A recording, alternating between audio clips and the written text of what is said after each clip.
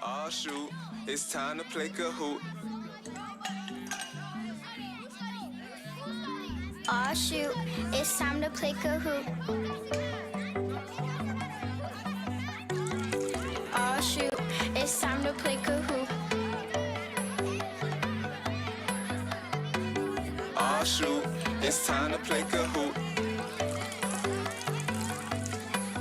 It's a friendly competition, but a competition nonetheless. Boy, it's time to play Kahoot. I hope that all y'all brought your best. If you studied for the quiz, then you don't even gotta guess. We inside the lab and we not coming out like house arrest. One would say that we obsessed with learning, plus we having fun. I'm like Obi-Wan Kenobi. You see all my patty ones, quiet and the chatty ones. Everybody playing it. It's a battle of our wits, and we make it live and lit. It's lit. I got the keys on the plug. I'm the admin. Look at the screen, pick the pen, go on and log in. You better be ready with that knowledge in your noggin. Ready? Cause when that countdown in, you know we going in.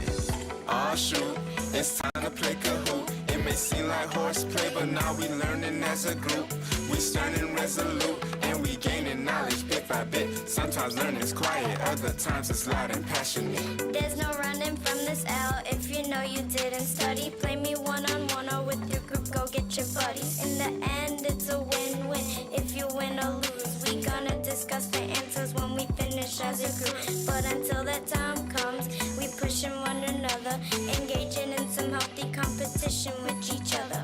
We gauging what we know to see just what we need to learn. Catch me on this answer street, look at all these coins I earn. Got my nickname, got my A game, so let's get it poppin'. When I get them answers right, I scream like Baskin Robbins. Taking candy from a baby, but no, I'm not robbing. If you sleeping on a kid, boy, wake up because you slobbing. If you sleeping on us, then I hope you tossing and turning. We not just playing games, show we actually learning. And we constantly yearning to learn something new every day. Check my grades and my conduct, yeah, I slay. Aw shoot, it's time to play Kahoot. It may seem like horseplay, but now we learning as a group. We stern and resolute, and we gaining knowledge bit by bit. Sometimes learning's quiet, other times it's loud and passionate. Sometimes we are silent and we taking standardized tests. It's so quiet you could hear a pen drop off the desk. Sometimes this is best we learn, yes, I confess. But sometimes we get energy to burn, yes, we a mess. But we not talking crazy riot like a violent protest. Everything under control, man, we focused on progress. And part of the process is inviting interest into lessons, integrating ideas like Pinterest. Do you think we at recess? These smiles on our face. And when we play Kahoot, man, I'm always gonna place. First, second, maybe third in the worst case. Getting all them answers right, green glowing on my face. Nobody catch fits, we all good sports. All out like a blitz ball, like we on the court. Yeah, we gain in our brain, you can check the report. If you got a migraine, we apologize for the noise, sorry. Aw shoot, it's time to play Kahoot. It may seem like horseplay, but now we learning as a group. We stern and resolute, and we gaining knowledge bit by bit. Sometimes learning's quiet, other times it's loud and passionate.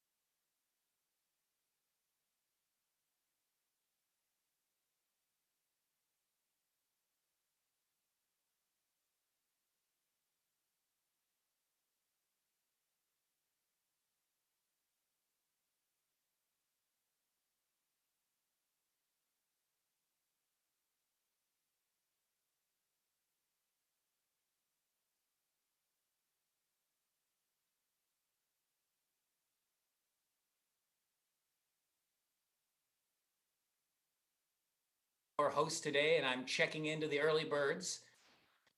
I'm coming in from Amsterdam, and I'm wondering where folks are from. I'm looking in the chat here. It seems like a very excited group from all around the world. Just a quick background about me. I come from a family of educators. My mother was a teacher.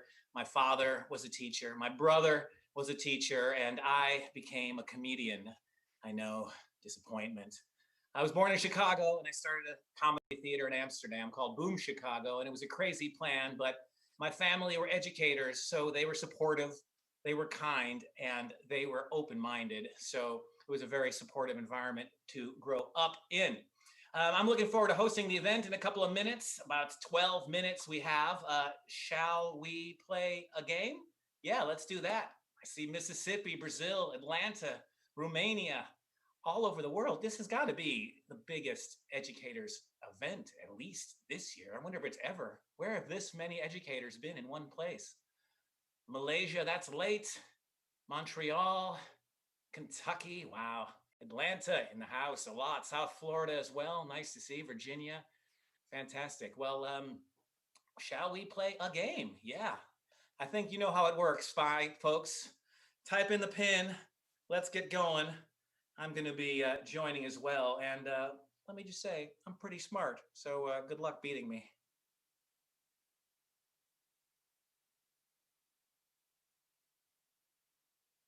Okay, let's get it in. After saying I'm pretty smart, I'm having trouble getting onto the platform myself here. That's irony. 5170796. Boom. Mindy, welcome. Gina, Jody Birch, JGNH, Aaron. Ugh, it's too much. I can't welcome. I can't keep everyone in. Andrew Host, that's the man to beat. Good luck, everyone, and may the best teacher or administrator win. Here we go.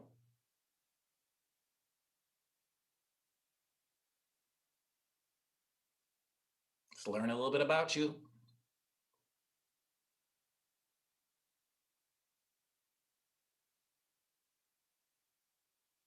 Boom, type it in.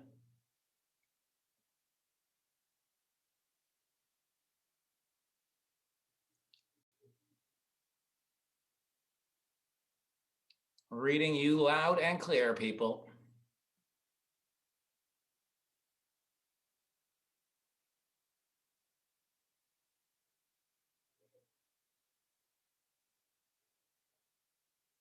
Game is locked.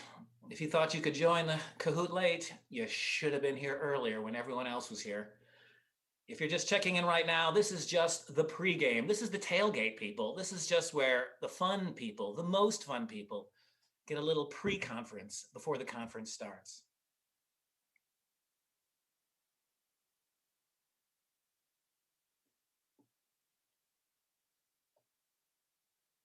Okay, more than 200 answers. That would be a bad classroom. 200 people, 200 answers. Okay. United States and USA, numbers 1 and 2, but Philippines representing, that's nice. Malaysia, big as well. Canada, great to see Canada in the house. And I also see US squeaking in a bit top there. Hey, we got England, Italy, Germany, Northern Ireland representing from Europe, Norway. We got India, Indonesia representing in the house. Brazil, very nice. Okay.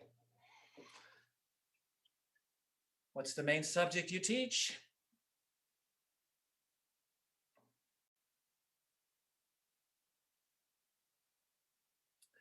Let's see how many people put comedy.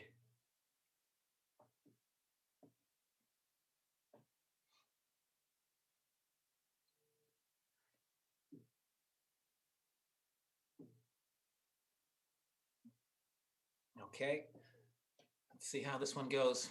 I think for time, we're gonna have to cut this thing off here after 2 questions.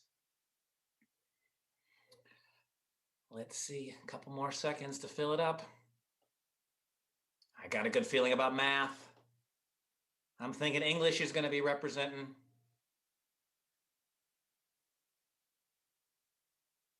Information specialist, Anya. That's a modern subject.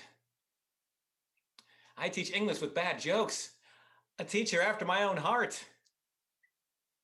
Okay, biology, English, of course, nothing. 1906 random, the noob. That's good work if you can get it. All respectable. Special education, that's nice. I've got a son on the autistic spectrum, so respect for special education. PE.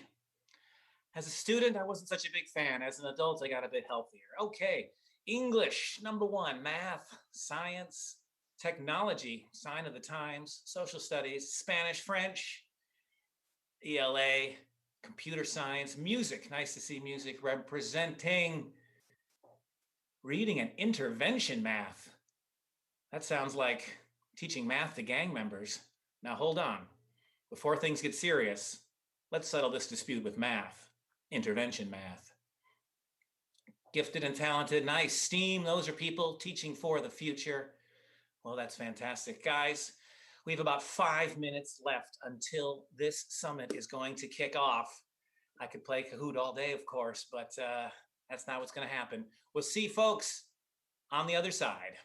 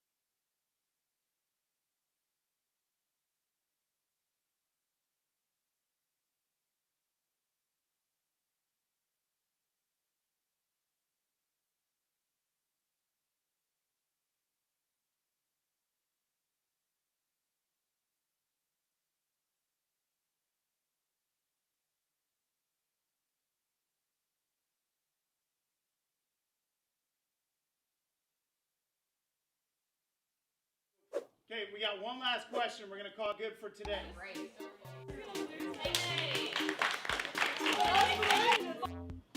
Second place.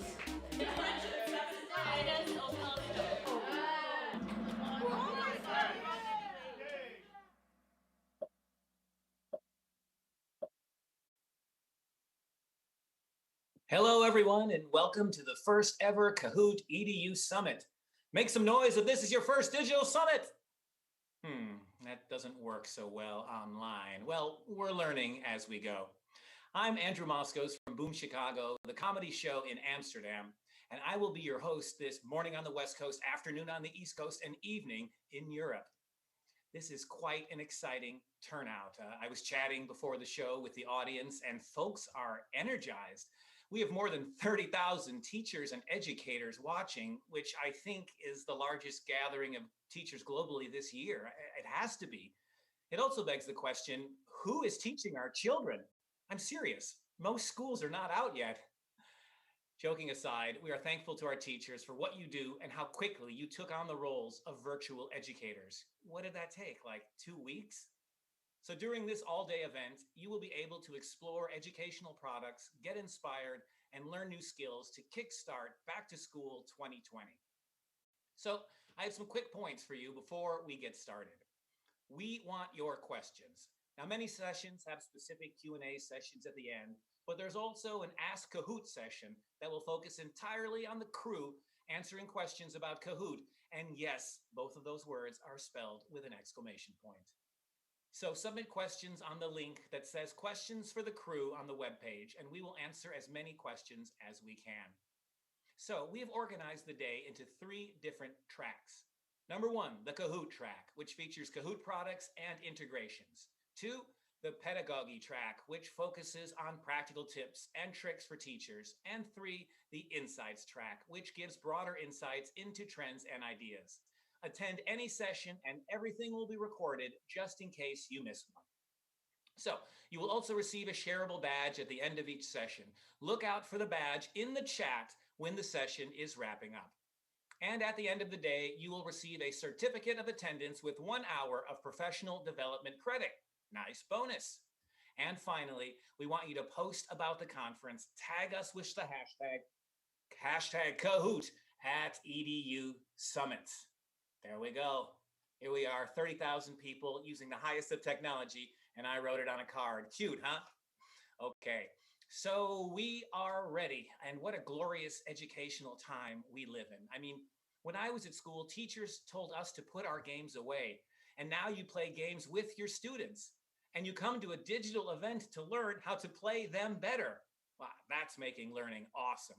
I mean, this is something out of science fiction, like out of Back to the Future 2. I mean, when I was in school, if I took out my phone in class, my teacher would be like, where did you get a 2-mile-long cord? So here's how it's going to work this morning, afternoon, evening.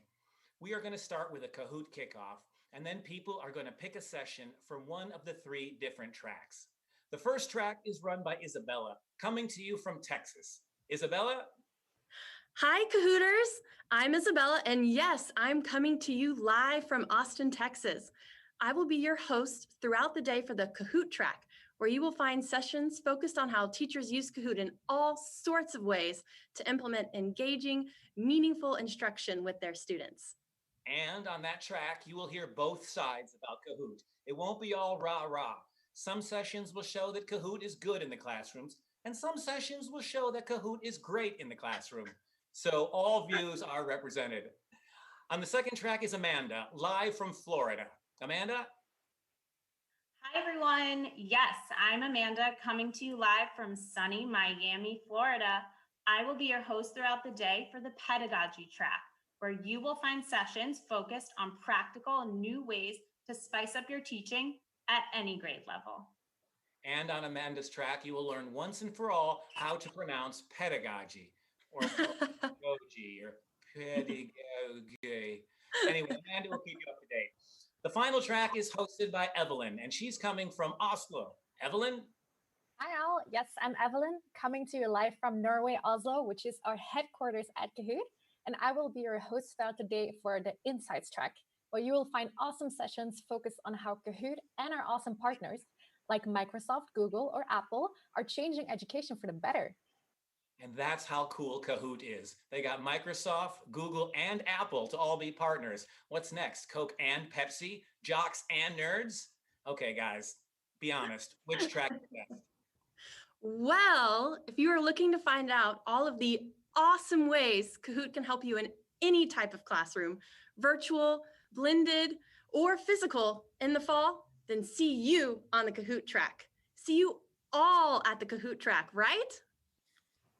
I don't know, Isabella. As a former second grade teacher, I would say that the pedagogy track is where you want to be. We have common sense education, Britannica, and even the United Nations joining us in these sessions.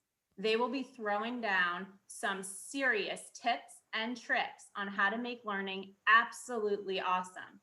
For all you teachers out there, pedagogy track all the way. Well, guys, that sounds amazing, but you do not want to miss out on the different collaborations between Kahoot and our big tech partners. In the sessions I will be hosting, you'll be able to see live demos of recently announced features. Go inside tracks. Okay, well, the choice will be up to you, but I think we can say all three tracks are gonna be awesome.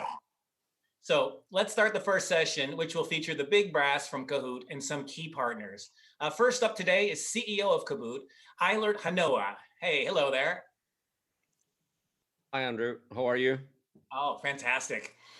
So you were in the software industry for decades, and the first investor that discovered in Kahoot, right? You've been working with the company ever since the beginning. Yeah, for more than 5 years already. So that has been fantastic. Yeah, well, you are a big presence of the company for sure. You were the chairman of the board for 5 years, and now you are CEO.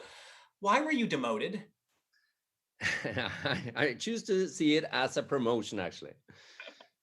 Okay. Well, everyone, please give a 30,000 person strong, awkwardly silent digital welcome to the Kahooter in Chief, Eilert.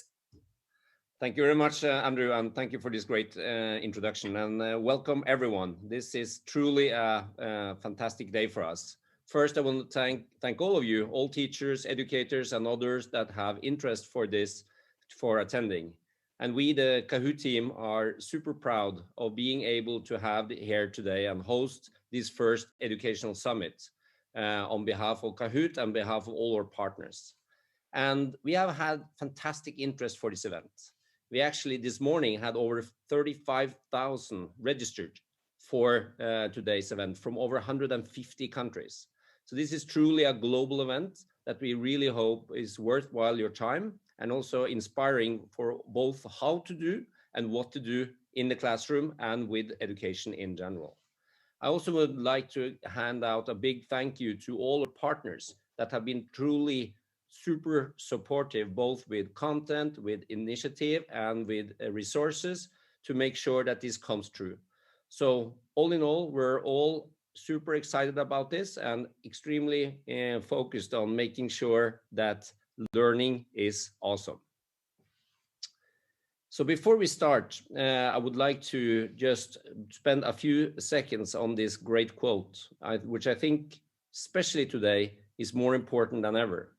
The importance of education in order to change the world has maybe never been more accurate to how to think also about today's situation, but also how all of us can contribute to making the world a better place. And this is very much how we think about also learning and education in Kahoot. Kahoot is a company with a vision to make sure that we can make learning awesome. And in order to make that happen, we are trying to build the leading learning platform in the world. So far, over 100 million Kahoots are created on the Kahoot platform. That means almost 1 billion questions are on our platform. And we have over 1 billion participating players last year playing Kahoots in over 200 countries. And not only are we having Kahoot used all over the place and all over the globe, but over 6 million teachers were using Kahoot last year in the classroom. helping hundreds of millions of students become more excited and more engaged in learning and education. And that is what makes Kahoot's vision come true, that this is really making a difference for how to engage in the classroom and when we are doing educational sessions. Not only are Kahoot used in schools, but we're also used in universities and other educational institutions. So almost 87% of the global top 500 universities are using Kahoot one way or another in their sessions. And we are super proud of being able to deliver this tool for so many groups of educators on all levels, from the kindergarten and up to the highest level of university sessions.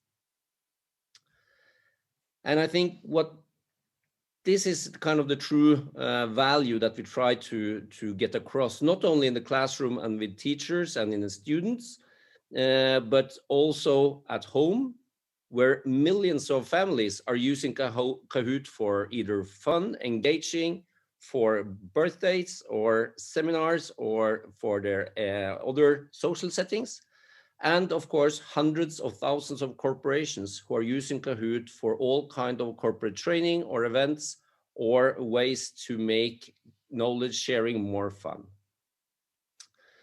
And what we think at the end is what Kahoot really makes sure that we can get across with our software is learning by involving and learning through play. And I think we can see a very good way to express that on our next quote here from our teacher, that this is about connecting Kahoot, connected Kahooting with the community. It's about making sure you engage, it's about sharing knowledge, and it's about involvement in order to make sure that knowledge is coming across. And that's the definitely best way to learn, is to be a part of the process. And that's why it's so great for us to also today be able to welcome DragonBox as a part of the Kahoot family. DragonBox was acquired by Kahoot last year, and today we have the founder of DragonBox, Jean-Baptiste, to tell us more about DragonBox and the fantastic journey you've done with making math and learning awesome. JB? Well, thank you very much, Eilert. It's a real pleasure to be part of the Kahoot family now. And I attended the pre-conference and I saw that there are many French teachers. So if you are wondering what kind of accent I have, I'm sorry, I'm French. That's true. No, don't find, I'm not Italian or whatever. So those who don't know what DragonBox is yet, Kahoot is about making learning awesome. DragonBox is about making math learning awesome. Who is DragonBox? It's a team, multidisciplinary, made up of artists, programmers, video game designers, teachers, math didacticians. And we have only one obsession, is to make math learning awesome. And how do we do that? We have a very simple philosophy that I hope and I guess all educators will agree with, is to be student-centered. We just listen to the kids, we put ourselves at the same level, and we just do what it takes to engage them and make them understand math. So we're famous for having made a few apps addressing the major problems in math education, algebra or number sense, and we are used across the world in both homes and schools. So how do we bring really math to life? Here is a very short video. Obviously, this is the last level of one of our games, DragonBox Algebra. And you have a small kid, he's only 4 years old. It's a video uploaded by a father a couple of years ago. And he's asking his son, do you have fun? And he replies, a lot of fun. So if we do things correct, actually, and if we put kids in the foresight, a lot of learning can happen very quickly. That's what we discovered.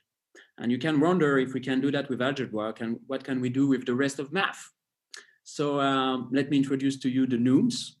This is a manipulative that we've created to develop number sense and be comfortable with quantities for younger children. Very cute monsters representing numbers. For those who are teaching math, maybe you recognize something that would look like Krisner roads. And it's really about engagement and emotions. That's how kids learn, actually, through play, emotions, and imagination. So how can we teach math with these characters in the digital era? Here is a very short video showing inside one of our Dragonbox numbers. So it's a very poetic universe that we've created, where kids can manipulate quantities. They can explore at their own pace the properties of numbers. And it's just a lot of fun, a lot of exploration and discovery, and a lot of math talks that you can get. And this is essential, right? And it's completely safe. It's not instruction-based, it's just exploration. And that's what we love. So these monsters can eat each other, they can be sliced, they can be compared, and kids just have a lot of fun. We have millions of downloads of these apps actually, and we have only one feedback, is that kids love it and they become obsessed by math actually. This is one, Mr. 2 and Mr. 3 there. So what have they learned through the manipulation of these monsters? Well, if you combine these monsters, it's an addition. If you slice them, this is a subtraction. You can order them, you can compare them. So much exploration and so much math talks you can get about that. And that's the way we turn math into a game, or how we reveal the game of math. And there is a very good news, and I'm super, how to say that, excited that we can give free access to 4 of our major games covering number sense, the place value system, and long addition and subtraction, and even algebra. And you will receive a mail about that. And it's really, it's 10 years of hard work in these games. I can tell you they are beautiful. We spend so many hours, so much love on it. And I hope that you can experience that with nieces, nephews, students, and your own kids. It's just a lot of fun and a lot of good math talks. Thank you. Thank you, JB. That was great. And I'm truly happy that Dragonbox is able to offer all these great apps for free for all you teachers out there watching this session today. So therefore, make sure that you have registered for the event so that you will get this email to you after the event with the information about how you can obtain these apps for free. So that's fantastic. And I'm very happy to have Dragonbox as a part of the Kahoot family. So let's switch gears a little bit and talk about Kahoot and how we're going to make Back to School 2020 awesome. So I know that the Kahoot team have been working for the last 12 months since last Back to School on how can we have a fantastic lineup of initiatives, of tools, and of content to truly make this the best Back to School ever. And today we have Sean, head of Kahoot at School, that will kick this off for us. And I hand it to you, Sean. Thank you so much, Eilert, and thank you to all of the educators and admins and school leaders that are joining us today. My name is Sean Darcy, and I head up Kahoot at School. And it's really my pleasure and my privilege to be here today to tell you what we have planned for Back to School 2020. So as Eilert mentioned previously, we have over 6 million educators playing Kahoot with their students. And educators everywhere tell us the same thing, and that's they really love Kahoot for the student engagement. But what I hope to show you today is that Kahoot can be used not only for student engagement, but can be used for a lot more. And so that's why I'm so excited to share with you 7 new announcements that we have for Back to School. And the good news is that we have something for everyone this year. Truly, we have something for students, something for all you teachers out there, and something for you admins. So let's kick things off by looking at what's in store for students this back to school. So we were really amazed to find out that over 1/3 of the students on our platform are actually using Kahoot for self-study. So we knew that Kahoot was very popular in the classroom, but we were really impressed and surprised to find out that they were using it for review and to learn new material. So that's why we took it upon ourselves to actually start to build out some of the study functions inside of our mobile app. And so this back to school, we're really proud to offer students some new ways to study. And that's flashcards to learn new materials, practice to, of course, master that and test yourself in the end. And this is actually already available today in the mobile app, or Kahoot mobile app. So I do encourage you, if you haven't done so already, just to go ahead to the App Store or Google Play and download it. And the best news is that all of these study modes, they work with the 40 million public Kahoots that are already available.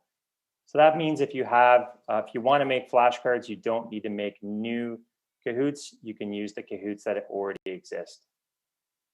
Now, studying by yourself is fine, but studying with friends can be a lot more fun. And that's why we're really excited this back to school to share with you a new concept called study leagues. Now, Kahoot has always been about social learning. And with study leagues, students can create groups. They can add in their peers. They can add in new games. They can have some friendly competition and look at the leaderboard to see who's actually learning the most. And for all you teachers out there, if you have Kahoots already ready-made, you can just basically make a league with your class and share those Kahoots with them for extra practice. So study leagues are coming for back to school. We're really excited about those. Again, if you have the app, you'll automatically get study leagues at back to school. We really believe they're going to encourage a new way to study through social learning and peer-to-peer study with friendly competition. Last but not least, we have something dear to us, which is we have a lot of course, users around the world. And I think on this event, we have over 150, maybe 157 different nationalities that were registered, which is amazing. And so we're ready to actually start to roll out Kahoot to more languages. When we look at our languages, we see that Spanish is definitely our number 2 language. So we're already on the way to having a good version of Spanish ready for back to school. And in fact, we have a preview already ready on Android. So go ahead and download the Android app and you will have a good look at that. iOS is not far behind. What's really awesome is that we're not going to stop there. Obviously, there's 157 nationalities joining us today, so there's many more languages for us to translate into. And the reason why we're doing this, of course, is to make it more accessible for your students and, of course, you teachers. So if you have more suggestions on languages, for example, whatever language you would like us to translate into, please leave us a comment, and we'll be glad to have a look at that. So that's everything we have for students this back to school. Let's switch gears and have a look at what's coming up for teachers. Now, educators everywhere tell us, as I mentioned previously, that they love using Kahoot for student engagement. Many teachers are also using Kahoot for formative assessment. And I'll come back to that in a minute, how we're going to improve that. But what I'm really excited about this back to school is we have something new called interactive lessons. So you can imagine an interactive lesson is learning content combined with the engagement of Kahoot questions. Let's have a look at an interactive lesson that a teacher has made. In this case, the teacher has made an interactive lesson based on art history. And here you can see a slide that's introducing the material, some going deeper into the learning content, and then adding in some questions to drive engagement and also focus and deeper understanding. And these lend themselves perfectly well to another game mode that we launched earlier this year called Student-Paced Challenges, which, by the way, we've had 100 million so far this year. People have played these student-paced challenges. So I encourage you to have a look at those as well. So we're really excited about interactive lessons. And to make it easy for you guys, we really want to make this part of the regular Kahoot creation mode. So essentially, if you have slides, PowerPoint, PDF, what have you, you can just drag and drop them directly into the Kahoot creator, and then we'll transform those into slides inside of Kahoot. And then you can just add in the questions that you want around those slides.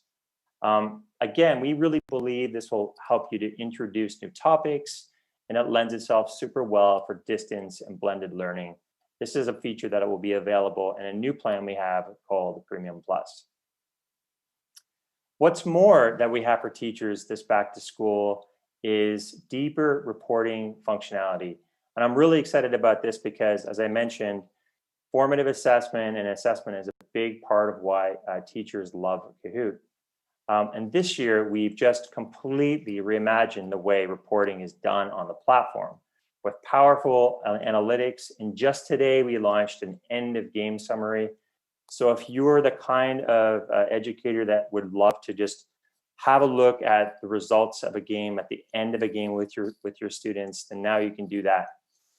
What's more is the system will actually identify areas that need improvement and provide you sort of actionable insights. So for example, let's say there are 10 questions out of a 30 question Kahoot that need help. You can just create with one click a challenge and send those out to your students for additional practice. What's best about this, of course, is that it's entirely free for teachers. So all of this new functionality and powerful analytics that you're getting will be just for free. We have a session a bit later in the day with my good colleague Osama if you're interested to have a deeper look at what's going on with reports. So that's what we have for students or for teachers this back to school. Now let's have a look at what's coming up for admins. So what we've seen through COVID-19 is that many educational institutions are looking to use Kahoot in a much deeper and more structured way.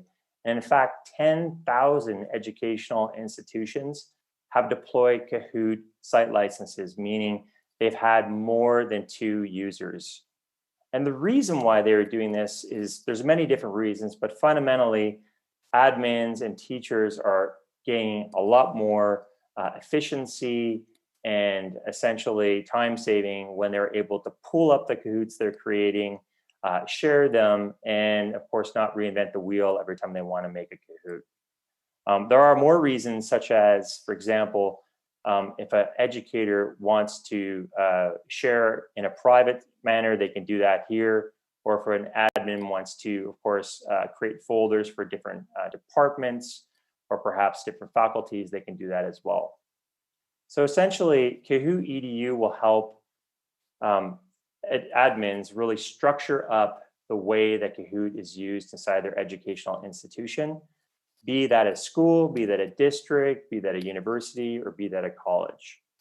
And again, some of the features that we're going to offer with Kahoot EDU are this sort of site license, which allows for easy distribution across an institution, these extended admin controls, the private team space, which I mentioned, advanced assessment, the interactive lessons, and also school branding, which some school leaders like to have to build school culture. So if this is something that's interesting, please go ahead and drop us a line at schools@kahoot.com. We would love to tell you a bit more about Kahoot EDU. Now, if some of you educators are wondering, educators and admins are wondering, how do I go about rolling out Kahoot across my school, district, or university for that matter? Well, we have a new certification program called Kahoot Certified, which we launched actually a couple of years ago, but we're refreshing it completely for back to school with many more advanced modules so that all of your educators can get the absolute most out of Kahoot. And this is free as well. So we're really excited about everything that we're bringing to you for back to school. And I hope I was able to show a few different ways that Kahoot could be used above and beyond the amazing student engagement, which you already know it for. So for students, we have study modes and study leagues. Spanish and more languages are on the way, including Portuguese and French this fall. For teachers, we have interactive lessons and we have the new reports. And for admins, we have Kahoot EDU and the Kahoot Certified program. So that's 7 different new announcements, and I think I rhymed those off in just over 7 minutes. But actually, we have one more thing to share with you today. And to do that, I would like to invite my good friends, Agneta and Craig, over to tell you about that. Hello, everyone. My name is Agneta. And I'm Craig. And today we have an exciting announcement to share with you. As you have seen during the previous sessions, we are working on a lot of new initiatives to make learning even more awesome. The project I will present today, Kahoot Academy, is one that we truly believe will make both teaching and learning even better. So with Kahoot Academy, we want to help educators solve a couple of challenges that all of you face in your daily life. One of those challenges is time, or lack of time to be precise. With Kahoot Academy, we will make it possible to access ready-to-use resources on any topic, so you can spend less time on content creation and more time on other tasks. Kahoot Academy is a knowledge portal, a global content platform, an educator community, and a marketplace for educators, publishers, and learners. I'll now explain this a little bit more in detail and show some examples. On Kahoot Academy, you will be able to find ready-to-use learning material in minutes on a range of topics, curriculum alignment, languages, or other factors. The content you'll find on this platform are made by verified educators and premium publishers from all around the world. The content you'll find on Kahoot Academy will not be limited to Kahoots. You'll find all kinds of content there, from PDFs, videos, lesson plans, interactive presentations, design files, and printouts. Kahoot Academy will also be a global educator community connecting over 6 million educators across the globe. You will be able to follow other educators or publishers and access relevant content from them, and you'll be able to build your own communities and network. And in a few months from now, we will also open up the Kahoot Academy Marketplace, where educators can offer their content to their peers. On the Kahoot Academy Marketplace, you will be able to promote your own content and make it available for free or any way you prefer. Kahoot will not charge any sales commission, which means that you'll keep 100% of the proceeds. And that's pretty awesome, right? To ensure the highest possible quality of all the content on Kahoot Academy, publishing rights will be given to verified educators that has been approved by our content team, and to premium partners with a proven track record of great content offerings. And the good news is, any teacher can apply to become a verified educator from today. I'll now hand it over to Craig. Thanks, Agneta. So, as you've just heard, Kahoot Academy is designed as a destination for educators to connect with great content. To support our community, amazing content will come from educators just like you, and from a fantastic set of publisher partners, some of which you can see here. Content from these and many other partners will cover a wide range of subjects, supporting all learner groups. Offering just a few examples from this slide, National Geographic, they're super excited to connect with the educator community on Kahoot to increase student interest and literacy in geography and exploration. The American Museum of Natural History, they're seeking to share their vast library of free educational resources across the sciences, while Savas, formerly Pearson K-12, is interested to support humanities teachers and their learners as they prepare for important AP tests. And across the bottom row, Common Sense Education, Britannica, and the United Nations, all Kahoot Premium partners, are featured presenters during today's summit, sharing their reasons for collaborating with Kahoot and the additional educational resources they have to offer. I'd invite you to attend all of these sessions, which are included within today's pedagogy track. When it comes to our publisher relationships and Kahoot Academy, our goal is to offer ready-to-play games and easy access for additional resources, providing something for every learner. On Kahoot, Educators can easily access content from two primary locations at the present time. One of these is the Discover page. Here, you can see the featured content collection of games from iCivics. From the iCivics Premium Publisher page, educators can access their Kahoot learning games for free, visit iCivics social media channels, and gain access to additional learning resources from iCivics, all from this one location. I'm very happy to have iCivics, the largest provider of civics curriculum in the US, as a Kahoot partner. Similarly, from the self-study page on Kahoot, educators can find and use all publisher learning games and have immediate access to additional learning resources, such as the free Time for Kids digital library covering grades K through 6 with just one click. And I'd like to give a quick shout out to Andrea, Stacy, Candace, and the full team at Time for Kids. I believe you're on the line today. Thank you for your partnership. Based on the early interest in Kahoot Academy from publishers to date, I'm excited with the potential of Kahoot Academy to quickly become the leading destination for high quality publisher content, supporting every educator and every learner around the world. With that, I'll pass back to Agneta. Hi again. Thank you, Craig. So now you've seen a lot of great content from publishers, but of course with Kahoot Academy, there will also be a lot of good content available from verified educators. The educator you see here is named Linda Cease. And Linda, she is an amazing history teacher. She has published a whole collection of ready-to-use history content on her profile that all of you can access right now. And Linda, she's already pretty popular on the Kahoot platform.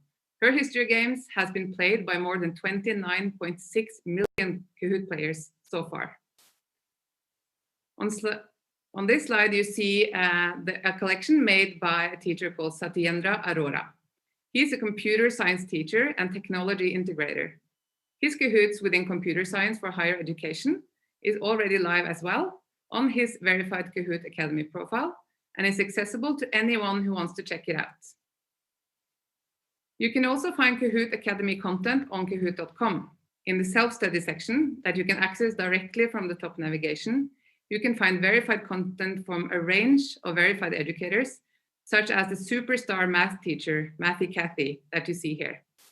Kathy has created a collection of amazing middle school math games, which already reached more than 21.3 million players on Kahoot. And to make it even easier for you to find high quality content, we will recommend content to you that you see when you log into Kahoot. So that is high quality, relevant, ready to play content available in one click. So I hope you all share our excitement for Kahoot Academy, a knowledge portal where you can find ready to use high quality learning material in minutes, a global community for educators and publishers, a marketplace where educators can offer their content in any way they prefer, and where verified educators and premium partners can share their content with millions of others, and where anyone can search and find. Kahoot Academy will be free for anyone on the search for high quality content. For educators who want to publish their own content, Kahoot Academy will be available in Kahoot Premium Plus, adding to a long list of useful premium features in that plan. And more importantly, the first 1,000 educators to become verified on Kahoot Academy gets a free Kahoot Academy t-shirt and of course, unlimited bragging rights. To become a verified educator, you just follow these simple steps. First, you create your high quality content and you make it public. Then you go to kahootacademy.com and fill out the application form. Then we will come back to you with more information on the next steps. Publishers can also visit kahootacademy.com and apply, or send us an email on publishers@kahoot.com. So thank you for your attention. We hope this new initiative sounds as amazing to you as it does to us. And we hope to receive many applications for verified profiles over the next weeks and months. And with that, I'll hand you over to Eilert again. Thank you. Thank you, Agnete, and thank you, Sean and Craig as well, for a fantastic lineup of initiatives and also for great work that the team has done here. We have these new interactive lessons. We have the Kahoot certified. We have Study with Kahoot, which is not only for a small group, but for up to 200 students. So that's a fantastic tool to use across classes and schools. And of course, our big announcement today, the Kahoot Academy, and the better reporting, as we also heard, and the Kahoot EDU, which is a fantastic solution for IT admins. And last but not least, of course, Kahoot Español, al final está aquí. And I think everyone are super excited about that as well. And as Sean mentioned, we will continue to build out, also covering more languages in the next 12 months. So that concludes the first part from the Kahoot team today. And again, thank you all for attending and joining this event. And of course, it's possible to also see this content later. And I really hope that you have a great rest of the event with us today. Andrew, over to you. Oh, great. Thanks, Eilert. Wow. I mean, wow, what a kickoff. You know, I was excited to see your progress in bringing out Kahoot in other languages. And I thought I might suggest some international spellings for you. For Spanish, maybe you could call it Kahoot. And maybe when you bring out German, you could spell it Kahoot. I thought that was nice. And when you bring it out in Italian, Kahoot. It's all in the hands. So where are you? You know, where are you going to go from here? Well, I think Kahoot is definitely not going to kind of lean back with these announcements. This is more of our new effort to push out more value to all our users out there, whether you are a student, a teacher, or a family, or a business user of Kahoot. And I think we will see more interesting and hopefully also more valuable offerings in the months and years to come. So this is only the beginning of our new launch of new functionality for everyone. Well, it's super excited. I'm looking in the chat and everyone is excited here too. And I can just say, we can't wait. Okay. Thanks, Eilert. Thank you very much, Andrew. So Eilert mentioned it, and I wanted to give a bit more specifics about that. A lot of people in the chat are saying they can't choose just one track in one sessions, and how can they see them all? Well, luckily we are recording everything, and in 1 week, unfortunately you have to wait a week, but in a week it's going to be on the Kahoot website, kahoot.com, and you can see all the sessions in all their glory. So there is no need to stress things out now. So speaking of the sessions, we're going to do our first split where you've got 3 choices now. You can stay here. On this stream is the Kahoot track, and you can see the new features that are coming out of Kahoot. ESL educator Carol Salva will talk about how to get the most out of Kahoot for your class, and we'll show you all the new Kahoot features. We're going to walk you through all the awesome question types and show you how to find high quality content and host a Kahoot live in your lesson. Now, this session is perfect for educators of all grades who are looking for a deeper understanding of how Kahoot can help make you and make learning, you guessed it, awesome. Okay, option 2, the pedagogy track. SEL is essential in the digital world. That's the title, and you can join Common Sense Education. They're a leader in social and emotional learning to learn how to integrate SEL and technological well-being into your curriculum. It will be filled with relevant research and practical techniques that you can start implementing in your classroom right away. Now, this session is designed for educators in upper grades, like 6 through 12, who are looking for creative ways to seamlessly integrate social and emotional learning into your already busy schedule. And finally, the Insights track, number 3. They will be having a session on redefining classwork collaboration. Okay, so that's going to be with Mark Tolfson from Microsoft EDU and Kahoot's VP of Products, James Micklethwaite. And you will learn about how Microsoft and Kahoot are redefining collaboration between teachers and students. And there's a lot of exciting things happening there. Get up to date with what's happening at Microsoft, of course, and Kahoot. You'll get to see practical demos of Microsoft Teams, PowerPoint, Flipgrid. The session is going to be perfect for educators and administrators of all grades who want to transform your classroom both physical and virtual, and I got a feeling blended as well, to make it more engaging and interactive. Okay, so if you want to go to the Kahoot track, you can stay here. Otherwise, you got to go to kahoot.com/EDU Summit. Oh, you know, Low Tech Andrew with a card, kahoot.com/EDU Summit, and you can find the other YouTube streams for tracks 2 and 3. Okay, we got about 15 minutes until that happens. If you think it's going to be boring, of course not. Well, you of course can grab a drink, or you can go visit a bathroom, or you can play a challenge. That's right, Kahoot.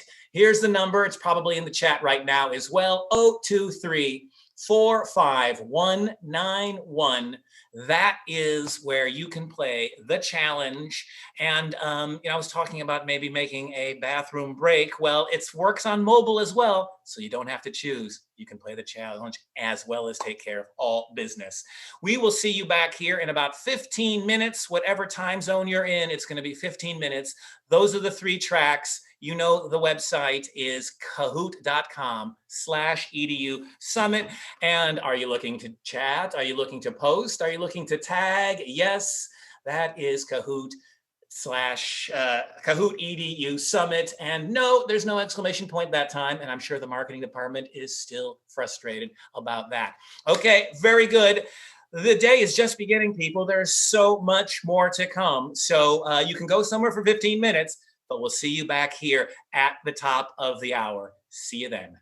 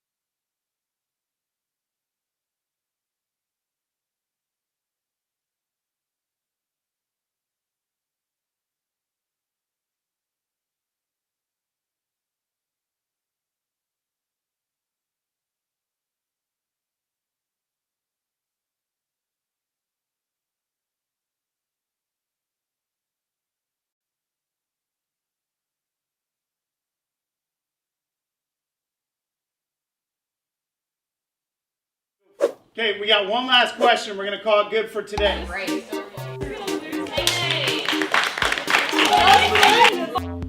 Second place.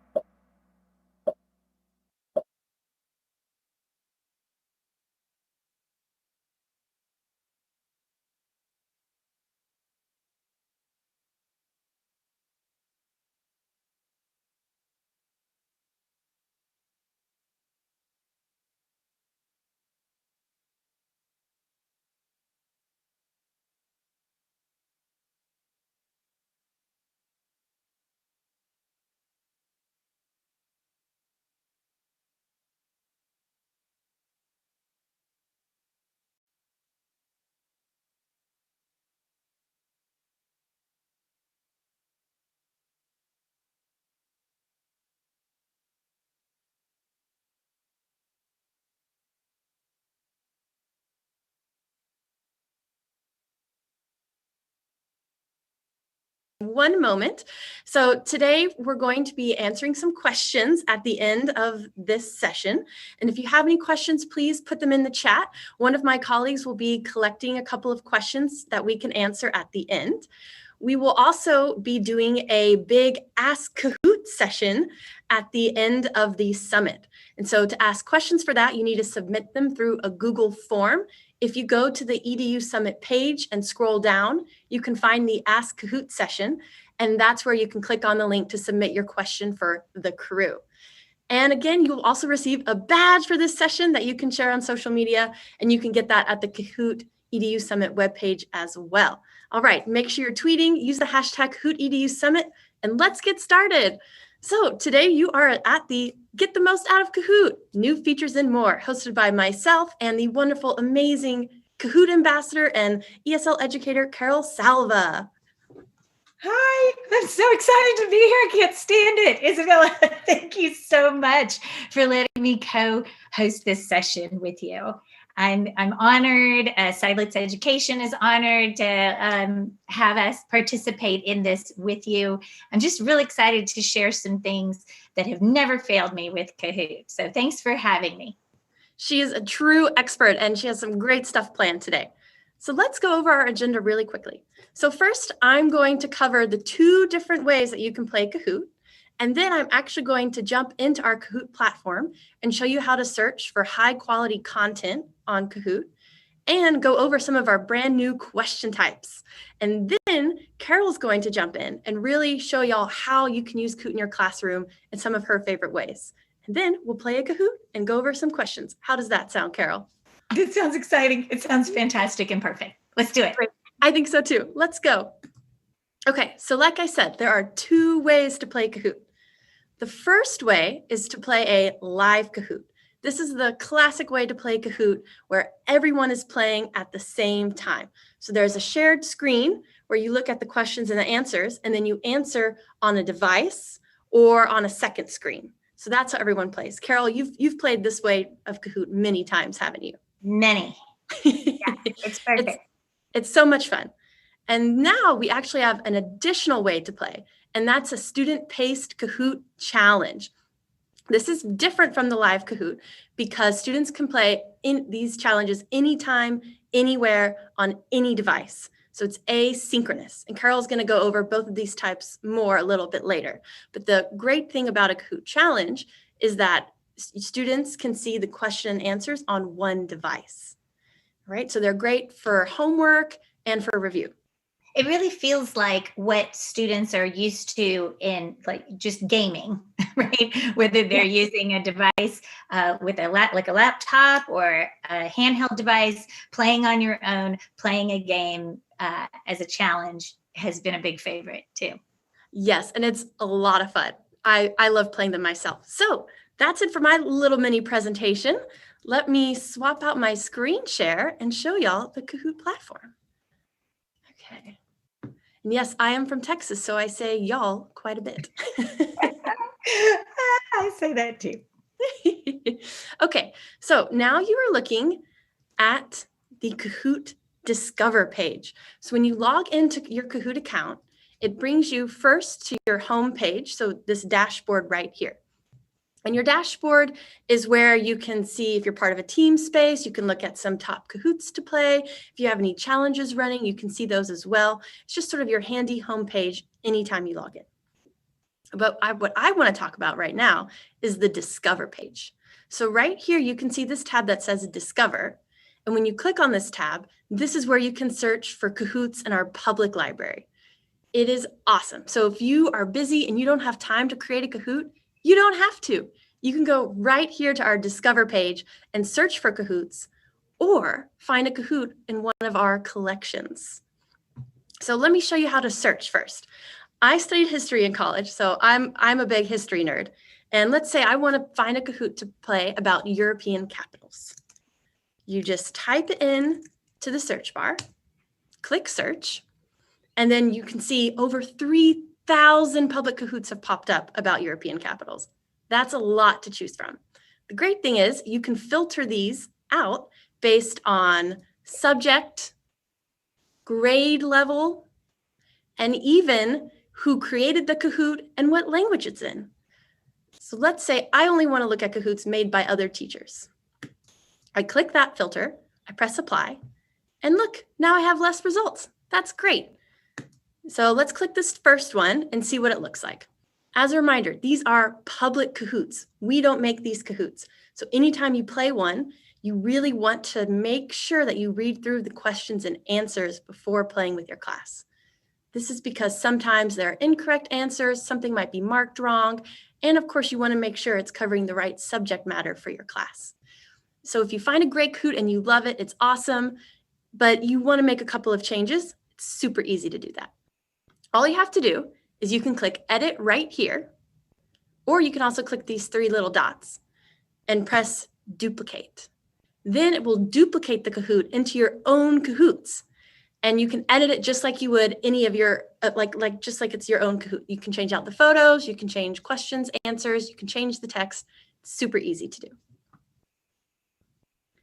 All right, and then, so again, this is they're public Kahoots, so you always want to check to make sure it has the correct info.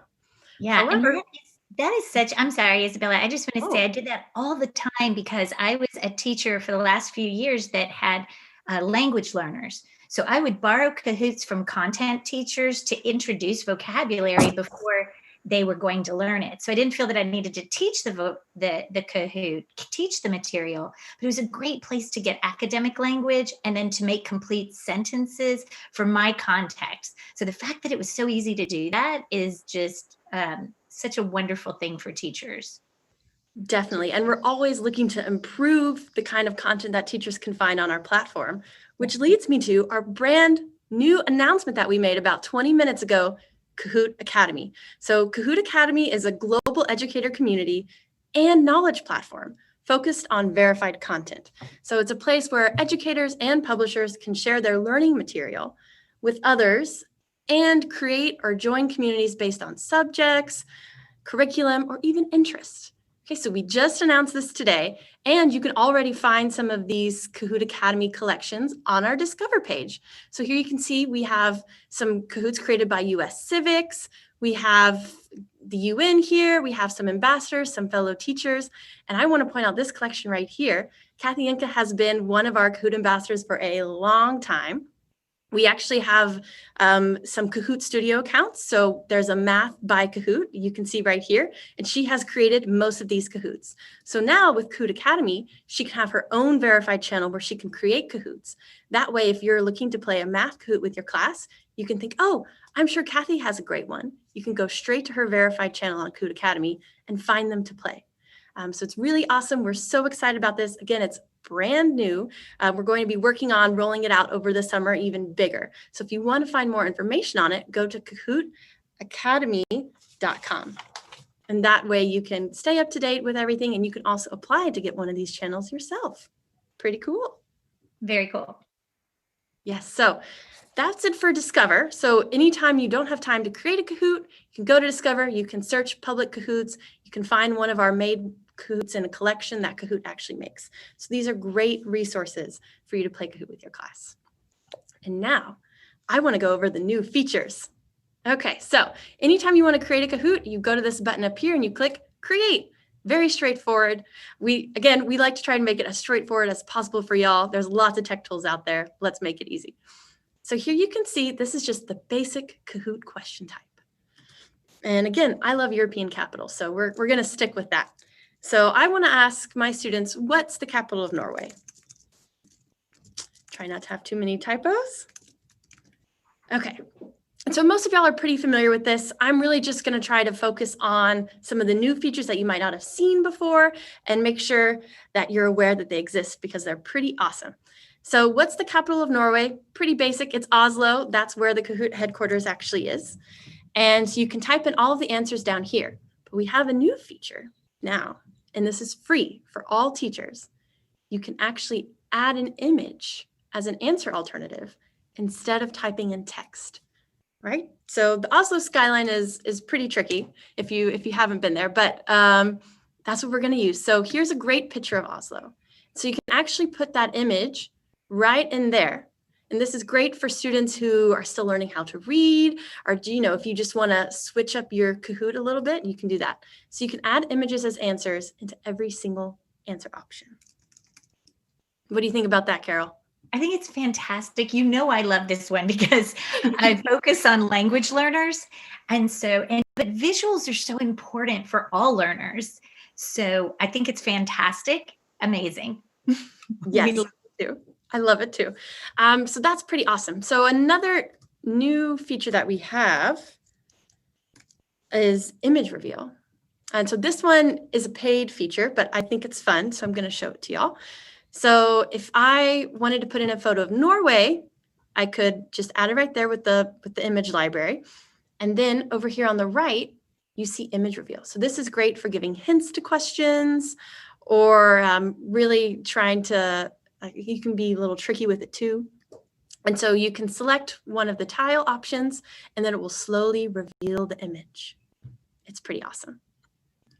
Yes, so you can do that. You can also upload your own image. A lot of math teachers love being able to upload their own image because they can upload a really long equation right there to ask a question about it. And you can even link to YouTube. So if you want to put in a YouTube video in your Kahoot question, you can copy paste the link. You can even have it start and stop at specific times. And then that way, when this Kahoot question pops up, boom, your YouTube video will start. And it's really great to test comprehension so they can watch the video and then answer a question about it. Yeah, that is amazing. Also, we've used this where we take an actual picture of the image on our released assessments and upload that. And it's so much more engaging than a packet that kiddos are going through. I'm going to be talking about that a little bit, to be able to use your own images or images from your released assessments. Fantastic. Oh, that's so great. And so another new one I want to point out. Well, first of all, we extended the timer last year to 4 minutes. You can now have a 4-minute question timer on your Kahoot. We also have this points toggle. So this is a free one. So you can have normal points. You can double the points if it's a hard question. You can even set it to no points. Right. Okay. And then something brand new that we added only a few weeks ago is now there's an answer option to be multi-select. So students have only been able to click one answer to mark it as correct. But now they can actually pick more than one. So if I wanted to put in, so here, we have the photo of Oslo. Maybe I also wanted to type out Oslo since that's the answer. I can mark each checkbox. And so we'll actually see this when we play the game later in the session. You can try this out yourself. It's really great. So you get points for each question that you choose as correct. So even if you only chose the word Oslo and you didn't choose the image of Oslo, you would still get points, which is good. So super cool. Can't wait for y'all to try that. We've kind of had this feature where you can make more than one correct and kiddos get it correctly. But now that's so fun that you tell the students, choose all that are correct to get the maximum number of points. Yeah, so you can get a lot of points, especially on a multi-select that's double points. There's, big points right there.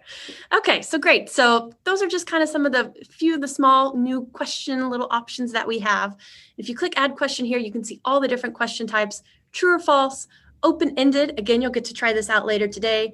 A good thing to remember about open-ended is that when you type an answer, so what is the capital of France? That's our question. The capital of France is Paris. Spelling is important. This is because it does matter for spelling. So if you want to maybe have a couple of options in case there are some typos or someone misspells it, you can click other accepted answers and you can actually type in other ones. So I usually try to sound it out in my head, how people might type it. There's little typo, and it's really nice because people do get frustrated when they know the right answer, but maybe they, got auto-corrected or something, then you can kind of catch a couple of those with this.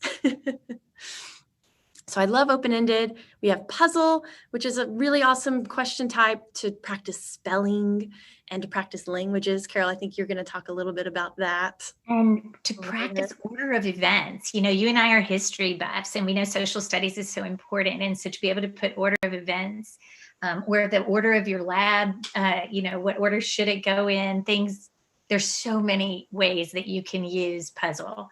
Yes. Yeah. There are. And then we also have poll questions. So this is great for surveying your students, making sure that they're understanding the material so far. Word cloud. So this is currently only for higher ed and business users. We're still working on perfecting it for kindergarten through 12th grade. We're working on it and we're hoping to have it ready soon. And then slides. You can actually put a slide of content in your Kahoot. And this is great. You can also add a YouTube video to it. So students can take a little break. They can watch a YouTube video. They can answer some questions. One of our ambassadors, Steve Auslander, he loves using slides to give students time to read a passage in their textbook. And then they go answer questions about it in a Kahoot. So I love that y'all have made it to where you never have to leave the Kahoot. Yes. You pretty much can start your class and end your class and still be in that Kahoot. Exactly. That's the idea. Interactive lessons. It makes it so much fun and so engaging for students. So the last real quick thing I want to show y'all is the question bank. So we added this last year. Still not a lot of people know about it. So in the question bank, if you're stuck thinking of capitals of countries and maybe you just want to add some questions in real quick, you can do that with the question bank. So I can type in, what is the capital, and search. And then it will pull up all sorts of questions that I can easily add straight into my Kahoot. So I can click add, and again, it's good to quickly read through it and make sure the question looks nice. It has the correct answer marked. Add them to your Kahoot, and they're right there. And again, you can edit it, you can change the spelling, you can double the points, you can increase the timer, do whatever you want. You can go crazy once this question's in your Kahoot. You can perfect it to however you like. Okay, great. So that's all the features I want to show today. And I'm so excited for Carol to do her next part. So let me stop my screen share so Carol can share her amazing wisdom with us. No pressure. Yeah, no pressure. Okay, you can see my screen, right? Yes, it's perfect. Okay, good. So I think teachers will appreciate that I'm starting with objectives. And this is the thing, we can use Kahoot. It's very engaging and we want to capitalize on that, right? We need engagement. We always have, but we also want to make sure that we're going through our lessons the way that gives us the most bang for our buck. So I'm modeling that right now. We have some objectives for us for the next 20, 30 minutes. What we're going to do, what I'm going to hope if you want to play along, is that I will write about ways I can get the most out of Kahoot. That's our objective. I might show you some things you already know, but think about them in your context and what your context could look like in the fall or right now. And, how could you get the most out of it? So I'm going to be going over some major points. One is selfie Kahoots. We're going to explain what those are and how we use those to propel learning and content learning. Also, synchronous and asynchronous engagement. So when we're together, like right now, or when we are doing things on our own, like Isabella mentioned in those challenges and things that students are doing when we're not all together. And then higher order thinking. We have to have higher order thinking at the forefront of everything because we want to propel students to be the most critical thinkers that they can be. And Kahoot can really help us with that. So I'm a language teacher, but I've seen math, science, and social studies. The most effective teachers I've seen always have a language goal. So our language goal If you want to use this, you can. You don't have to. You can say it however you'd like to. But I'm going to give you a language goal of I'm able to blank with Kahoot. Because remember, this is a writing goal. So when we're done, Isabella and I would love to go out to Twitter and other social media places and see if you write about this. Please use the hashtag Kahoot EDU Summit and tag one of us. I'm at MS Salva C. She's at Kahoot Isabella, or you could tag Kahoot. So those are our objectives. Let's get started. I want to make sure that you know that I am not sharing things from off the top of my head, things that I think are a good idea. I've had a ton of success with students. I've taught elementary, middle, and high school, very differentiated groups of learners. And I feel that the reason that I have success is because motivation and engagement is at the forefront of everything that I do. And again, this is not a good idea that I had only, this is research-based. So I'm going to be sharing with you and using words like autonomy, competence, relatedness, and relevancy. And the reason for that is researchers are clear across the board. It's not disputed. What helps people find their motivation? I'm quoting Larry Ferlazzo here because I follow him all the time, and he's been writing recently about distance learning and how he focuses on these 4 things. So when I say autonomy, I mean, does the learner have any choice about something, about what are you giving them any opportunity to be in control and have any kind of choice about something? Competence is, do I feel that I can get better at this? This comes in with gaming quite a bit. We see students that might give up in our classrooms, but they don't give up on their favorite video game, even if they're failing and failing and failing. That's because they have a sense of competence. They feel that they can get better. Relatedness is relationships between me and the student, or the students with each other. And relevancy, we talk about this in education all the time. How is it relevant? How is it relevant to their lives? If you really want students to find their own motivation, put these things in your environment and your lessons will have more engagement. Research shows. So let's start with this selfie Kahoot and see where it falls with this motivation engagement research. Okay, selfie Kahoot. If you're not familiar, which so many people are familiar with selfie Kahoots now, they're tagging me all the time on how great these are. It's really just a Kahoot about yourself. The folks at Kahoot told me about this. Apparently, when you go work there, you have to create a selfie Kahoot and people play it to learn about you. Well, this is fabulous. But I want you to see the difference in the type of Kahoot that we normally do. We use Kahoot to review our content. Don't stop doing that. It's fantastic and students love it, and it's a great tool to review the things we've learned. But what I'm offering you is this is a Kahoot before you've learned the material. This is for the first day of school. But I've seen teachers recently do a quarantine selfie Kahoot.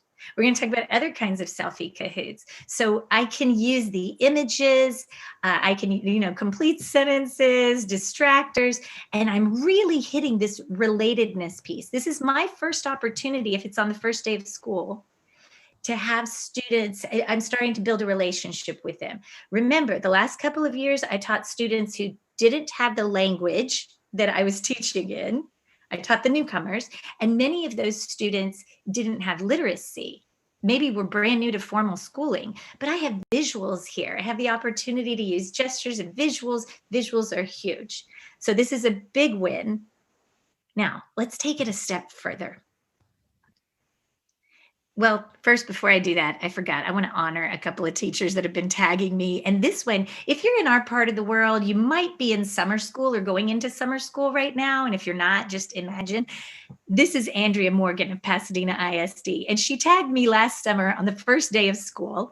And she said, look, I'm doing my selfie Kahoot. Apparently, she sent it out as a challenge, which is fantastic. And she said they're kicking off their summer school. And then I love that she tagged me on the last day of summer school. And she said, this was a favorite from day 1 to the last day. And she uses the hashtag selfie Kahoot, but also the hashtag review and assessment. Mm-hmm. So you can see she showed us pictures of how they are definitely using it to review content, but they loved it from the first day to the last. So I just want to honor that these are things that work all year long. Remember, we want to talk about when we're together physically or electronic digitally like we are now, and when we're apart. So when I say synchronous, I mean synced up together. Look at these elementary students, and bravo, Leon Juarez from Waxahachie ISD. He was doing his selfie Kahoot and he said, this so rocks. He loved it. But look at this one, in an asynchronous environment. Katarina Lazar, and she is in Edmonton, Canada. She recently tagged me. Now, here's something for our context. This was in the middle of the pandemic. Look at the date here, May 8th. This is just a couple of weeks ago. She sent this out on a challenge. You can see she gave the students a day and 3 hours to do it. How well do you know me? And this is my favorite part of this tweet because I'm getting these from Twitter, right? She says, this has been an absolute hit with my middle schoolers. Okay, let's just stop right there. Anything that is an absolute hit with middle schoolers, we have to think about this. How do we capitalize on this? Because ask yourself about the engagement during the pandemic with middle schoolers, with my kids upstairs. It's difficult. It's difficult. So I really appreciate that Kahoot is offering us ideas about how to have that engagement, even during one of the most difficult times that we're going through. So hats off, Katarina. I appreciate that. Now let's look at how we can get even more when we start from this place. Okay, Julia Kinney, I believe she's in Pennsylvania. I'm so sorry, Julia, if you're not. But I love this because she's talking about the next step that I always do. The very next step is that students are going to create their own selfie Kahoots. One trivia question about themselves. And we've always done it on paper. That's me. Your students might be more proficient. Definitely throughout the year, the students can start making them digitally. But the first day of school, we just hand everybody a piece of paper. And Isabella and I, we have all of these resources for folks, the links, right, Isabella? Yes. Yeah, there at the end, we have links for everybody for how to download these templates. And we have lots of resources for you around how to do this. But yes, and they're also on our Kahoot EDU Summit webpage. So if you find this session, you can even just click the resources right there. Super handy. Fantastic. And that's on tell us where it is again, the Kahoot. Kahoot.com/EDU Summit. That's where you're going to find some of these resources, all of these resources really, and more.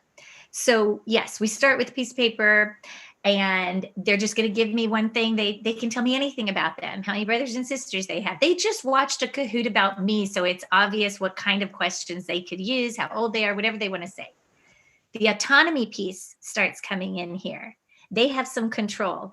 We're creating a class selfie Kahoot. I have a lot of students. I'll break it up into 2 or 3 Kahoots and we'll play them over the next few days, just like Miss Kenny here, who's saying we're going to play this later in the week. We were excited to brainstorm our questions. So we have kids excited. Again, relevancy starts to come into play. This is very relevant to their lives. And of course, the relationship piece. And we know as educators, relationships between us and them and with each other. Okay, let's keep going. Now, I want to be clear that what I'm trying to do when I make my selfie Kahoot that has about 10 questions to it, I'm already opening a space for students to share about their cultures. I would never make anyone share about their culture or their country or their background or their religion or anything. But I want to open a space. I want to open a space to let them know that I love culture and I want to share mine with you. And that invites them to share things like that. And they do. They do if they want to. We want to have these opportunities for students. So again, a little bit more testimony here from earlier this year. Elena Anderson, I think she's in North Carolina. But Elena, there's her Twitter handle. You can follow her. Look at this fantastic tweet. A few weeks ago, my high schoolers, so now we've seen elementary, middle, high schoolers, my high schoolers created their own selfie Kahoot, an idea from Miss Alva. It was amazing to see the depth of culture and identity they had to share. This makes me want to cry. Okay, this is so fantastic because think about where we are right now in the world. Think about where these young people, how they feel about their race, about their culture, about their religion, about their background. We need to open a space. We need to honor everybody's voice. And here's a way where we can do that. at any point in the school year, because we do these throughout the school year. So the relatedness to what they want to share about and the relevancy here is really, really important. The relevancy for them. I would just invite you to search the hashtag selfie Kahoot out on Twitter just to be inspired, because so many people out in the network would be able to share things beyond what I could tell you here today. And I'm inspired continually by it. So let's talk about remote learning. How does this work? Because we don't know what things are going to look like off and on here over the next month or year or so. Sometimes we might be face-to-face, sometimes we might not. I feel fortunate that the last couple of years I was not with my students every day. I only saw them a few times a week. So I had to get good at inspiring them to do things when they weren't with me. And Kahoot was a big part of that.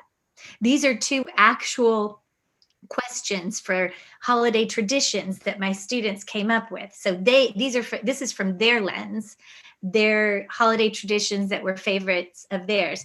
And when we send these home, like Isabella showed us on the challenges where you can play by yourself, either on your device or on your Chromebook or on your phone or whatever you're playing on, the competence piece comes in. I'm already training them throughout the year to realize that you can get better at these. So even though they don't know these traditions, they learn about them. So many things are layered in here. Culture, honoring students' voice. The kiddos are the ones making them. They're learning about each other. So we do have the relatedness, the relevance, the relationship piece and the relevancy, for sure, the relevancy. It's not a winter, Christmas, Kahoot. It's any holiday through any part of the year that is your favorite. And do you want to tell your classmates about it? So this is fantastic and absolutely can happen during remote learning. In fact, I want to show you a way that we do this with students that have very little tech. So we have students where they may just have access to the technology once a day. Are they coming to my Zoom? Well, let me show you, or my Google Meet, or let me just show you how we do this. So I'm going to be playing a connected Kahoot, like maybe you've played today, where I'm talking to the students, but they don't have a separate device. Well, I made a quick, it's with the resources. I made a quick little 5-minute video. I'm talking slowly. That's why it's 5 minutes, where I show them how to split their screen, where you can watch the Kahoot in one screen and play the Kahoot in the other, and you don't have to go back and forth between screens. You can split them. So you have that. But what if you don't think, or they don't have a Chromebook, or they don't have a way to do that? Let me show you another idea. We have teachers. So this is where I'm learning so much because of what people are tagging me on, Isabella. This is so great. We have a teacher out there who the other day showed me, oh, the kids just play in the chat. I ask a question and they write, 1, 2, 3, or 4, or red, blue, or whatever she tells them to write in the chat. Oh. And I know, because she just, she has littles, and we have people saying, well, you're real young students.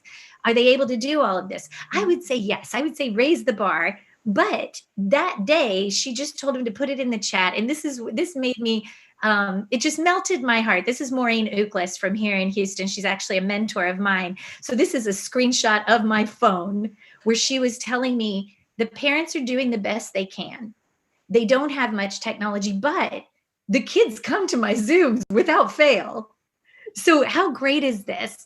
And a student had just texted her, that was fun, when she started teaching with the Kahoot, to have a student take the time to tell this teacher, even though, it was in the chat, but it was fun, Miss Uklis. So amazing, amazing. She tells the student, yes, come back for snack chat. It's all about engagement. And this is really inspiring to me. Again, don't forget that paper still works. We can still have students creating assessment. So again, I'm always looking at how to level the playing field and have all my students working at grade levels, regardless of their levels of language or literacy that day. They're gaining more and more every day. So they can create assessments, they can draw, they can copy, they can tell me verbally, they can write it in their own language. What I want is for them to come up with distractors, because again, we're creating assessments. Why does this boost the achievement? I was telling Isabella that I was going to make a plug for our book here, Boosting Achievement, because we put Kahoot in the middle of it. And it's not just about students with interrupted education or English learners. This is about growing leaders on all students at all levels. The reason this boosts achievement is because we have kids creating. And when kids are creating, that's the highest level of blooms. And that is like higher order thinking, right? When I have to create something. So here's a scenario. We're going to do something with content and I'll give you the right answer. I want you to come up with the distractor. I want you to create this assessment and come up with what's almost right, but not quite right. See, we've been doing it with our selfie Kahoot, so they understand this concept. They have to evaluate, they have to analyze, they have to apply this concept and think about what would be tricky. Once you have students creating assessments, you are so good to go in terms of content. It's difficult. It's difficult, but it's really where we want students to be. So don't think that your students can't do this. This is definitely what should be happening in gifted classes, kindergarten through calculus, but all students can do this. We start with the paper versions and things about ourselves, but I tweeted this out because I wanted our superintendent to know that we're starting with Kahoots about ourselves, but then I'm going to look at the curriculum and I'm going to have students come up with a question to introduce those curriculum, what's the word I'm trying to find? The curriculum units. Units, so, yes. Units, right? So again, I'll give them the right answer to something, or maybe they'll research the right answer to something, or you could do this even with just your most difficult content. Have a group of kids come up with a couple of questions. If they're working in groups, which we want kids working collaboratively, they can all do whatever the top 25% of the class can do. Remember that. That's from Leo Gomez of Gomez and Gomez dual language model. The way that they close gaps is if you teach to the top and have kids work together, everybody can do what the top kids can do because they're working collaboratively, but everybody can also add their gifts to the project or to the assignment. So I'm very inspired by this, and it never failed me. Kids are way more engaged because they're actually working at grade level. Here's something I want to make sure that you know that we've been doing since we did our first selfie Kahoot. I'm teaching through the Kahoot. You're going to see a lot of that today in the EDU Summit. So even remotely, I'll put a question and I'll let kids answer the question, guess, and they know we're just guessing. You're going to play it again later as a challenge, or we'll play it again later as a class. But before we go to the next question, I'll pull the image up and teach through the Kahoot. Teach from the image. Why was this the right answer? Again, we started this with our selfie Kahoots. Francis plays what? He plays track only, soccer only. Track and soccer is the right answer. And let's look at that image closely. Why was that the right answer? Look, here's the track, here's the soccer. Why did we choose that? Why did Francis want us to use that image? So we have a lot of students who we need to teach these kind of concepts. Teachers know you want kids looking at the image, looking for clues, analyzing images, and all of this. Kahoot can help us with all of this. All right. Last thing I'm going to say about higher order thinking. This just really hit me. Here's a question about quadrilaterals. Quadrilateral has 4 sides and straight line segments. Okay. I send this to my students and I'm telling you, almost all of them got it correct. Almost all of them. That's a great formative assessment for me. I realize that the kids understand this, but here's something that's tricky. When I gave them this question, almost all of them got it incorrect. Same concept, but look how it's asked. A figure is divided into 7 sections. Sections blank are quadrilaterals. Same thing. You have to know that quadrilaterals have 4 sides and straight line segments, but this is higher order thinking. Remember when I told you earlier when Isabella was talking about visuals, this picture I took from the state of Texas, from one of our released assessments.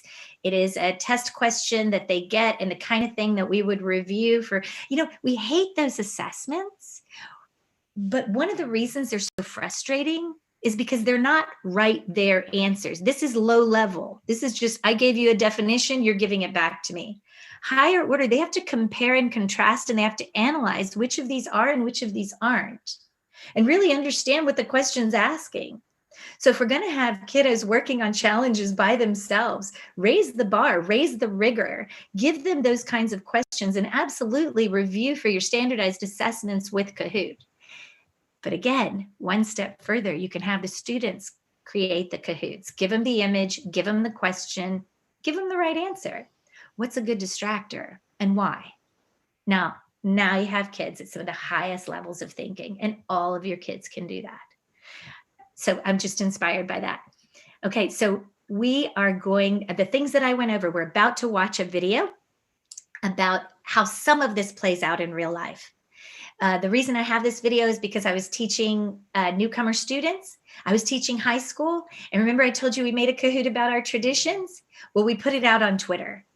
After it was such a huge hit between us and different class periods playing each other's Kahoots about their holiday traditions, we put it out on Twitter and we were blown away. This is the part of the book that I talk about when I talk about using Kahoot to grow leaders. So we put this out on Kahoot and a teacher wrote back to us with a little video of her elementary students playing our Kahoot. I want you to pay attention to a couple of things. I'm not having to make anyone read. I'm not having to make anyone write. Neither is she. The kids are compelled. Stephen Krashen says, if you want kids to learn quickly, the content needs to be compelling. The reading needs to be compelling. When you connect kids over the internet and they have an authentic audience, it is much more compelling. So I want you to see how this plays out in my classroom and in her classroom. It's about a 3.5 minute video that we're going to watch. And then we'll come back and reflect just a little bit with Isabella on that.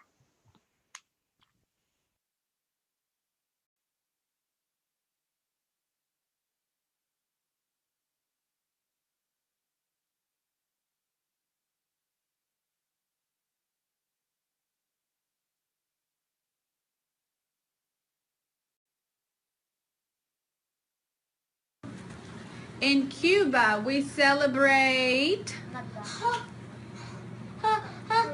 Christmas, Day of the Dead, Halloween, Day of the Children. In Cuba, we celebrate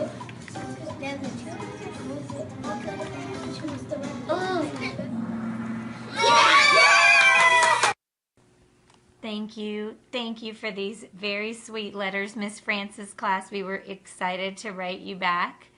We're going to be writing you back very soon.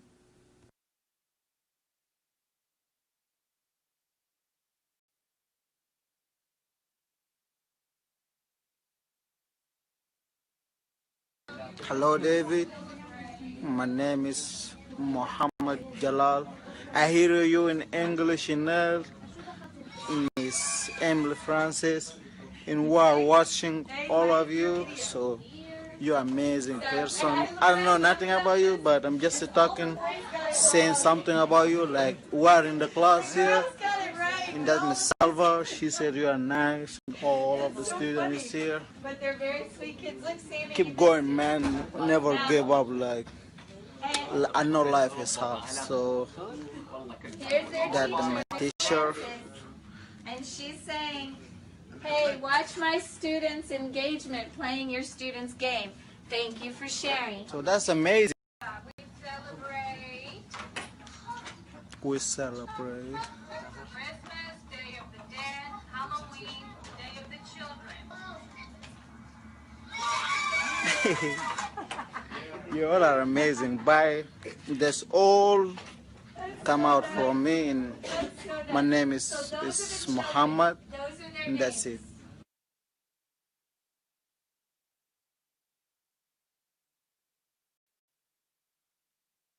From Mrs. Salva's class. Whoa! What is that? Look at this. Is it goodies? ¿Cómo se llama? Se llama Milk Candies. O'Brien, ¿dónde estás? Ismael, I believe you if you every day practice English, you have beautiful things in the future. Because Emmanuel. Just keep practicing, and I love you. I love your name. Look, my name is Leaker.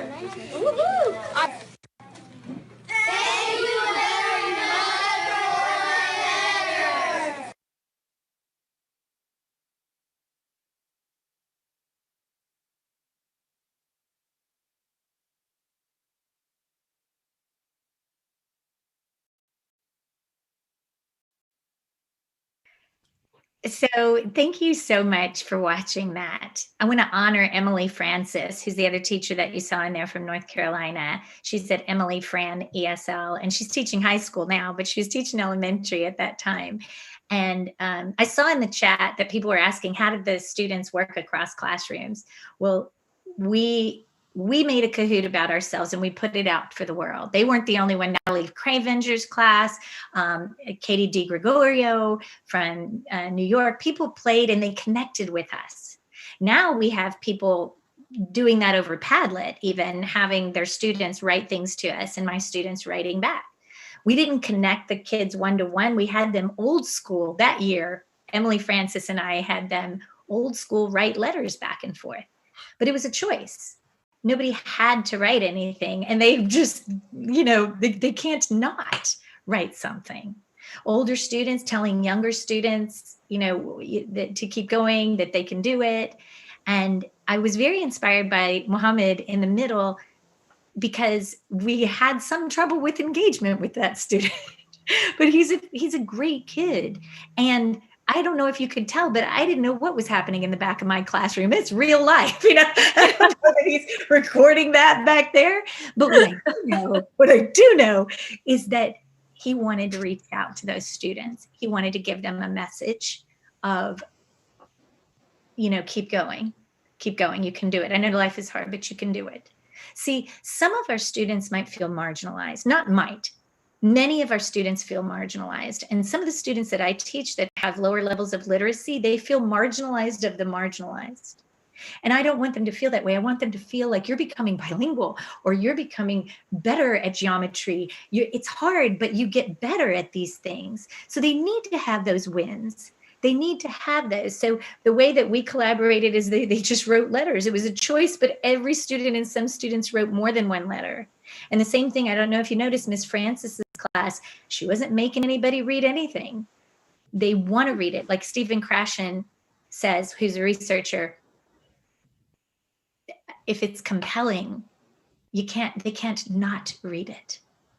And so when you have authenticity, when you have an authentic audience out there, it makes your job so much easier. So we always do this now. We connect our kids all the time. We create Kahoots about our city for other students, and they create Kahoots about their part of the world for us. And then we might do a Skype together on that, but we might write. There's so many possibilities. So I just want to honor and thank Emily Francis again. Definitely follow her. Thank you, Isabella, for letting us do that. I do want to challenge people to, we're gonna play a Kahoot, right? And then we're going to answer a couple of questions, but I did want to challenge you to write something. Make sure your network knows about these things. These are things that we're already using, but they're little tweaks that can be game changers. And I saw people writing in the chat, this is important because we don't know what it's going to look like when we go back to school. Many of us don't. Or if you think it might change. So the things that I'm showing you, they work face-to-face. They work online, obviously. They work face-to-face. And they work remotely. One of the things I'm most inspired by is that I think I'm going to have people around bigger tables where we have them physically distant, even when we're physically in the same room. I still want students to be able to work together. So technology can help us with that. They can create a Kahoot together. They can work in the same Kahoot, even though they're sitting physically in the room a little bit apart from each other, or when they're at home. So I appreciate this. Maybe you want to do the language. I'm able to blank with Kahoot. What are you able to do? Please tag us. Please use the hashtag Kahoot EDU Summit. And I'm going to give this back to Isabella so we can play a Kahoot that she has for you. That's right. So it's time to play Kahoot. Woohoo! And I'm going to share my screen and just a couple of quick things. So we're playing a connected to Kahoot, right? So we're all playing this all over the world. It's super awesome. So because of that, just to make sure that the game goes okay, I have to actually lock the game at 100 people. So get your phones ready. And I'm going to share the pin. Yes, Carol, play with us. Yes. No, I'm going to leave a spot for people. There's only 100 that can play. But while I wait for a couple of people to get in, we've got a couple of questions in the chat. So can Kahoot be used with Google Classroom? Yes, it can. And we're actually doing a session with Google later on today. And oh, that was fast. There we go. 143 people. We're locked in. So this lock button is actually a brand new feature we rolled out a few weeks ago. And I know we also got a question about bots.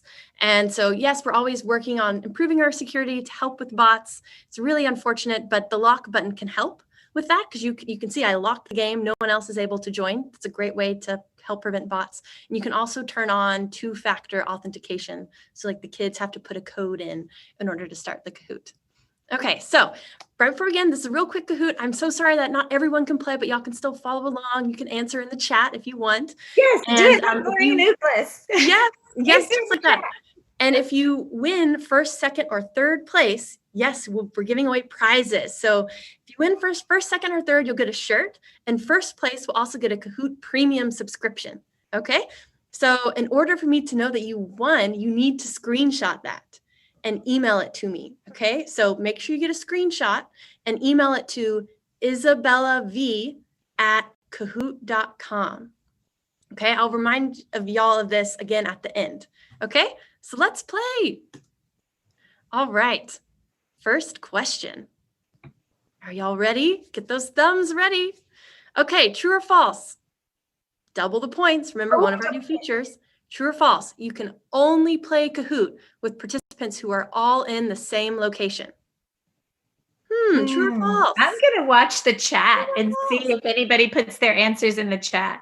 Yes, you should. Yes, Poonam, I'm sorry you're locked out. Oh, look at all those. Look at all. Everybody's pretty good. They're Very good. And like I said, so you can see the lock game button right down here. So you can kind of change that during the game. We also just added like a volume toggle. So I actually have the site muted because I always talk. So yes, great. So it's false. That's right. So you can play Kahoot with people all over the world. You don't all have to be in the same place. All right. KC's in the lead. Okay, second question. Multi-select, another new feature. What is Kahoot Academy? Okay, so I talked about this at the beginning. What is it? A content platform for high-quality verified content, a global community for educators to connect, where you train to become the ultimate ninja, or a marketplace for educators and brands. Oh, goodness. This would make us really think. Yes. So as you can see, when you're clicking to choose your answers, you can actually choose more than one. So a lot of people might rack up some points on this question. All right, great. So most of y'all got it. That's awesome. Yes, so Kahoot Academy is all of these great things. And who have we got in the lead? Chris. Okay, great job, Chris. And now here's a slide. So this is one of our new question types. So here, Kahoot Academy, global educator community and knowledge platform, totally focused on verified content. And again, you can go to kahootacademy.com to learn all about it. And so this is a slide. Like I said, it kind of stops the game. There's no timer on this, so you can talk on a slide for as long as you want. Hopefully not too long. You want to keep the game moving, but you can stop it. Right. Okay, now this is an open-ended question, so you have to actually type in the answer. What is the name of the question type / feature where you place answer alternatives in the right order? Oh my goodness. goodness. It's called? Oh, they really had to pay attention. Yes, they did. There's a nice hint in the image of what this is, and I did misspell it a couple of ways, so I added some answer alternatives. Hopefully most of y'all get it correct though. I guess well, people in the chat know what it is. Good. I'm glad. Yeah. Okay. Just about 20 more seconds to get those questions in. Let's see. While we wait, let me look at some more questions people have been asking in the chat. Oh, I have one. Somebody asked in the chat about the music. Maybe they didn't hear you, that you can just turn it off. See, Isabella has turned the music off here, right? Yes, it's really hard to talk over the Kahoot music. So I usually just mute the entire tab because it's really hard to hear. But we now have this volume toggle where you can do it right in the Kahoot. Yeah, you'll see it in the upper right corner of our screen. All right. Oh, no one misspelled it, but we got 68 people who got it correct. Great. So here you can see my little answer options of how I was trying to sound out puzzle as alternatives. Fantastic. Great job, everyone. Oh, Chris dropped. Okay, we have Megan, Sonia, and BGFTD1. Okay, just 3 more questions. Another double points. An actual puzzle question, okay? So now you get to try it out. Put these movies in chronological order from oldest to most recent. So we have Legally Blonde, Star Wars: A New Hope, Black Panther, and Pulp Fiction. It's tough. I know, some movies from across a range. Yeah, sometimes I do this when I do trainings for folks that train people out there. I put the order of our events today, like keynote speaker, Isabella's breakout session, lunch, and something that we've done recently. And when you type those in, you type them in the correct order, and Kahoot will jumble those for you. Yeah. And then people have to slide them into the correct order. And then the tables, then you just give teachers just a minute to talk to each other about how could you use this. People explode with ideas based on their content. Yes. All right. Hope you got your questions in. Oh, only 26% got it correct. You have to be a movie buff. What? Oh, I was trying to make this easy. I love movies. Star Wars, Pulp Fiction, Legally Blonde, Black Panther. Yeah, that makes sense. That makes sense. All right, 2 more questions and we're done. We're going to have to wrap up quickly so that we can start the distance learning panel on time. So what is one of Carol's favorite ways to use Kahoot? Play Kahoot in a tree, a hashtag selfie Kahoot, a me Kahoot, or an autobiographical Kahoot. My goodness. Yeah, get your answers in. I'm going to go ahead and skip. It's just a few I more love seconds. I love that people in the chat are still putting, and they've caught on to where they just put the color. I think that's fantastic. Smart. That's smart. Yes, it's a selfie Kahoot. Carol, have you ever played Kahoot in a tree? I've not yet, but now that you say it, now I have to. You can try it now. Maybe Another you like tip is that you can put A, B, C, D on your answer choices. If you have kids playing in the chat, like some of you guys are, we also have people, that just hold up a thumbs up, thumbs down for true or false, things like that. Yeah. Okay, so the last question is actually a poll. And so again, if you win first, second, or third, please screenshot it and email it to me. How will you use a selfie Kahoot with your class? To open a space to share about culture, as a relationship building activity, to help your students get to know you better, or as a student creation activity. And multi-select is on for this question too, so you can actually choose more than one. And so pick quickly because I'm going to have to skip through this before the time runs out. Again, if you win first, second, or third, screenshot it, email it to me, Isabella V. Oh, I love people are saying, people are saying, All of them. Great. Okay, time for the podium. Da, da, da, da. Oh, it's kind of quiet without the music. All right, 3rd place, Baldy. Great job. In 2nd place, hey, Miss B. Great that I job. look in my life. Yay. And in 1st place, BGFT D1. Yay. Great. That's awesome. Yes, so if y'all could please screenshot that, email it to me, isabellav@kahoot.com. Carol and I have to bounce off so we can keep moving with our summit sessions, but thank you all for joining me today. I'll be around this track. Carol, thank you for joining. Do you want to say goodbye and then we can be done? Please come over to Twitter and ask us some questions there too. Thank you guys. You'll find me there. You'll find Isabella there. And we just appreciate everything you're doing for kids. Thank you for having me, Kahoot. It was such an honor. Thank you for coming. And you can find all the resources at kahoot.com/EDU Summit, all of the ones Carol talked about. Okay. That's right. Great. Well, thanks y'all for joining. See you soon.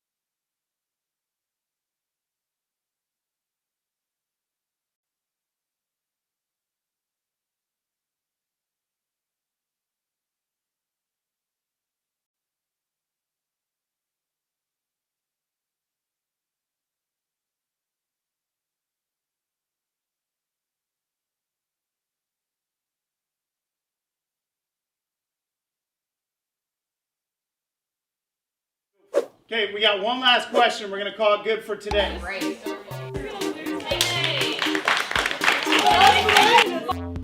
Second place.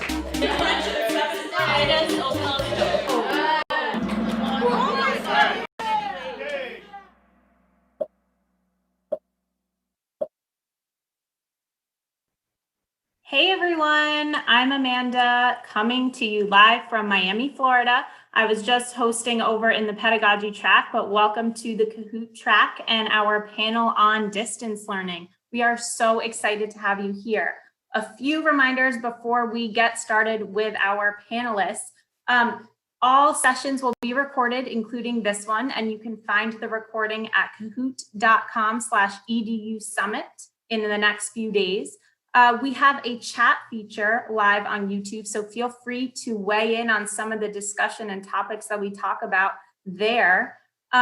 There are resources that our panelists have provided for us, and you can find those also at kahoot.com/EDU Summit. If you are posting or sharing anything about the panel or the summit today, make sure you tag hashtag Kahoot EDU Summit so that we can keep track of what's going on. Just another quick reminder, a certificate will be sent out to the email that you use to register, and you can claim those PD hours there. Anyway, let's get started. Welcome to our panel on distance learning. We are so excited that you are here. I'm just sharing my screen so that we can see what's going on today. I'm excited to introduce to you Natasha Mascarenas, a reporter from TechCrunch, who will be moderating this session. We have Mia Leonard, an elementary school teacher at Chicago Public Schools, and we have Dr. Quentin Lee, principal of Childersburg High School in Alabama. Now, we are going to talk about some insightful topics on distance learning. Very timely topic right now, and we'll get into some other topics as well. So we are so excited to have you all here. And Natasha, I will hand it off to you. Yes, thank you so much, Amanda. Excited to be here. Needless to say for my audience, but I'll remind everyone anyways, I'm so excited to be talking about teachers today. They've been a really important and deserved focal point of this pandemic. So I'm bringing you to two amazing teachers today. I'd love for them to introduce themselves. So maybe Mia, you can start us off. Of course. Hello, everybody. My name is Mia Leonard. I am a kindergarten teacher. I've been teaching kindergarten for the past 10 years. I am from Chicago, Illinois. I teach on the south side of Chicago. I have been incorporating iPads with my kindergartners for the past 8 years, which has been very beneficial as we transitioned from in-person instruction to remote learning. Awesome. And then Quentin, please. Hey everyone. My name is Dr. Quentin Lee. I'm the principal of Childersburg High School, a school in Talladega County School Districts. Our entire district is one-to-one leading the way with technology here in Alabama. I'm just really fortunate to be in a school system that values students and that values technology and making those connections. And I'm so glad to be here to share with you guys today. Yeah, perfect. So, we see that we'll have both an administrator and a teacher perspective today. But I think the best place to start might be with what's next. I'd love for maybe Dr. Quentin, for you to start us off telling us a little bit about your to-do list right now and where you're at, starting today and looking in the next couple months. Yeah, the to-do list continues to grow daily. As you guys know, with COVID-19, things are constantly changing. We are definitely staying in tune with our district. We're staying in tune with the guidelines from the CDC and also our state education department. So we're making sure that we continue to keep our students first with every decision that we make, making sure that we're communicating that to our parents, making sure not only do we keep the students safe, but we've got to keep our teachers and our faculty and staff safe. It is an ongoing changing process, but we can't lose sight of instruction, making sure that we continue to go with the content standards. So in our district, we're still continuing with professional development because we've got to make sure that we're sharpening our skills, even during this pandemic, to make sure that we're providing the best for our students. So our to-do list is all over the place. I'm pretty sure it's going to include a lot of hand sanitizer and disinfectant, but it's changing and it's exciting and also a little nervous at the same time, but just making sure we make those well-informed decisions for our students. Totally. And on the budget side, is that something that is, a conversation that's happening now, has already happened, or is kind of being paused at the moment? Well, I think it's ongoing. we've been having these conversations about safety from the beginning, especially with a lot of the school violence that was going on with the school shooter. So we've already been concerned with safety. Now we're just adding the disinfectant side to it. And I think that in order to have a concrete plan, you've got to continuously evolve, because you can't keep the same plan that you had 2 years ago. Yeah. And Mia, I know school is kind of winding down. Where are you at right now in planning summer school or summer instruction? So today was actually my last day of school with my baby. So I just got off of our last virtual meeting. So in terms of for our summer planning, I also serve as a technology coach for my school as well. So we're looking forward to professional development, and we're really kind of assessing the needs of both families and our teachers in our building as well. So getting feedback on what families thought worked in terms of distance learning, getting feedback from teachers on what worked for them and what they were most comfortable with in terms of distance learning, and kind of preparing in terms of professional development. What do educators need moving forward? What do families need to start off a year remotely in the event that we do that? So I'm thinking about this past school year. We were in school for a significant amount of time. Families, particularly our families in general, they were used to the tools that we used for remote learning. But how do you start the beginning of the school year off with families that have no prior experience? But for me, I teach kindergarten, so my babies are new coming in. How do I get them adjusted to using the tools in the classroom? So we're planning some digital webinars for families that they can view. We're planning an FAQ sheet for families as well. We're kind of reorganizing our websites as well. So to make one school site that links to each individual teacher's sites, we're making sure that they're consistent so that families know if they go to a first grade classroom's website versus a third grade classroom's website, they don't have to toggle around too much. They know exactly where to go. So that's kind of what we're doing to get ready for next year. Unfortunately, our babies won't have summer school, but we're planning some virtual play dates for my kindergartners, a virtual meetup with the first grade teachers to get them comfortable, because they're apprehensive. They're leaving kindergarten, and it's natural developmentally at that stage, but particularly when they haven't been in school. So those are the things that we're doing. Yeah, let's pull a little bit on the topic of families. I know you both have different experiences with ways to approach the digital divide. Mia, can you talk to me a little bit about how you've kind of taken that and how it's grown and changed since 3.5 months ago, which feels like decades ago at this point? So we have a number of families that actually did not have access to devices. So, equity in terms of access was a big issue for us. So what we did was we distributed personal devices from our school for families that needed them.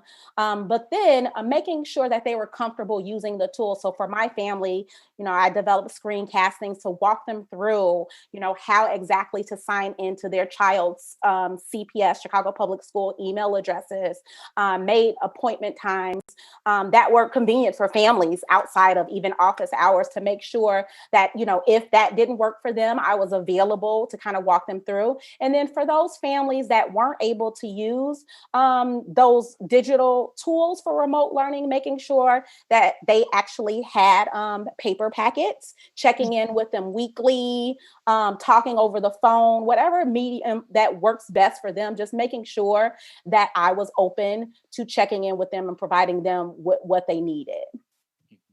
And Quentin, on the administrator side, I would love to know what it's been like to, I guess, be someone in charge of getting all those email addresses and figuring out where families sit on the spectrum. Well, as an administrator, I just want to say I thank you to every single educator, every single teacher that's been out there, because you guys have been really the rock stars in keeping this connected. At our school in our district, we made Google Sheets and everything about making sure we keep in contact with all of our students. We made 2 contacts per kid per week for every subject on the high school level. And it was just amazing. We had a survey they filled out if they didn't have internet. And at my school, we had a number that didn't have access to internet. So my assistant principal and I, we loaded up and we took the paper packets to their house, gave us an opportunity to connect with them, inform them about anything that was going on. But we constantly made phone calls to keep our community involved. My counselor reached out to every single senior, and we had Zoom sessions where we could provide that last senior meeting that they would normally have before they graduate, so we can get where the transcripts need to go, if they need any help with scholarships or colleges. I hosted a Zoom call for all of my senior parents so that we can get everything about graduation. And I started this really cool thing called Kicking It with Dr. Lee, which was a forum where I met twice a week with my kids. We played games such as Kahoot, offered prizes, gave them updates on COVID-19, updates about our school, but it was just a safe space for us all to come together and just love on each other and offer that support. We also did a lot of character education. So I think communication has definitely improved with COVID-19. Even though we're not physically there, we are definitely still connected socially. And I think that's going to continue to drive schools even further in the future. Yeah, I mean, that's definitely a silver lining. Yeah, I mean, in terms of parent-teacher communication, I guess I'm surprised to hear that it's in some cases more than before. Have you guys found more effective strategies than others and like the trial and error in the past couple months? Well, I'll start off with, we've always used social media to kind of promote anything that we have going on, because sometimes you can't catch someone with a phone call, but if you post something on Facebook, everyone's going to see it. So we use a lot of social media to get the word out, but just having those conversations, and everyone knew that the seriousness of the pandemic for school to get out. So I think that also made parents more aware and more willing to connect with the schools to try to make sure that we're still providing that safety net for the students. And our superintendent for my district, I mean, we were told, hey, we're going to do customer service and communication. Those are our top priorities. And I think that really helped guide and get back a lot of relationships. And I'm excited for the fall. Like I said, we don't know exactly what it's going to look like, but I'm excited just to be able to service our students and our communities. And let's just get these kids ready for the world. Yeah. I agree. Social media has been important. We actually have a school-wide Facebook account as well that we use. In addition, as a teacher, I just try to make sure that I reach out to my families in multiple ways, whether, I send an email every week with our weekly remote learning schedule. I use Remind to send messages. I use Seesaw to send class announcements. And really, yes, communication, I agree, has increased. I've just made myself available. And I find that, this is uncharted territory, right? We're in the middle of a pandemic. We're in the middle of a lot of things that are going on in our country, and just reaching out to families to make sure that they're okay, like just being empathetic, reaching out to them, not necessarily in regards to a lesson or assignment or logging on, but just checking in, saying, hey, are you okay? So I definitely think that in that regard, that communication has increased and actually is strengthening relationships with families.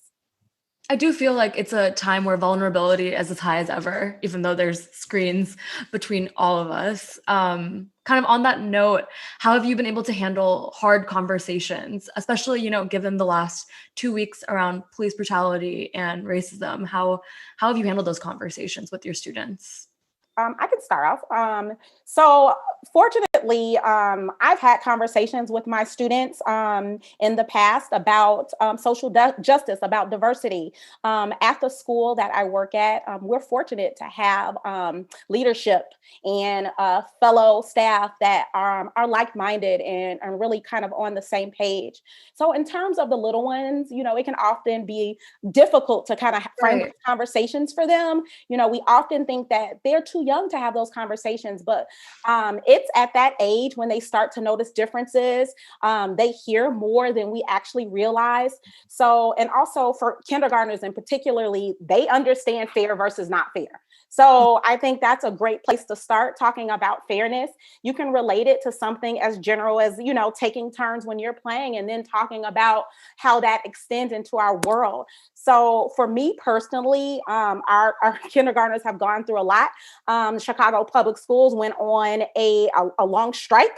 So they already had a frame of reference about protesting. So I kind of used that as background knowledge and kind of hook what was going on. We talked about, whether or not they have heard about George Floyd and why people were protesting in the streets. So, and we talked about how they felt about that. A lot of times, the littlest voices are often the ones that aren't heard, or they feel they aren't heard because they feel they're so young.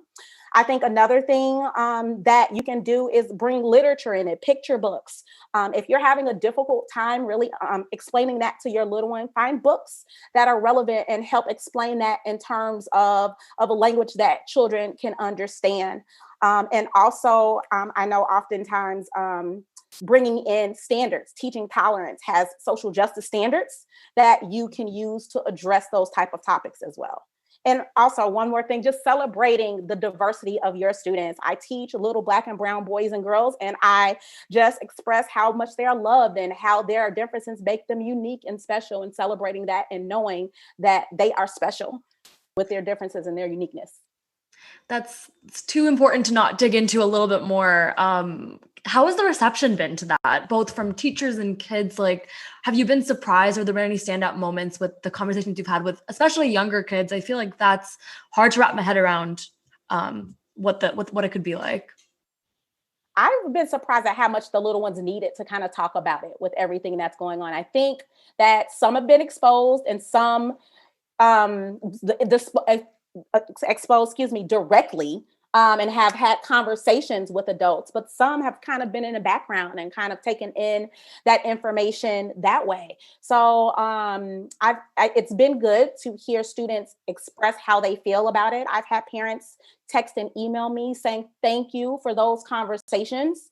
Fortunately, it's been a positive experience for me. Awesome. And then Quentin, please, what's your world looking like right now in terms of conversations, and has kicking it with Dr. Lee changed a little bit? It's been awesome, just being honest. Our job as a school is not to teach kids what to think or how to think. It's just to teach them to think. And we've got to give them those tools so they can make well-informed decisions. I don't want kids to stop hating because we said so. I want them to stop hating each other and erase racism because it's the right thing to do. And they've been given those tools to make those decisions on their own. That's how we're going to have a systemic change in our nation. We've been having those conversations on our campus, and sometimes we've got to be comfortable by being uncomfortable. It's not an easy thing. And we think that as educators, we've got to know what standard to cover, what's the right thing to say, but more importantly, it's what's the right feel to have.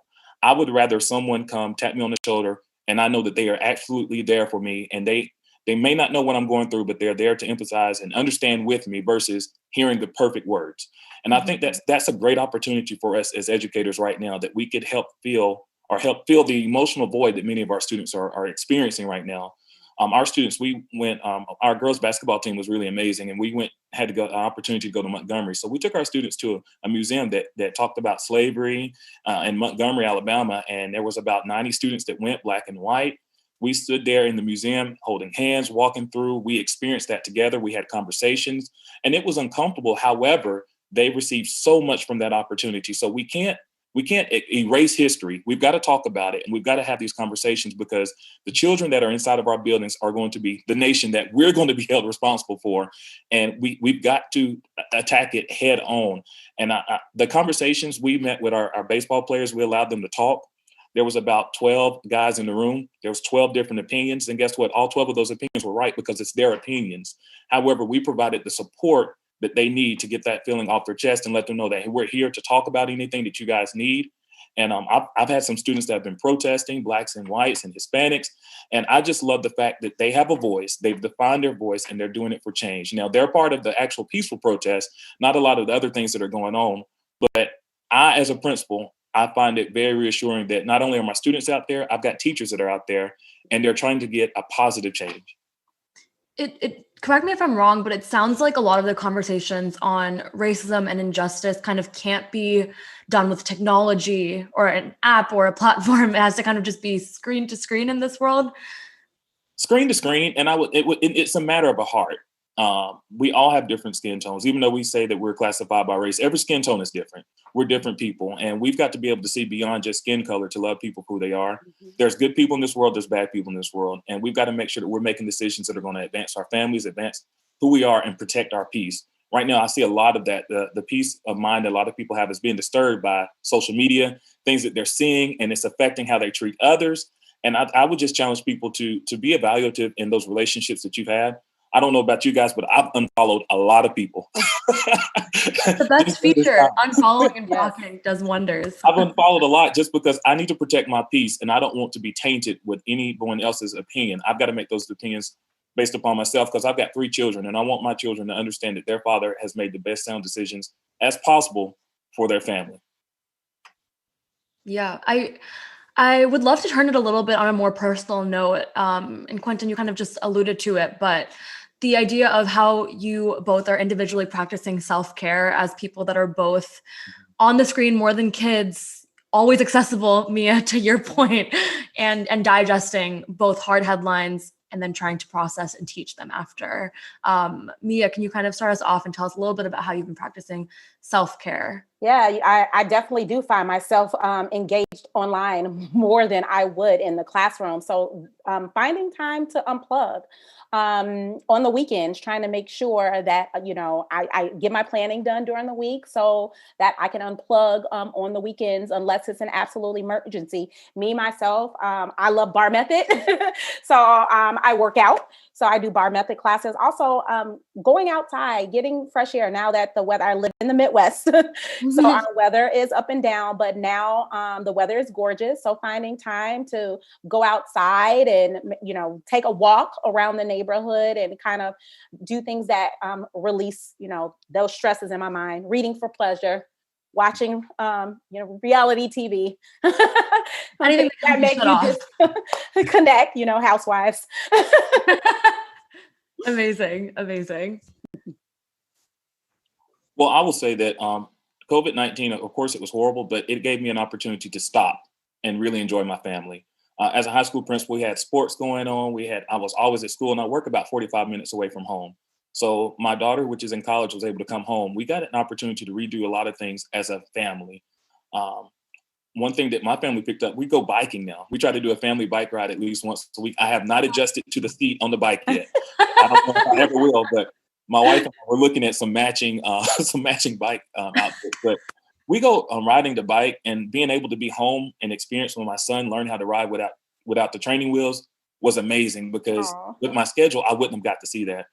So just doing some projects around the house, loving on my family, pouring into them, celebrating my children, celebrating, worshiping with my family. We did a worship night right before Easter, just singing worship songs, but just really being there for other people. And I did a challenge to my school. Even though we've been doing distance learning, it was on a Friday. I told them, look, no assignments.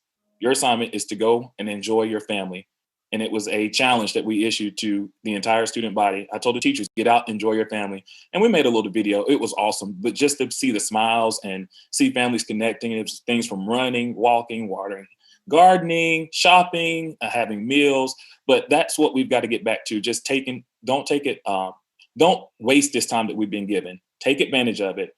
And I promise you, I will come out of COVID-19 a whole better person now. I didn't lose the weight I wanted to lose, but I'm coming out a better person in terms of making sure that family time stays first and providing the absolute best for our students. No, I appreciate the honesty. I think everyone listening really appreciates it too. I would love to end, we could talk about this forever, but I would love to end on maybe let's end on a forward-looking note of a tip you have for any teacher or administrator listening that just wants to know one thing that they can work on. We talked a little bit about the digital divide, vulnerability, and giving grace. And yeah, I'd love to end on kind of a what's next note. Mia, maybe let's start you off. Yeah, I think that one thing that I learned with this whole remote learning experience is the importance of being flexible and incorporating kind of voice and choice in terms of student learning.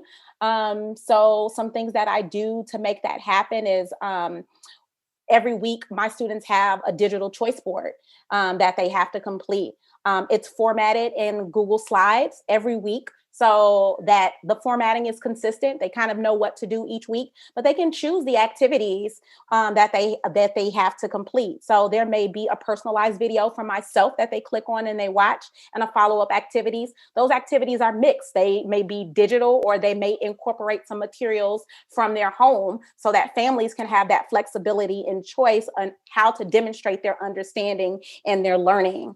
It also helps being consistent. It builds independence, especially for the little ones, having a consistent format that is they use over and over again. So I think that that's one of the biggest tips or things that, in addition to obviously grace and empathy that we talked about, for me personally, that I've taken away from this whole experience in terms of the academic portion of it. And then one other thing is just making time for that social emotional learning with the students. I know for kindergartners, that's really important. However, with the academic demands of kindergarten now being like the first grade, I oftentimes feel rushed. So prioritizing that virtually, making time to connect and do morning meeting and songs and share and connect emotionally with the students, that's another really important tip that I would leave teachers with. Amazing, thank you. And I guess my advice would be for all educators everywhere is to put students first, put their emotional needs first, put their thoughts, their process, because we're going to be coming off of this in a different mindset. We don't know exactly all the trauma that's happened over the break. So let's be there for kids. And I know that we can't waste any time because we don't know when we may be going back on another at-home stay. But as school leaders, I would challenge you, redefine your mission and values. Your mission and goals for your schools right now have got to change in order to meet the crisis that we're in now. And if you're still operating on the same mission and values and goals that you did 5 years ago when you had your dynamic plan together, then they're outdated and they don't even service the kids that you have in your building. So get together and build a leadership team where you can actually redefine those goals. Make sure that you're making goals that you can actually obtain, those SMART goals, because our students need it and our communities need it. Right now, the schools are probably one of the only safe institutions that our communities have as far as being the protector of children, because they're going to come back and we've got to protect them and they're going to trust us for our expertise. So let's use this opportunity to shape the communities that we serve.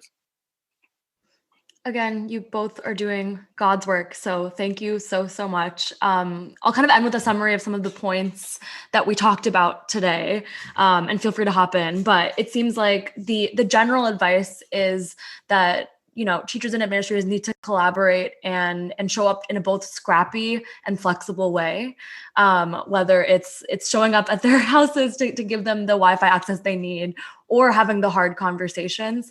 And another important thing that I think I heard and learned from both of you today is that it's not going to be a spray and pray of all tech.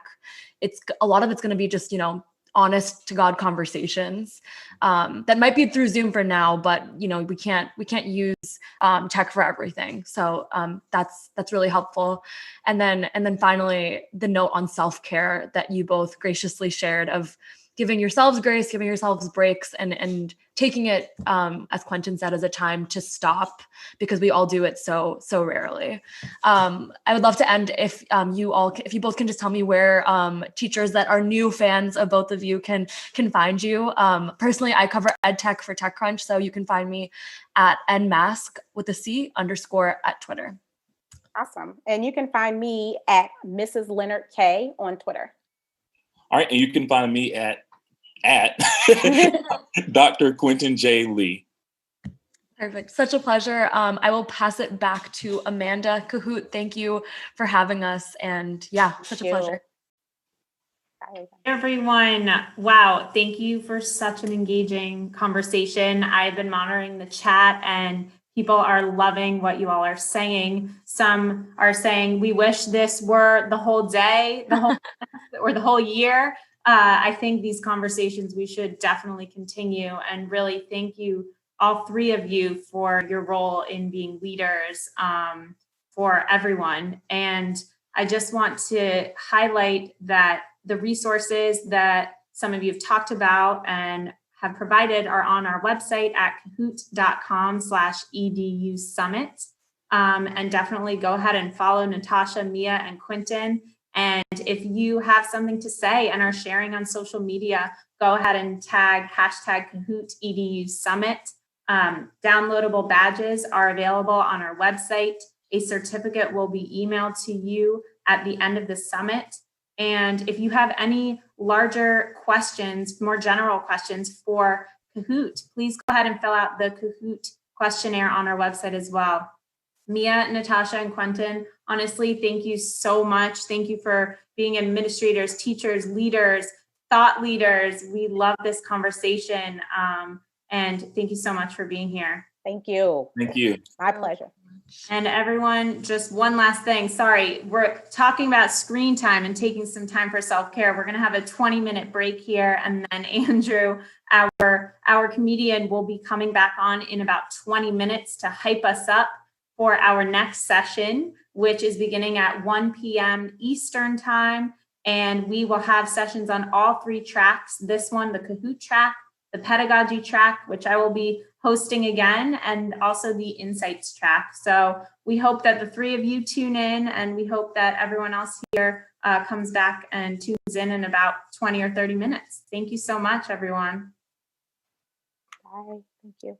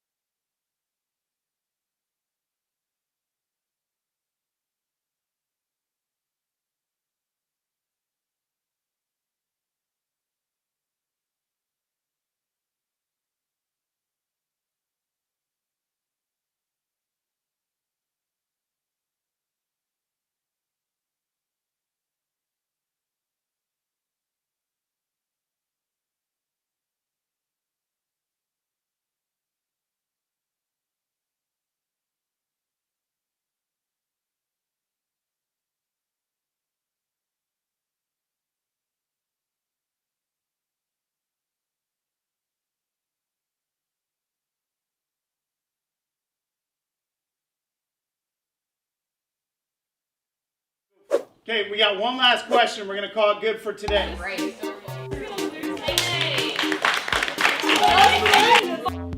Second place.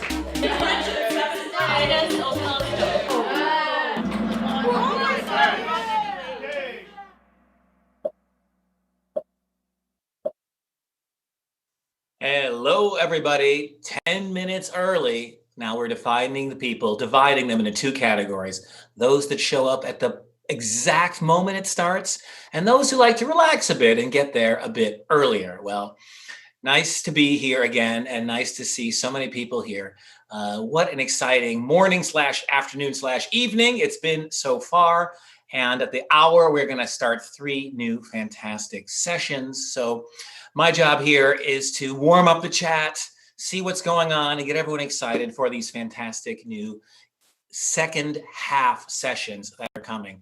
So let me see in the chat who's representing here. Are there any new teachers out there? I'm talking about people whose first year is coming up in the fall.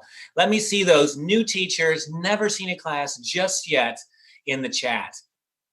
Hey, that's fantastic. Welcome, welcome, new teachers. Did you play Kahoot when you were a student? Isn't that crazy? Now you get to use the creator and admin features. Welcome to the good life.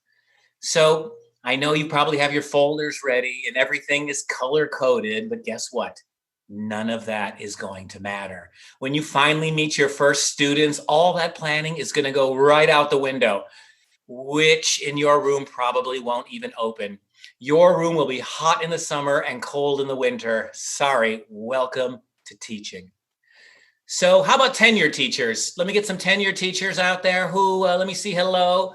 Oh, I'm getting now my first year teachers. Christina, Nicola, welcome to teaching. Elita, fantastic. So those are the new teachers. Welcome aboard. Okay, tenured teachers. I want to see the tenured teachers in the chat. Tenured teachers, my God, you guys have it great. You guys are like, what financial crisis? There's not a lot of people in the world who can say that right now. Tenured teachers have the best jobs right now. Fantastic. 36 years, fantastic. 11 years, rolling through the chat here. All those people, fantastic. You guys are the teachers that keep things moving, that make a difference for all these years. Now, I see a lot of people there, 30 years, 17 years, 25 years, 20 years. You guys are the senior teachers, and you guys are different. You guys are like, I do it like I like it, and I like it how I do it. And I would have thought you do not do chat, but you are doing chat, so that's nice, respect. You know, a lot of these senior teachers are like, Kahoot is as crazy as things are gonna get. I did a digital board, I did Kahoot, and now there is nothing new I need. Okay, fantastic. 40 years, Claudette Powell-Wilson, you win right now, fantastic. Okay, what about the admins? Where are the admins? At Kahoot, we love the admins. Let me see it. 20 years, Bogota, Colombia. Andres, fantastic. 29 years, Kathleen. Let me see my admins. Don't make assumptions. Nick, you're absolutely right. Comedians make jokes. You are correct. I give you that. 28 years under my belt. Stephanie, that's nice. Melinda McCarthy. The Melinda McCarthy. She is the other Melinda McCarthy from now on. 20 years, very good. Rania El Said, 20 years, fantastic. I still want to see some admins. Come on. We know teachers are 95% of the audience. We know teachers get all the credibility and the respect and the songs and the thank yous, but who's working behind the scenes to make that all working? The admins. That's why I want to see some. There we go. 10 years in admin. Rowland Bayet. Very good. That's what I'm looking for. Old teachers like to try new things. Rosalind Anderson. Put me in my place. I accept that. And Aubrey Jenke. 15 years teaching, considering admin. Very nice. And Sharon, librarian in the house. That's what we were missing. Super, super duper. I use Kahoot regularly, even though I'm 33 years in education. Diana. Gabriela Gabor, very nice, super duper. My hometown, Chicago, Sylvia Vargas, 20 years in the public schools, still alive. I'm not going to laugh at that, but it's slightly funny. Admins don't do PD, Katie Hopkins says. Very nice. But the admins, I just wanted to give a little bit of a shout out and my respect to them, because the admins, I mean, let's be honest, you were going to go to ISTE. Oh my God, a trip to sunny California, to Anaheim, maybe a side trip to Disneyland. And now you're watching me. Thanks a lot, Corona. Okay, so we've got a lot of announcements coming up. We had a lot of announcements already. I just wanted to take this time to confirm one announcement Kahoot is not going to make. I just want to nip this one in the bud. I know there have been some rumors, but I can say with 100% certainty that Kahoot will not open up a chicken wings restaurant with sexy waitresses called Kahooters. That is not happening. And for the half of the audience that's not in America, that was a funny joke. Sorry, I'll have other jokes for you. So if you want, let's go talk about what you got choices here. The Kahoot track, 3 choices like you've been doing already here. The Kahoot track can just stay right here. And otherwise, you've got to go to kahoot.com/EDU Summit. Oh, yes, you thought I forgot about my little cards. No, here they are. This is where you go to find the other 2 summits. We have got those, and if you miss a summit, they're going to go live on Kahoot. Unfortunately, you got to wait a week, but all the sessions will be live on kahoot.com. And we might even take away that attractive yellow tint that's happening live here. We're thinking about doing the recordings of the sessions with natural human skin colors. So, hope that doesn't surprise people or make people unhappy, but that's the decision we made here. 3 choices for your next session. 1, of course, the Kahoot track is right here. You are already home. You need to do nothing. There you can talk to Alf Inge Wong. He is a professor of game technology at the Norwegian University of Science and Technology and a Kahoot co-founder. He will share the best practices of using Kahoot in university lectures. Then Sarah Whitaker, she's the manager of learning technology team at HCT Dubai, will dive into how her university uses Kahoot campus-wide. And if you think it's hot where you are, it's June in Dubai, and that stuff is your eyes don't tear anymore. That's how it is there, Sarah. Respect. That session is going to be perfect for administrators and higher education instructors interested in understanding how Kahoot can be a successful tool at all levels of learning. Then at the pedagogical track, I pronounced pedagogical right and I mispronounced track. Yeah. Okay. It's getting late in Amsterdam. The session there is called Making Virtual and Blended Learning Sustainable with Britannica. There you can join an interactive lesson hosted by Britannica, a leader in high quality content and personalized education. Don't say the E word encyclopedias at Britannica anymore. High quality content and personalized education. You can discover research-based pedagogical approaches to virtual learning that increase student engagement and critical thinking skills while raising subject area literacy. That's going to be for educators of the lower grades, K-6, who strive to maintain rigorous literacy standards through online and blended learning. Your 3rd choice is the Insights track. That's Google for Education plus Kahoot, tools for blended learning. You can experience Google and Kahoot integrations live with Ryan Clark from Google, educator Matt Miller, and Alex Remen from Kahoot. You can hear Google's take on distance learning and practical ways to implement synchronous and asynchronous tools. That's all of the tools. There is nothing but synchronous and asynchronous, 100% of the tools, if you think about it, and it's be ways for any learning environment. The session is designed for educators and administrators of all grade levels who are looking for new perspectives on tech tools in schools. Okay, it's almost time. Make your choice now. Isabella is on my track, and let me turn it over to Isabella. Let's see if we did this perfectly smoothly in time. It would be impossible. No one would expect that. But here she is. She appears. The tech works. She works. I worked. We're in so many different places. Take it away, Isabella. Thank you, Andrew, so much for that introduction. Yes, hi everyone, I'm Isabella. I'm back here hosting the Kahoot track at the EDU Summit, and it's time for our next session. So before we begin, I just want to remind everyone that yes, this session is being recorded. So you'll be able to access the recordings next week at the kahoot.com/EDU Summit webpage. And we're also moderating the chat. So in the YouTube chat, if you have any questions, please post them in there, comment with us, keep engaging with us for watching it. And at the end of the session, hopefully I'm going to pick a few and I'll actually ask Sarah and Alf Inga kind of their thoughts on that. And as well, if you have any sort of large or big questions that you want the Kahoot team to answer, we have a special session for that. So it's called Ask Kahoot. It's going to be in a couple of hours. And if you scroll down on the Summit webpage, you can find a button where you can submit your question to the Kahoot team. And we're going to look through all those questions and answer as many as we can later in the day. But again, you can just put some in the YouTube chat for this session and we'll be answering that as well. And if you want a shareable badge, you can download that at the Summit webpage too. Go find this session. You can click download the badge. And you can get it right there and share it all over your social media. Okay, so today I am so excited about this session. This session is called Lessons and Learnings with Higher Ed, featuring wonderful Kahoot co-founder and professor Alf Inga Wang, and the wonderful senior manager of the learning technology team at HCT Dubai, Sarah Whitaker. Yay! So I'm so happy to have both of y'all here today. And Alf Inga, we're going to start off with you. So why don't you take it away? Hi, and thank you so much for the introduction.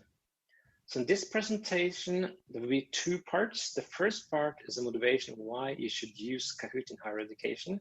And the second part is how you can use Kahoot in higher education. So let's get going. First of all, Kahoot came from a university. So I work as a professor at a Norwegian university.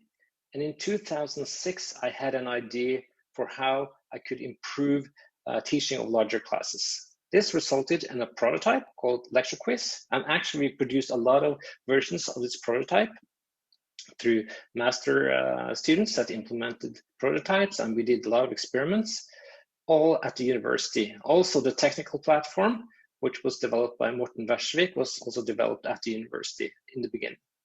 And then this resulted in Kahoot as we know it today, or an early version of the commercial tool in 2012. All right, so that was one thing. Another thing that Kahoot was originally designed for higher education from the start, from the get-go. A lot of people think that Kahoot was designed for younger students, but actually it was designed for higher education. So first of all, it enables interaction in large classes. For instance, I teach classes with several hundred students, and then it's really hard to make meaningful interaction. But by using Kahoot, you can have a two-way interaction, which is beneficial both for the students and the teacher. Another thing which is important in these larger classes is that it's hard to know how much the students know before you teach something, and also how much they learn. So you can also use Kahoot to assess their knowledge in a fun way. Another thing that was a motivation for creating Kahoot was for the students to confirm their understanding, so they would know if they have understood the teacher correctly or not. And another thing that was important when designing Kahoot was, of course, to engage and motivate, which is kind of obvious. Okay, the third reason why Kahoot should be used in higher education is that it's also backed up by research. So I've just published a literature review, which is called The Effect of Using Kahoot for Learning, where we looked at 93 research studies on how Kahoot was used for learning. And 84% of these studies came from higher education.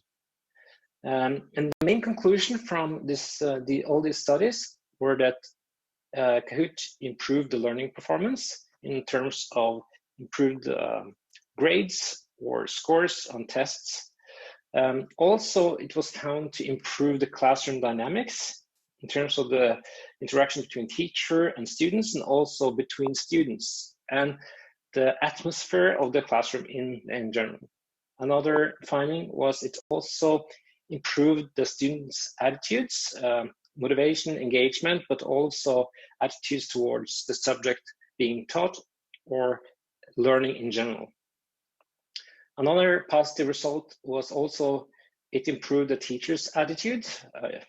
Usually, if you have happy students, you also have happy teachers. So that's kind of the deal. One surprising thing that we found in this study was actually it reduced student anxiety, and that was a bit surprising because Kahoot is a competition where there are some kind of scary moments, but the playful environment, the music, the colors made it less scary than real tests.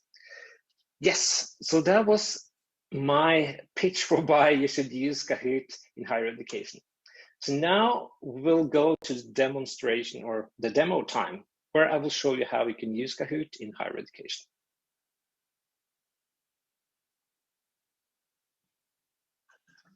All right, let's have a demonstration on how we can use Kahoot or create Kahoots for higher education. One of the main challenges of making Kahoots for higher education is to get kind of deeper questions or questions where the students have to think more. Because sometimes Kahoot is just used for asking like questions you can have answered top of your head really fast. But sometimes you want, especially in higher education, you want the students to think. So I'll just demonstrate how some ideas how you can do this. It's always interesting and a bit exciting to demonstrate or do live demonstrations in Kahoot because there are always new features. So I hope there'll be no big surprises, but that's a really nice thing. So I'll just start this, create a new Kahoot here from the scratch, and we'll look at different types of questions that can be relevant. So, all right, so just create a new Kahoot. Click on create. You can also create with templates, but I just create one from scratch. The first thing I do when I create Kahoots is to give a title to the Kahoot. I will title this one Kahoot EDU Summit Demo. Okay. The description is basically used for searching. So if you want, okay, demonstration of Kahoot features, yeah.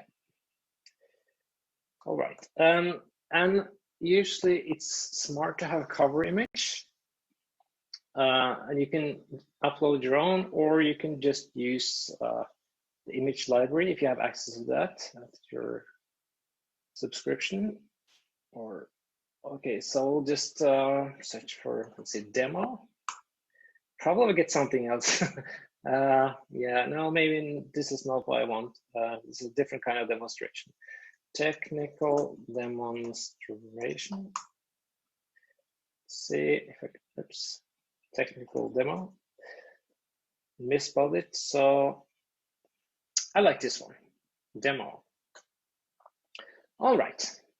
There's also other things you can do, for instance, yeah, language and so on. Also, you can actually pick the lobby music here. So if you want, okay, this one is kind of funky Kahoot, I'll just use funk for this one. Okay.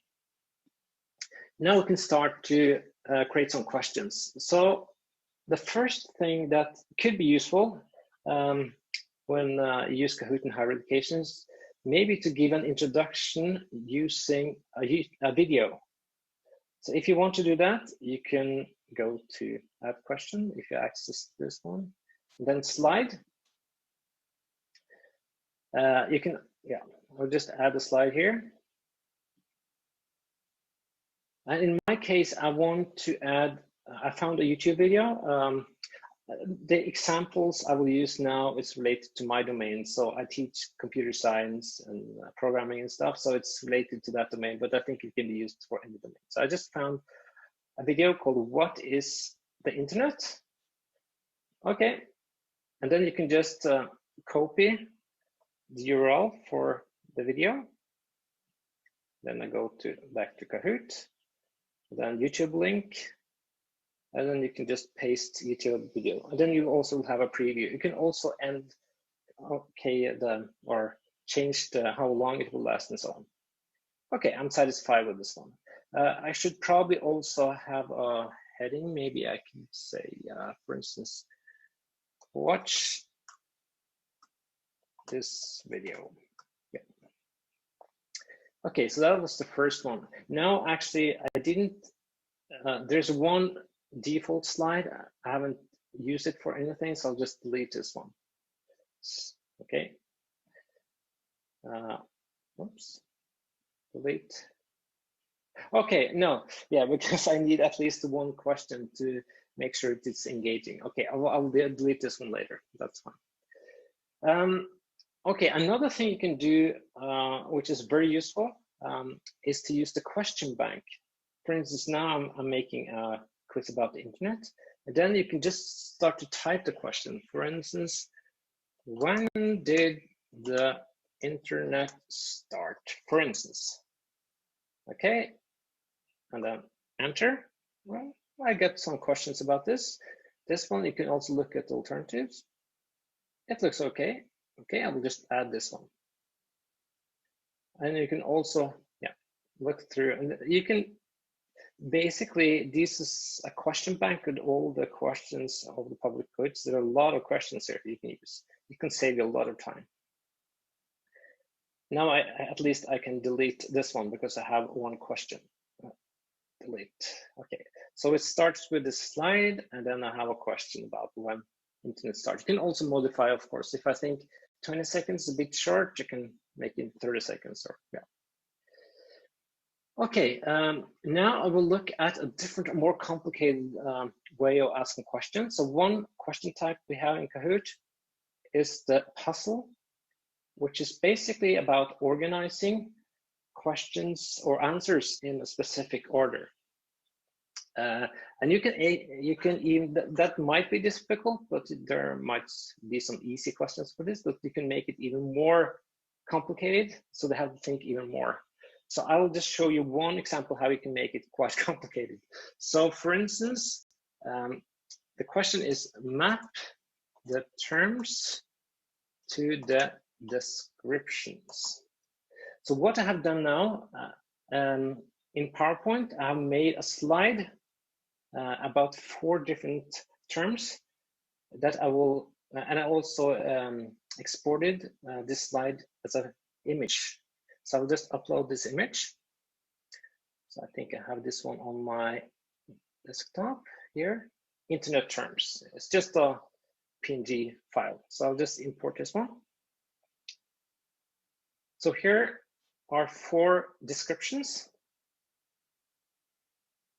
And then I can write the 4 terms that are described here on the slide or in the image. So the first one is hosts, a computer that's used. And the second one is upload. The third one is DNS. And the 4th one is download. So in this question, the students will get this description and these answers are scrambled. So they have to make sure that all 4 of them map the 4 descriptions. So this requires more thinking.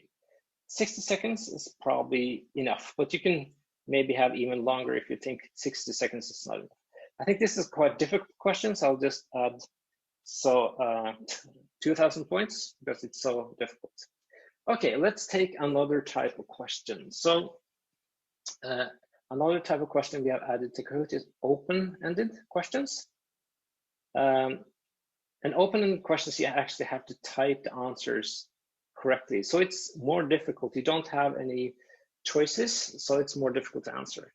So one open-ended question here, this is also related to computer science. So what is the binary number 10101110 converted to decimal?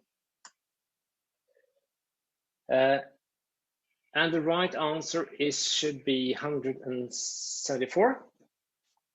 So this is quite difficult. At least the students need some time probably to find this answer. So they need more time. 30 seconds is not enough. And they have to type in the correct number or else they don't get any points.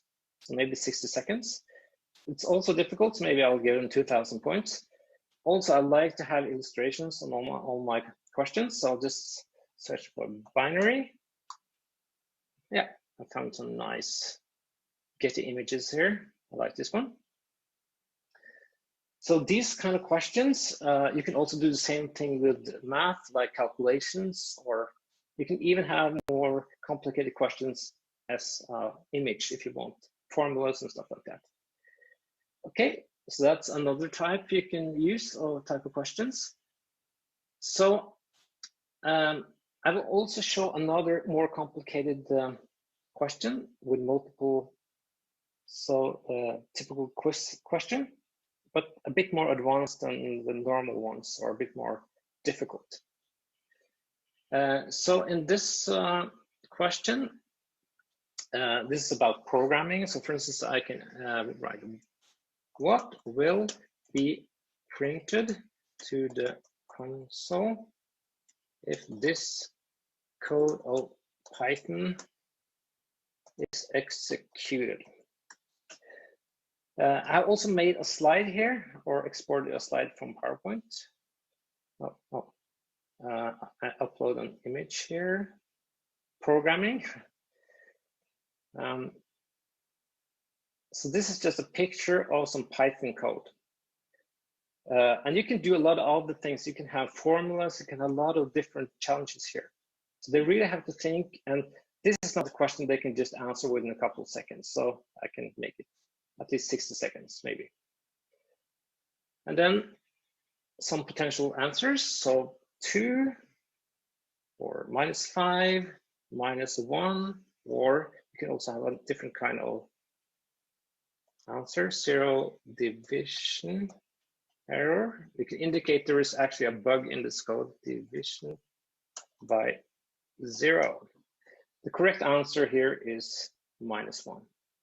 This illustrates how you can use the image to ask much more challenging questions, and questions the students have to spend more time figure out or finding the answer. All right, let's take a look at another type of question. This is a question that or type of question I really think it's an awesome contribution to the question types they have in Kahoot. And you can just choose the quiz type question, but you can make it possible so multiple answers are correct, which means also you can actually answer multiple correct answers. So here's one question. So what characterizes a firewall? This is a firewall for kind of network or computer network. So I can have multiple answers here. For instance, monitors and controls traffic in and out of an internal network. Another one typically built into network switches and routers, centralizes the control of network traffic going in and out, and increases the speed of data going in and out. Yeah. So actually, for this question, there are 3 correct answers.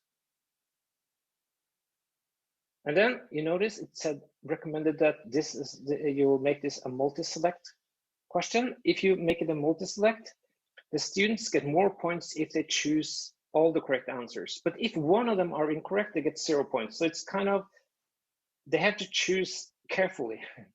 And this is also a type of question they have to think more.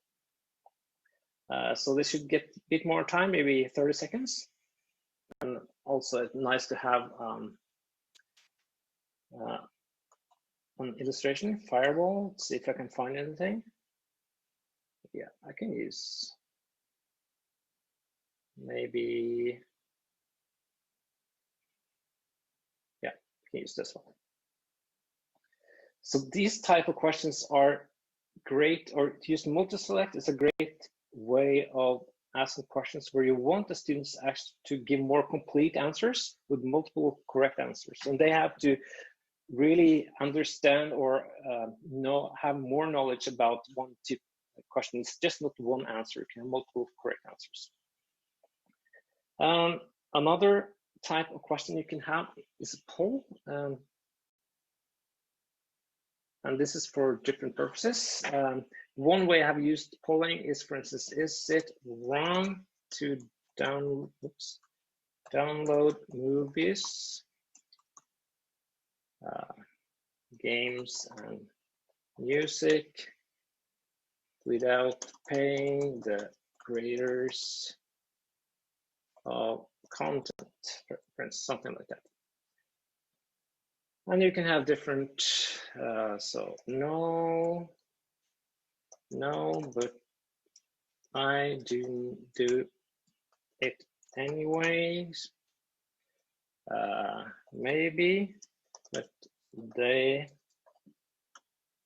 earn so much money that it does not matter. Or maybe we can also say, yes. So here, this type of polling is basically just to get a conversation going in the classroom. So if you see, for instance, as a student, there are more that actually have the same, think the same about the question, it's easier to make a discussion. You're not the only one.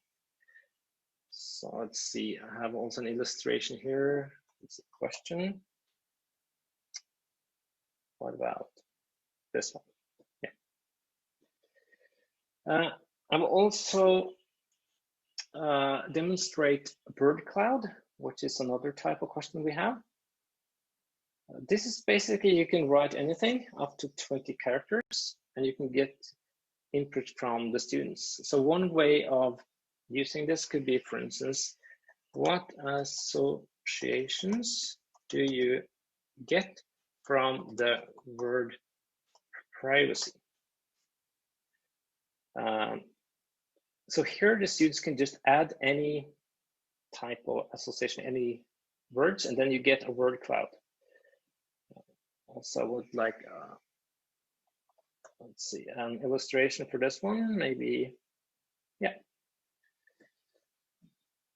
My final question type I will demonstrate here is a way you can also use images in the answers, which could be useful for some of you, depending on what you're teaching. So, for instance, if you're in math, what is the quadratic formula? And it's hard to get this formula properly shown as just if you write or spell them as text, but you can also use images here. So I can just upload an image. I have downloaded some images from the net. Let's see, code folder, one formula for acceleration here. Okay, I will add another one. This one is for frequency tension relationship. And then I'll add one for gravity. And another one, which is the correct formula. And then I can just indicate which one is correct. I also want an illustration here. Formula. Oops. Formula. For instance, this one. So, and this can be used for a lot of different purposes. So instead of having text, you can also use images here, which is a nice activation. Okay, and now I have demonstrated all the different question types. So what I will do now is just to show how you can use this. You can launch a challenge in Kahoot. I just done, okay. Yeah, now I'm finished with this Kahoot. So if I want to let the students have access to this one, but we will not plan to do it in the classroom or using Zoom, but let the students play whenever they want. You can choose play and then assign. So here, first of all, this is just a deadline when the assignment is finished or the challenge is finished. I'll put, okay, some time here. You can choose if the students should have a question time or not, randomize answer order and so on. Okay, I will just create this challenge.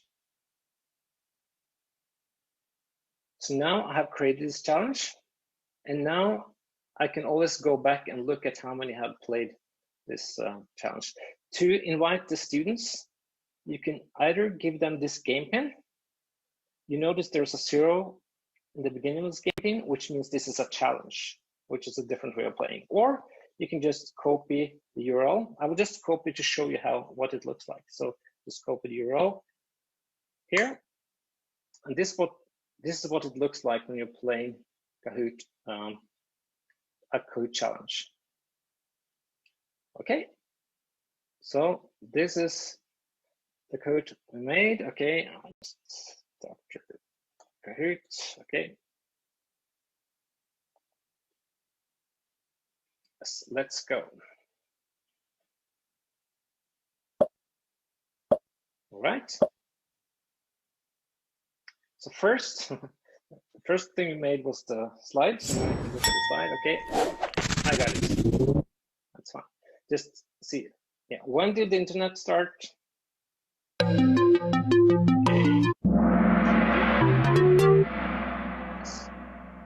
Okay. So that was basically what I wanted to demonstrate. I hope you will find a lot of usage for Kahoot when you do teaching in higher education. It's a great tool for higher education. I've used it since the beginning, of course, but it's really useful. And my students always ask me to use it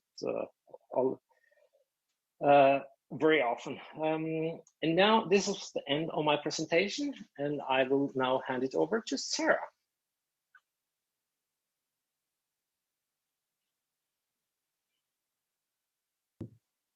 I'm ready. Yeah. Hi there. Thank you for inviting me here. My name is Sarah Whitaker, and I'm the Senior Manager for Teaching with Technology at the Higher Colleges.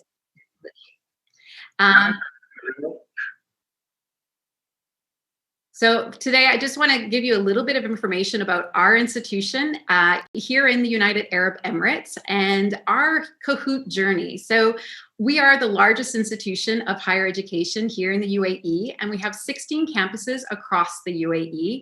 We have around 21,000 students, and they're a mix of about 68% female and 32% male. They're all Emiratis, and it's a federally funded university. I'm based in Dubai, but as you can see, we have faculty all over the country, and we have about 1,100 faculty that are full-time working at our institution. We have 6 or 7 different divisions. Our largest division is the Engineering, Technology, and Science division, followed by the business quite close after that. We also have a very large division in General Studies, and that is a supportive division of the other 7 major divisions. With me, I have a Teaching with Technology team. So of course, it's myself as the senior manager. And I also have Samantha and Raga. They are senior specialists for Teaching with Technology, and they are our teacher trainers. So they're the ones who are actually doing the lessons, doing the professional development, and trying to get faculty to use Kahoot in the classroom. We also have a Rule, who is our PD coordinator, and she's the one who is behind our PD help desk and helping faculty enroll in our professional development courses and answering any questions giving them the links that they need. So basically all that administrative background goes through a rule. And we also have our lovely Asma. Now, Asma is our course coordinator, but she's also our Kahoot administrator. So she deals with making sure that the faculty get the access to our Kahoot license. She also helps manage our folders, which are getting massive. And I'll show you an image of that soon. So without my team, we couldn't have the success in our implementation that we do have.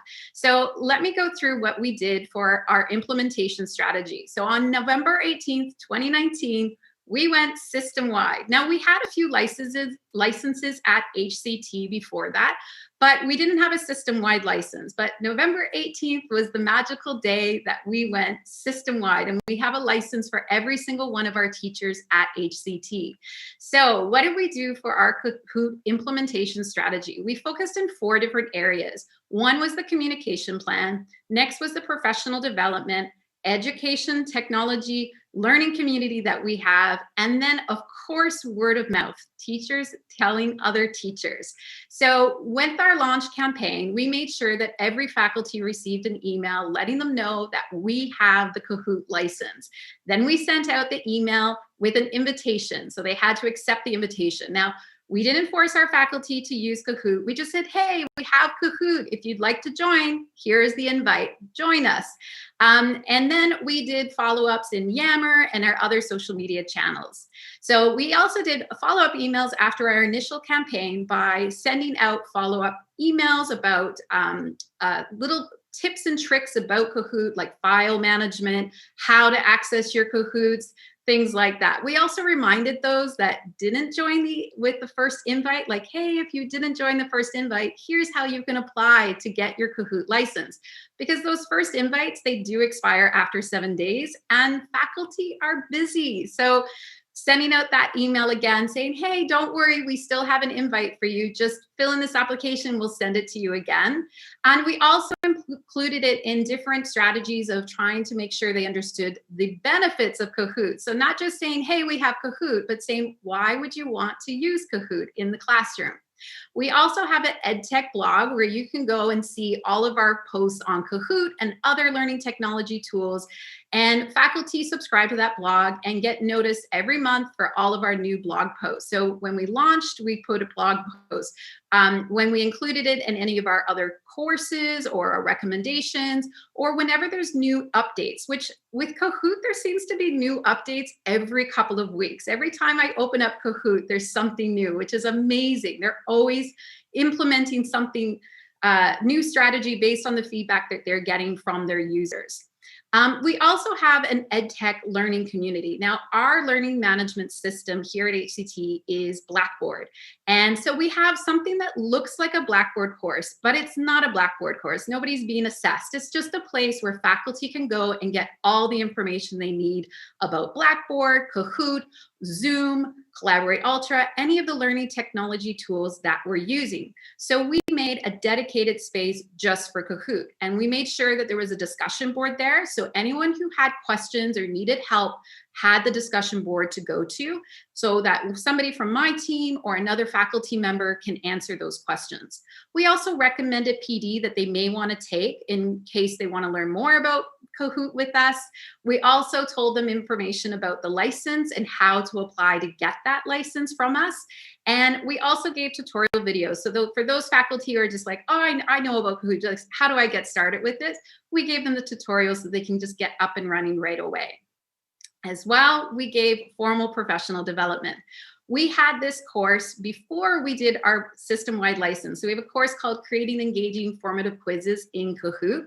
And we go through the technical aspects of creating a Kahoot. And then we ask the faculty to go off and launch a Kahoot with their students, come back into the course and write a reflection about it. Like, how did it go? What happened? How did your students react? So this course is really effective in not only giving the technical aspects of the tool, but also giving them that experience to know what's it going to be like in the classroom. We also have a self-paced course called Kahoot Certified Bronze. And this is where we stole or maybe borrowed the Kahoot resources that they have for the certified bronze. With us, we are federally funded, and we have a rule that we have to have a minimum of 2 hours in order for it to be considered PD. So the 1 hour Kahoot certified bronze wasn't going to cut it for us. But what we did is we embedded all the information that was in the Kahoot Bronze in a Blackboard course for our faculty. And then we added a discussion board where the faculty can actually interact with each other, reflect on Kahoot, find out what are the benefits of Kahoot, and maybe discuss some of the challenges and how to overcome those challenges in the classroom with their students. So this was a great course, and it's been super popular with our teachers because they love getting certifications. Just note to anyone who's doing professional development, people love badges with their names on it and certifications with their names on it. And Kahoot Certified Bronze does that. And we're excited to see what is coming out with the certifications this September. So with the pandemic, we're in the beginning of March, we're all going and launching into online teaching. We came up with 2 new courses that we were going to offer our faculty. One of those courses is called Adding Interactivity in Your Online Classes. Now, this is not saying you're going to learn about Kahoot, but when you come in, we're going to basically show you some of the interactive tools that you can use to make your class more engaging. And one of the tools was Kahoot. So those faculty who never thought they would use Kahoot came into that course, saw a demonstration, experienced it as a student, and then realized, wait a minute, like this is a really good tool. And now I understand the teaching strategy behind it. And then our license requests soared. We also did a second course called Creating Trackable Flipped Classroom Content.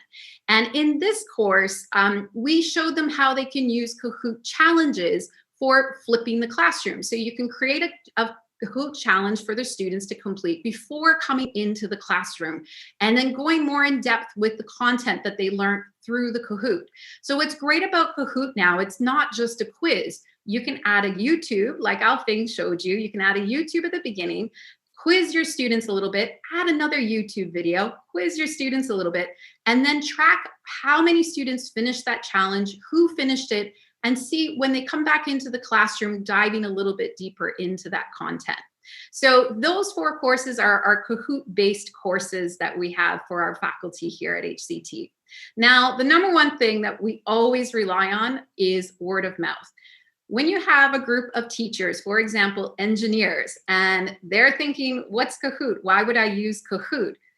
The most powerful thing is for them to hear it from another engineer, not from me. Like, of course, I will go in, they like me, they trust me, but to hear it from their colleague who's also teaching engineering, who's also teaching math or history or whatever, health sciences, it's always best to rely on other teachers to spread the word. So we're always asking our faculty, tell everyone we have Kahoot, tell them how to get the Kahoot. If they don't know how to get tell them to send me an email and I'll tell them how to get the license. It wasn't always smooth with our Kahoot implementation. So we did have a few challenges. In the beginning, we had a lot of questions of what is Kahoot? And is this really appropriate for higher education students? Like my students, they don't need gamification. They don't need this fun thing. They need to get serious in the classroom. And as you've seen with Alfing's presentation, that's not the case actually. And now that we've gone through these courses, and especially the last 2 courses that we introduced to the faculty, they're now realizing, okay, yeah, Kahoot can be a really useful learning technology tool to use with my students. So we overcame that challenge quite quickly. We were very lucky. Number of licenses. We have 1,100 faculty and we have a system-wide license. So distributing that number of licenses was a challenge, but we were super lucky to have a fabulous person from Kahoot join us in Dubai Colleges. Sabiba, thank you. She held our hands. She helped us when we sent out the email campaign. She helped us click all those buttons to make sure everybody got the initial first invite. So based on our experience, Kahoot actually modified the admin side a little bit, which makes it super easy to manage our licenses now and super easy to send out those invites. So we overcame that challenge as well. And our final challenge, which was a big challenge in the beginning, was the HCT folder management. So I talked about that a little bit earlier. So when you have so many people in Kahoot, so many faculty, and they all have access to the folders, it can get a little chaotic. But that's where my colleague Asma comes into place, where she tries to keep things organized for us. And we've sent out education reminders, letting people know how to keep them organized. But I've also heard, little birdies told me from Kahoot, that there's new things coming out with the admin management of the folder. So I'm really excited to see and hear about those updates. So let's talk about the results. So professional development results. So 54 sessions we've hosted in this academic year. So our academic year starts in August, middle of August to end of June. So we're coming close to the end of our academic year. So we've so far done 54 PD sessions. In those 54 PD sessions, we've had almost 1,500 participants. Like, it's amazing to me when I started looking at these numbers, how many people joined us in these sessions. Now, I do have to say there was a silver lining with the pandemic, because everyone was forced to go online and try to learn how to teach online and make it interactive. And so our numbers in our PD the week before we went to teach online fully just skyrocketed. And we got so many more people engaged with learning technology and with Kahoot specifically. So in total, my team has offered 6,400 hours of professional development to our faculty this academic year, just on Kahoot. We have other professional development that we've offered as well. Some of the words that are coming into our reflective discussion boards are from the faculty about Kahoot are exciting, engaging, it's encouraging, helpful, interesting, interactive. So the faculty are actually seeing the real positive benefits of using Kahoot with their students. And that is a positive thing for us, because it's the word of mouth again. They're telling their colleagues. And it's not just the colleagues telling the colleagues. So it's not teachers talking to teachers. It's the students now asking the teachers, sir, are you going to do Kahoot with us? So it's not only the word of mouth between teachers, but the word of mouth between students and students to teachers as well. So when it comes to the Kahoots developed, so our teachers are trained, they're ready to go. Now, in December 3rd, this is a few weeks after we first launched, we had 305 Kahoot members. So we were like, okay, that's not bad. 2 weeks in, we're going to work on that. Now, as of June 15, we have 814 Kahoot members. Remember, this is completely voluntary. They get to choose whether they want to join Kahoot or not. So we have 814 members, and every day we get more and more requests to join the license. On February 3rd, a couple of months after launching, we had 481 Kahoots created. Now, as of June 15, we have 952 Kahoots created at HCT. So the numbers are showing that faculty are getting engaged with Kahoot. But the most important thing, okay, they're creating Kahoots, they've joined Kahoot. Are they actually launching these Kahoots? So are there challenges happening? Are there live sessions happening? Yes, we have over 1,600 Kahoot challenges launched since November 18th. And for live sessions, we have over 6,000 Kahoot live sessions. So that's almost close to 8,000 sessions just in Kahoot. And we're not even to the end of our academic year yet.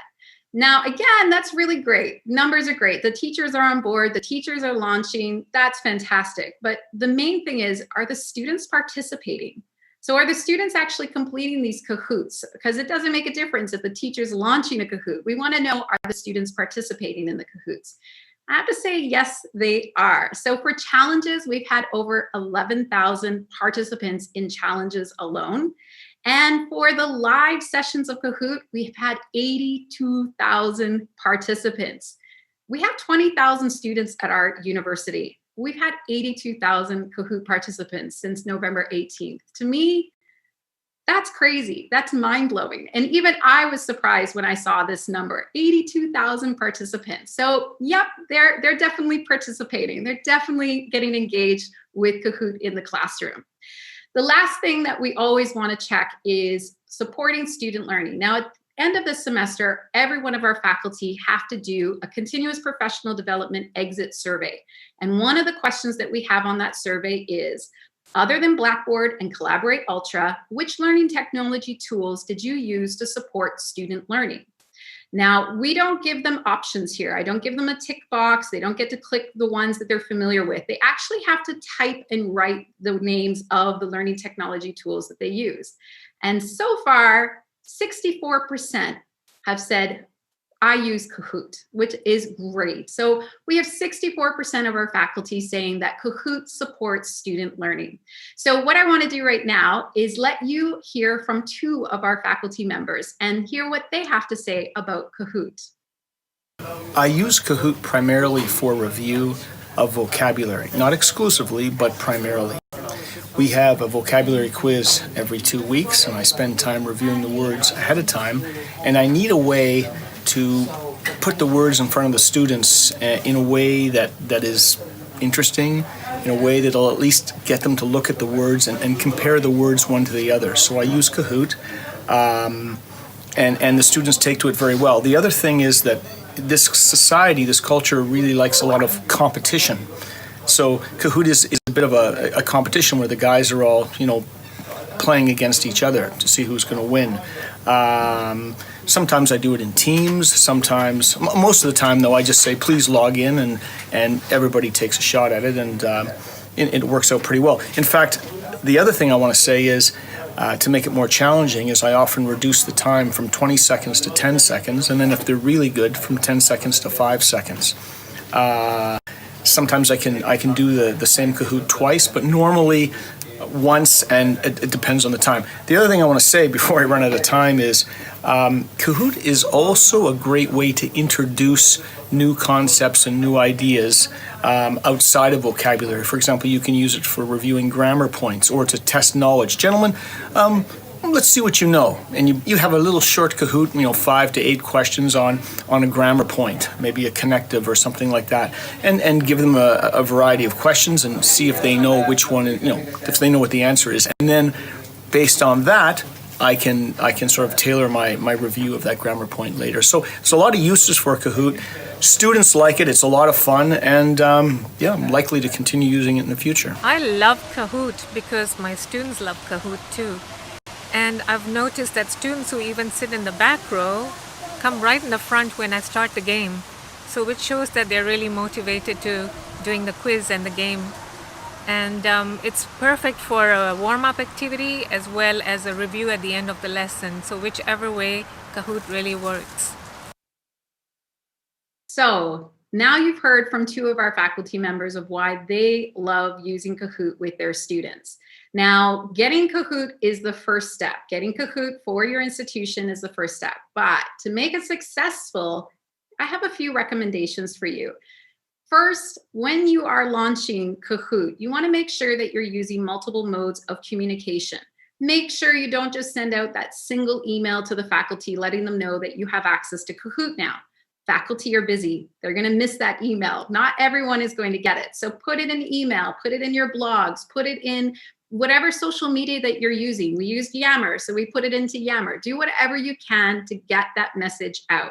You don't want to bombard them, but you do want to make sure that you're using multiple modes of communication.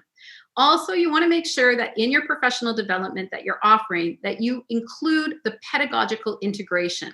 You're going to get buy-in from those faculty who are a little bit hesitant about what Kahoot was about and whether they wanted to use Kahoot in their classroom. When you give it to them with the teaching approaches or teaching strategies that they can use in their classroom, then you're going to have a much more successful launch. Next, you want to make sure to use the ready-made resources that are available for you. Kahoot has amazing videos already made by the experts at Kahoot. Why try to make your own? Use their YouTube videos, use their resources. When they came to us for the launch, we had a plethora of videos to share with our faculty. We also had how-to PDFs to share. use the already made resources, use Kahoot. As well, have a support system. It's so important. If I didn't have my team and the support system that I have, we wouldn't have been able to successfully launch this. So make sure that they know where they can go for help. We have our EdTech learning community. They know that they can post something in the discussion board and somebody's going to answer their question. They also know that they can send an email to PD help and they will respond with any kind of answers that they have. So make sure that you have a support system for the faculty. Don't just give them the tool and say good luck. You want to make sure that they know where to turn to when they're struggling with the tool or not sure how to do something or something isn't quite working for them. So make sure that you have a support system in place. So thank you so much for listening to my presentation and learning about our Kahoot journey. I can't say it's been more than successful at HCT, and I'm just so excited to continue with Kahoot and see what else they have for us. So thank you so much. Isabella, I think it's time to actually play a Kahoot. Oh, that's my favorite phrase. Perfect. Great. Well, let me share my screen and we'll play a Kahoot real quick. So if you've been playing Kahoots with us so far today, you know that unfortunately we have to lock the game at 100 people. So if you want to go ahead and put this PIN code into your game or into your phone or into your computer, you can split the screen between the stream and Kahoot.it. You can get in on this game. All right, now we have a new volume toggle that I'm actually using. So I can turn the volume on and we can watch a little bit of this video. I might not actually have, okay, there we go. Great, all right, we're almost to 100 people. And, all right, we're locked. Okay, sorry everyone, we're just trying to make sure that the game doesn't crash while we play. Let's get started. All right, lessons and learnings from higher education. Let's go. First question is actually a word cloud. So do you have any takeaways from this session on higher education? So word cloud is one of our new features. It's pretty cool. You can actually type in your response and then it shows up like a big word cloud.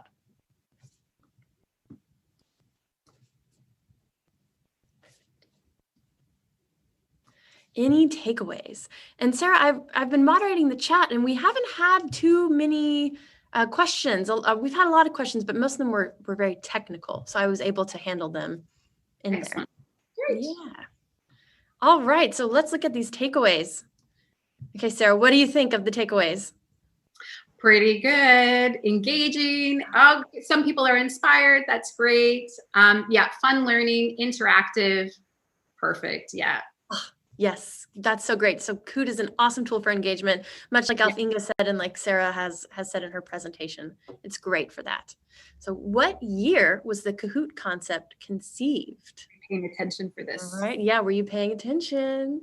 I don't know. I was a little nervous for my own presentation. No, it is. It's hard to watch when you're trying to do other things.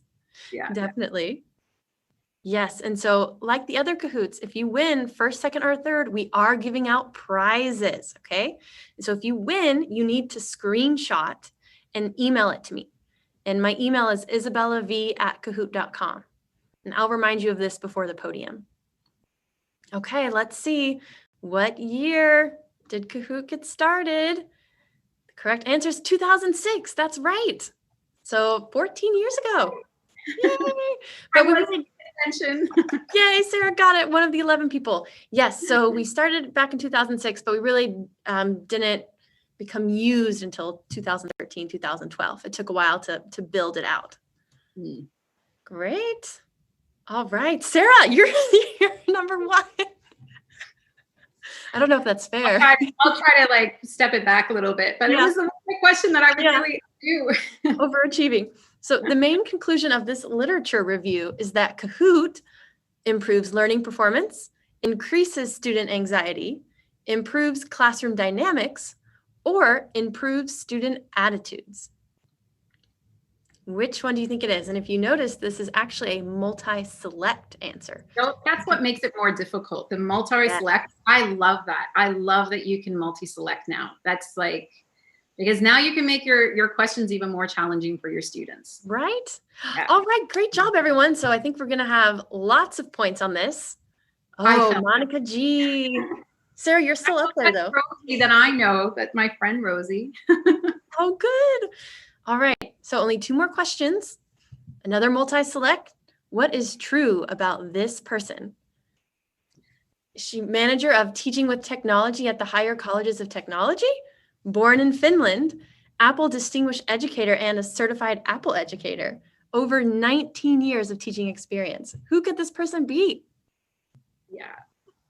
Sarah, I don't know if it's I'm fair. not going to answer because it's not fair. Because I do know the answer. Because it's her. That's right. So Sarah is all of these things, except she was not born in Finland. Where were you born, Sarah? In Canada. In Canada, that's right. Yeah, living in Dubai for the last 12 years, but born and raised in Canada. Perfect. Well, I think we have one more question. So again, if you get first, second, or third, please screenshot it and email it to me at isabellav@kahoot.com. And that way I can get you your prizes. We have shirts, and the first place winner gets a free Kahoot premium account. All right, we have a couple of people in the lead. It's a close game though. All right, the last question is a puzzle. So it's where you have to move the tiles around. Organize question types according to when they were added to Kahoot. Quiz. I'm actually try on this one. Yeah, this is a tough one. Quiz, multi-select quiz, puzzle, and open-ended.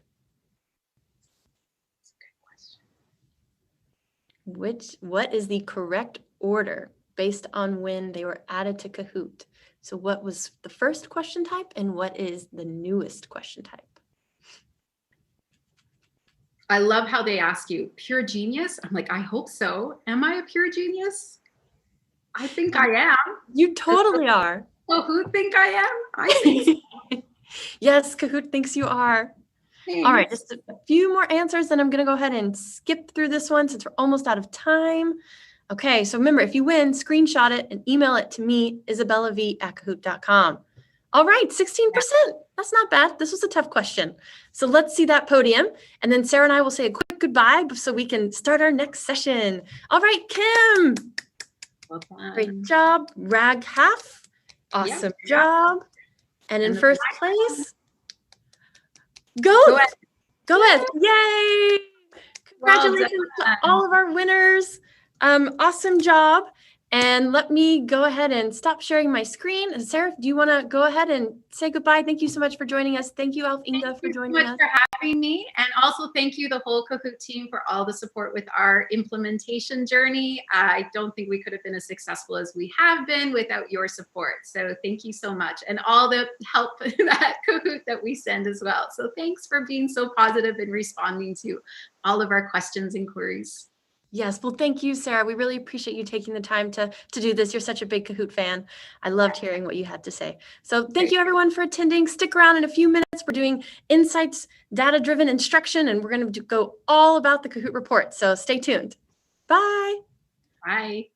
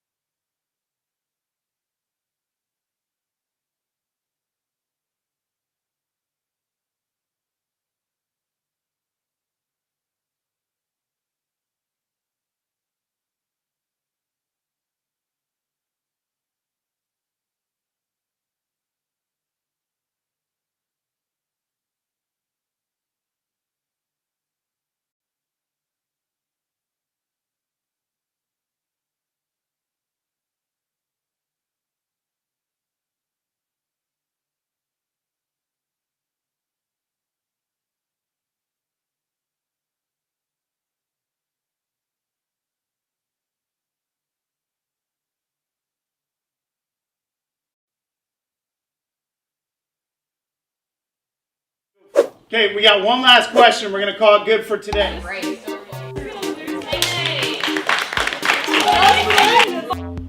Second place.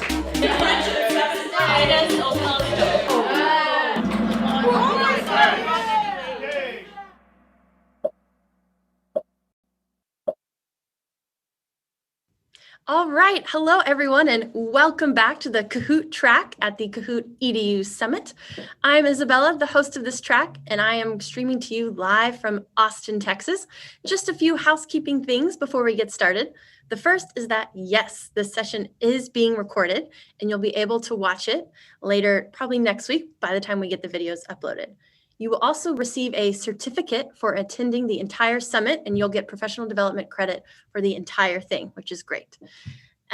We will be doing a short Q&A at the end of this session. So if you would please put your questions in the chat for Steve and Osama, then I will be collecting a couple to come back on and ask them at the end. I will also be doing my best to answer as many technical questions as I can while they're presenting. And if you have any sort of big Kahoot type of questions that you want to ask, then you should attend our Ask Kahoot session. It's going to be happening in about an hour and a half. And if you go to the kahoot.com/EDU Summit webpage, you can scroll down and there's actually a form for you to submit your question. So we're going to have a couple of product managers with us, Osama included, and we'll be going over as many questions as we can during that session. Okay, and also you can download a badge for attending this session at the kahoot.com/EDU Summit website as well. Just scroll down, it'll find the session, choose download the badge, and it'll be right there. And again, keep tweeting, hashtag Kahoot EDU Summit. We're trending on Twitter. We're trying to get it even bigger, so keep the tweets coming. I'm so excited. And all that being said, let's get started. So welcome to the Insights-Driven Instruction with Kahoot session. And we're going to learn all about reports today with two of our wonderful speakers. So we have Osama Hanif, the product manager, one of the product managers here at Kahoot. And we also have Steve Auslander, who is a 5th grade teacher, Kahoot ambassador, and a Microsoft Innovative Educator expert. So I know both these guys, they're going to do a great job, and they're so excited to talk about reports. Osama, I hand it over to you. Thanks, Isabella. I'm really excited to be hosting this session with Steve today. Thank you, Steve, for joining us. You have been a great Kahoot ambassador over the years and have really helped make Kahoot an integral tool for teachers around the world to use inside the classroom. At Kahoot, we really believe in human-centric design and work very closely with teachers like Steve and students to make sure whatever we build is both valuable and usable. So we're going to start today's session with a Kahoot that Steve has especially prepared for this session. I'm really excited to play that myself. Steve will then show us how he uses analytics to inform his instruction inside the classroom. And like Isabella mentioned, after that, we'll take some questions from the audience. So please keep your questions coming. Over to you, Steve. Thanks so much, Osama. Yeah, like Osama mentioned, we're going to play a Kahoot together. And as Isabella mentioned, I am a 5th grade teacher. So I created this Kahoot called Are You Smarter Than a 5th Grader? To see how well you remember your 5th grade content. So I'm going to share my screen. Oh no, Steve, are there lots of math questions? There is a little bit of math. Oh no. Just a little bit of math. I'm going to share my screen and I'm going to post in full screen and play classic. And as you guys know, when we get to that 100 mark, we gotta shut it down.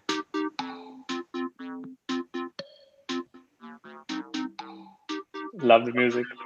You love the music, and I love that volume toggle button.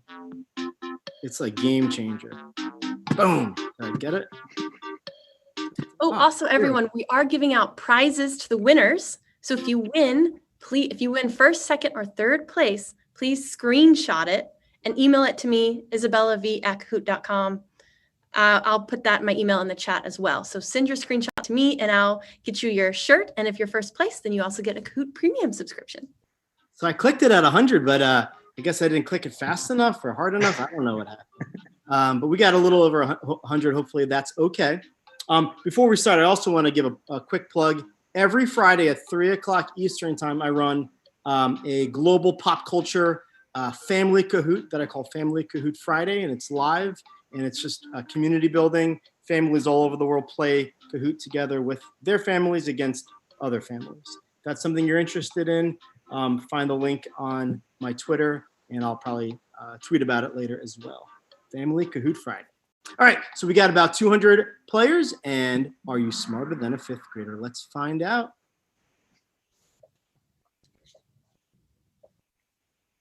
I always like to start with a nice Kahoot slide, which is a new feature you've heard a lot about. And this tells me that the first couple questions are going to be math questions. So best of luck, everybody. There will be math. This is a multi-select, as we've been seeing.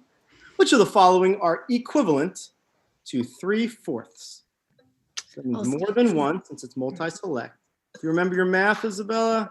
No, I don't. This is tough. So more than one. More than one. You got to brush up on that math a bit, but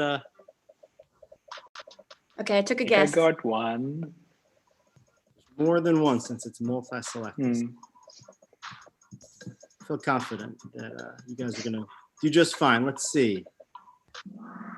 And there we go. Fantastic work. Equivalent fractions. You guys remembered your equivalent fractions. That's very good work. And I was unsure, should I take a risk or not? Yeah. Shannon's in the lead. I'm wondering where Shannon is located, but it's pretty close. Anyone's game here. Next question is a puzzle question, and I do love puzzle. Order from least to greatest. Got some decimals and fractions. Put them in order from least to greatest. Really love that now Kahoot allows you to have puzzle questions embedded in regular Kahoots. Before you had to only have puzzles and standalone puzzle quizzes, but I really love that now we can do this with other questions, other traditional Kahoot questions. And I think I might have gotten this one. You think you feel confident with the least to I greatest? feel better about this one. I feel better. A lot of people feel pretty good about this. And when we analyze the data, I think we're going to see that the participants know their decimals and fractions. Is Shannon still in the lead? She's not, but I bet she's doing great. Richard W is in the lead, and look at all those arrows going up. They're doing really well here. I'm wondering where Richard W is located. The next one's open-ended, so you have to type in the answer. You can type in a number or a word for the volume of a cube that is 3 inches long. So here, this is a two-part question, kind of. You have to remember what volume means, and you have to know what a cube is. So that's a little bit tricky. A little bit tricky. I don't know how I made it through 5th grade. Well, you've slept since you were in 5th grade. It's been a little bit. So this is really hard. You know J-Lo? What? You know Jennifer Lopez? Oh, yes, J-Lo. Yes, I do know. I know her personally. So I am Mr. A-Lo. I come up with math songs to the tunes of popular music. And J-Lo is Jenny from the Block. Are you familiar with Jenny from the Block? Yeah. She had a song called "Don't Be Fooled by the Rocks That I Got." I'm still Jenny from the Block. And I changed it to "Measuring volume is so tight. You multiply the length, the width, and the height." A cube has length, width, and height that are all congruent. So you would multiply 3 times 3 times 3 to get 27 cubic inches. And That's Richard W is still in the lead. He's doing great. And the next section is 5th grade history, social studies. I kind of love that. And let's see how much of you guys remembered your 5th grade social studies. You feel more confident with this, Isabella? I feel a little better about this one. All right. Geography is something that I do enjoy. My students mystery Skype with students from all over the world, and we always need to know about this 0-degree latitude line.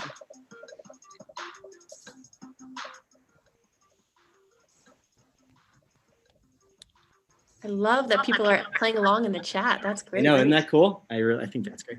I think in our reports, we're going to see that the participants did really well. I'm really impressed. Many of you are smarter than a 5th grader.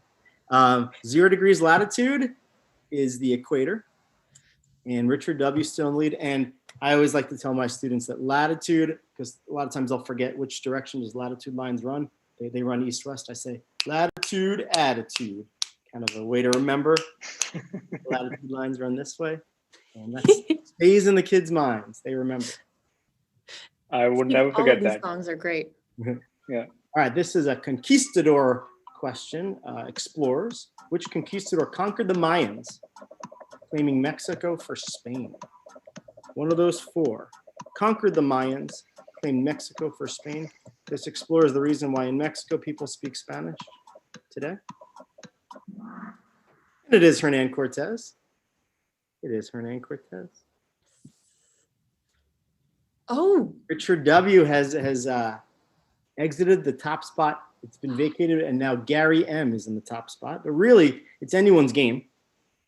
it's really close. It's really close. And one thing that I love to do with my last question, and on my family Kahoot Friday games, I do this for the last 3 questions. I like on the last question or the last 3 questions to make them double points. And I do that, it kind of makes it more exciting. So this last question is worth double the points. That's a neat new Kahoot feature. So it's like really anyone's game. Best of luck, everybody. Yeah. Double points. In which year did George Washington become the first president of the United States? This might be focused a little too much on the USA, so I apologize. In which year did he become America's first president? There's some dates that may ring a bell to historians. This was a tough one. So in 1776, we declared independence. In 1783, we won our independence against Great Britain. And for 6 years, the United States did not have a president. That was a tricky one. It was really tricky. And in third place, Paula T. Good job, Paula. Way to go. Wow. In second place, The Cuz. And in the top spot, it's Gary M. Way to go, Gary M. Congratulations. Way to go, Gary. Congratulations. Nolan and Mel. So they are smarter than a 5th grader. Nice job, guys. Yes, and again, as a reminder, if you won, take a screenshot, send that to my email address. I'm going to put it in the chat. Great game, Steve. And I'm going to go play in the chat with everyone. Awesome. And this was so much fun. So fun.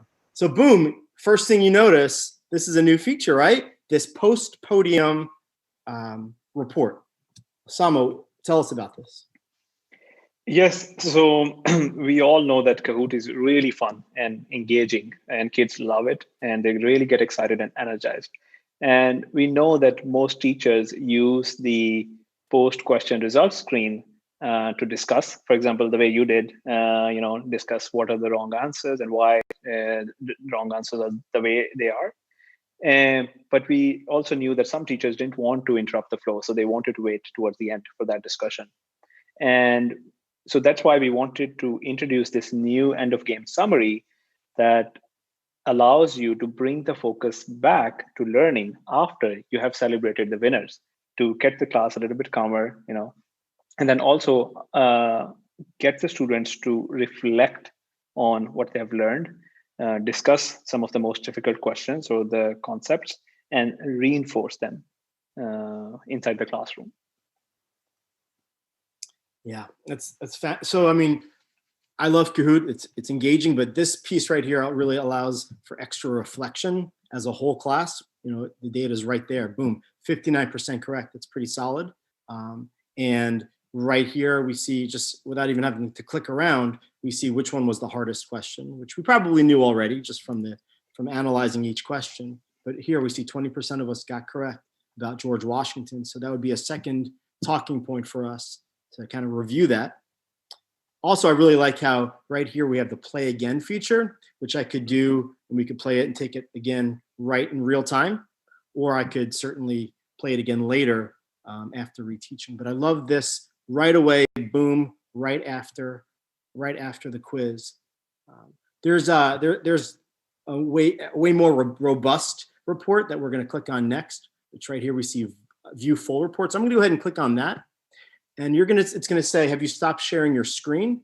And it does that so that if you're sharing your screen, you click on the full report. Here you're going to see a breakdown by individual students, and you may not want that to be shared on your screen. So I'm going to go ahead and click View Report. We'll wait for it to post. And here we have a larger, more robust report. And Osama, tell us your philosophy on this screen. Yes, so when we wanted to redesign or improve the analytics, we started by asking teachers, what are the most important questions that come to their mind when they are thinking about using Kahoot for formative assessment? And we got some really interesting answers. So for example, teachers wanted to know, how did the class perform overall? And what were the questions that were most difficult for students? And who are the students who really need the help the most, the immediate attention? They wanted to see how did one particular student perform against the entire Kahoot or the entire quiz, or they also were interested, how did the entire class perform against one particular question? And some of the other generic questions, for example, did I make Kahoot too difficult? Or was it too easy for the class? Did I give enough time, or did I give too little time, et cetera, et cetera. And school administrators also wanted to understand that not just for one particular class, but they also wanted to see an entire school's performance against different Kahoots that they play. And some teachers also requested us to share some best practices from teachers like yourself who are experts at using Kahoot for formative assessment, and what are the best actions to take. And I think that's why we try to make it more insights driven. And teachers told us that they have lack of time. And that's why downloading an Excel report sometimes and analyzing the results to get the answer that they are looking for is not that easy. That's why we revamped this entire section to give access to this advanced reports free for everyone. So previously it used to be a paid feature, and now it's all free for teachers. And you basically get all the answers that you need in this report rather than having to download the Excel report. There you go. There you go. So that makes a lot of sense. And I think this is definitely easier than the Excel spreadsheet for sure. And it's so fast. For me as a teacher, my first question that I want to know the answer to after a Kahoot is, overall, how did the whole class do? That way I can know, what do I need to reteach to the whole class? What did the whole class understand? And just looking right here, I see the 59% correct. That's good information, but I'd want to know more. I'd want to look at the specific questions. So to do that, I'm going to click on the questions button. And here I can sort, and I really like this feature. I can sort correct and incorrect. So let's start with incorrect. I see the hardest questions were the George Washington one. The volume one was pretty tricky, and I can see what other people answered. So a pretty popular answer was 92, 94, things like that. I can see another, like the next hardest was the one about the explorers. But here I can see that you guys really know your math pretty well. And look at that geography, that's fantastic. So you can sort by correct and incorrect, which I think is really valuable information. And here it shows me that there was one really difficult question about George Washington. A neat feature, Osama, that I really like that you guys created is if there are 3 or more really challenging questions, and Kahoot determined that by having it be 35% or lower. Am I correct? That's the number? Yes, that's the number. Yeah, it can compile all of the ones that are really challenging into its own Kahoot that you could then click just with one click, and that it compiles it into a new Kahoot that you could assign later after reteaching, which is pretty neat. I think that's pretty valuable information.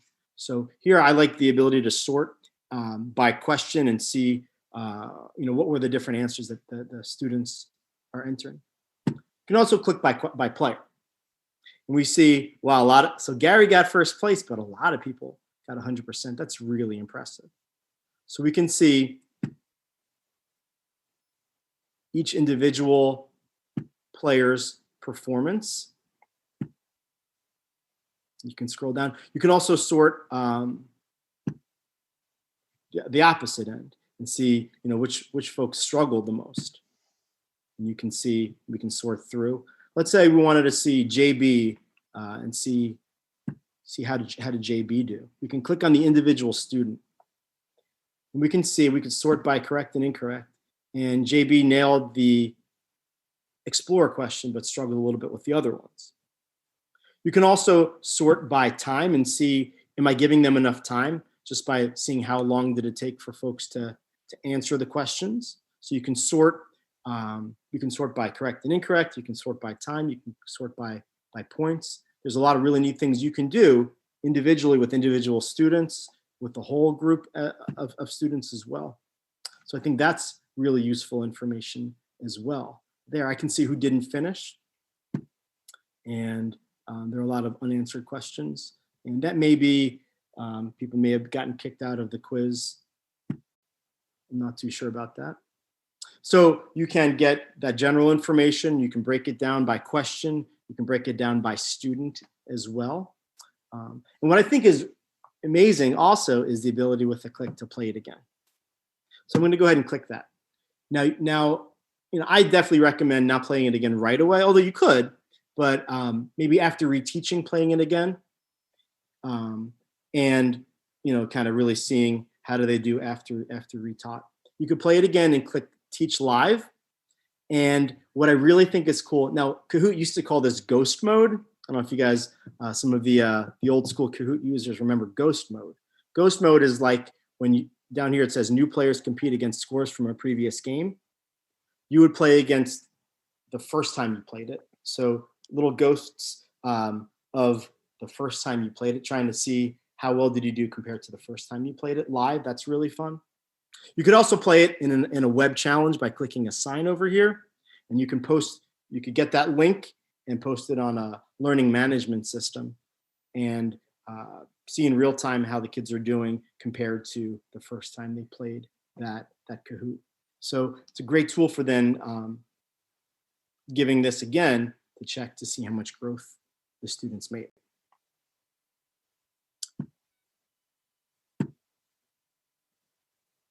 This is another screen. This is the actual report screen. And you'll see that, you know, I've had 338 games. There's 302 that are live and 36 that are challenges. Osama, I know you guys put a lot of work into this new report screen. Mm-hmm. Yes, so we received a lot of good feedback from teachers and school administrators, especially the ones who host Kahoot a lot or assign the student-based challenges as a homework a lot. So in the older interface, it quickly got quite overwhelming to find the information or the one report that you're really looking for right away. We also heard that it was harder in the previous version to find the information that you need to pay attention to right away when you land on this page. So therefore, we introduced the ability to search. So you can now search using the name of the report or the person who hosted it. You can also filter, for example, like you mentioned, that you can filter by live games or challenges, or if you have some of the advanced features, you can also filter the reports based on that. You can also sort them by anything, either game mode, players, etc. And a couple of things that we wanted to bring is that so that you could immediately notice if there is something. For example, you can notice that there are some reports that are in bold, so the ones that you haven't read, so that you can read the report. And especially for challenges, when the challenge has been finished, it's important for the teachers to actually share the results with the students after the challenge has finished. So we bring special focus on that along with the deadline for challenges. Yeah, it kind of has that you know, Google Docs, Google Drive feel to it with the bold and unbolded. And I think I really like the ability to sort by date and number of players.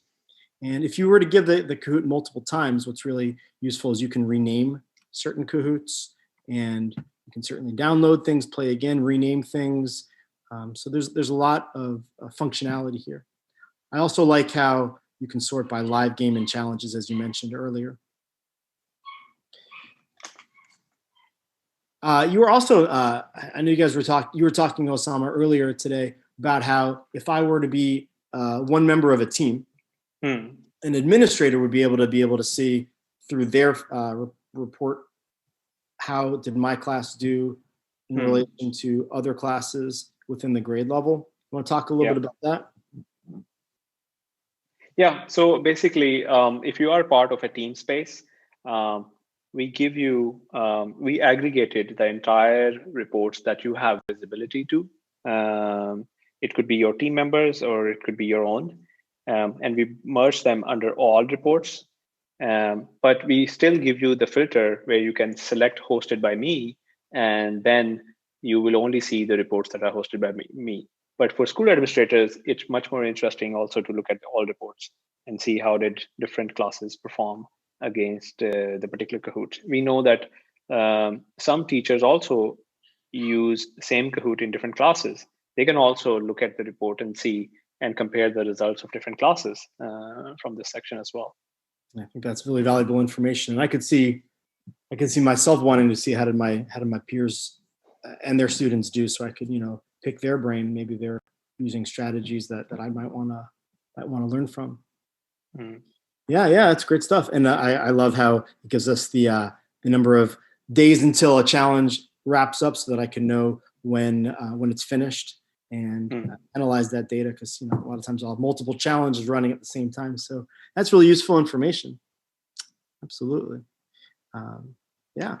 And again, I love the reports. Really gives me the ability to let the Kahoot reports drive instruction going forward. I'm really excited for back to school to really use this with my students. Yeah, that's really, really, really good to hear. And there are some of the other very neat things that we have introduced, especially related to challenges, for example, because we saw that for a live game, you do get insights, a lot of those insights, while the game is in progress, so you can pause and reflect. But we heard some good feedback, especially after the COVID-19, when everybody had to go remote. Challenges all of a sudden became a very big part of the teaching for different teachers. So we heard some feedback and we quickly acted on that feedback. So you now have the possibility to, for example, if you open this Family Kahoot Friday challenge, you will be able to see on the second row, the one that is still in progress, you will have the possibility to change the deadline of this. So if you want to extend it, it's currently ending in 1 day, but if you want to extend it, you can extend it further. That's pretty valuable, and it's really useful. Yeah, absolutely. So I can extend it, make it. Yeah, and we can see how everyone's doing. There's 18 difficult questions on that Family Kahoot Friday. And like we were mentioning, when there's more than three or more, you can create a Kahoot with those really challenging questions. So these were really tough for the players on my Family Kahoot Friday. And boom, I can rename it.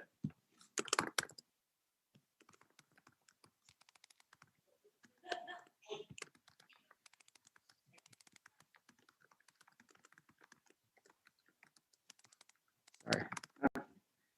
Boom, I've got a new created Kahoot. I could go ahead and play it now. I could play it later. I could assign it. But it's really neat how it takes the really hard questions based on the data, and you can create a new Kahoot and assign it. I think that's really great. Is there anything else you want me to click on or show off, Osama?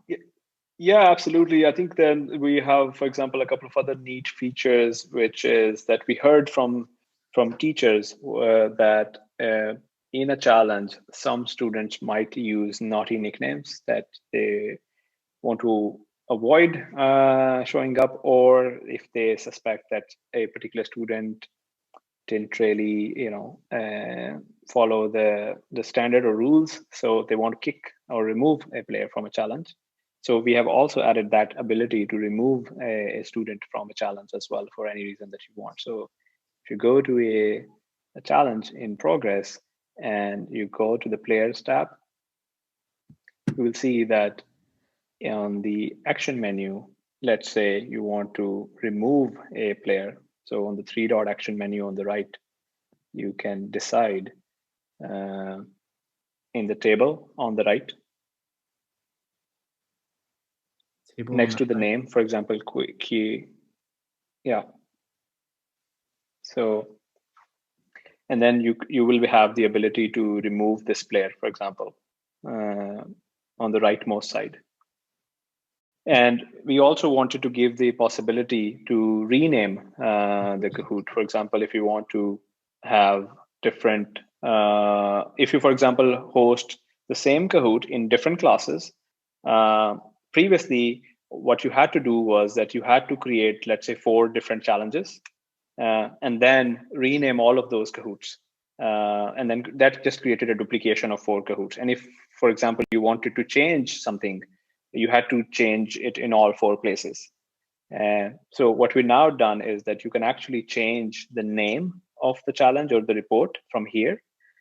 And then you don't need to rename your Kahoot anymore. So you can just use one Kahoot and then create 4 different challenges and then go in each of the challenge and rename them. That is another thing that you can do. And we've also introduced the possibility to, for example, print your report. There you go, right there. The ability to print might be valuable, and download, and a lot of great things. A lot of great things in the reports tab. So I'm definitely looking forward to. I love the ability to assign a ghost mode challenge with the most challenging questions, or even the whole thing, and post it as a web challenge to see how the kids do. I think that'll be pretty exciting and very useful for coming up with small groups, analyzing the data. I think will be great as well. Yeah. I'm happy to hear that. Happy to hear that. Okay. Some questions? Yes. So thank you so much for the great demo, Steve. And I'm sure that there are thousands of teachers who are watching it around the world will benefit from these tips that you've given them. We have a lot of questions coming in the chat, and Isabella and the team have been doing a great job trying to answer most of them.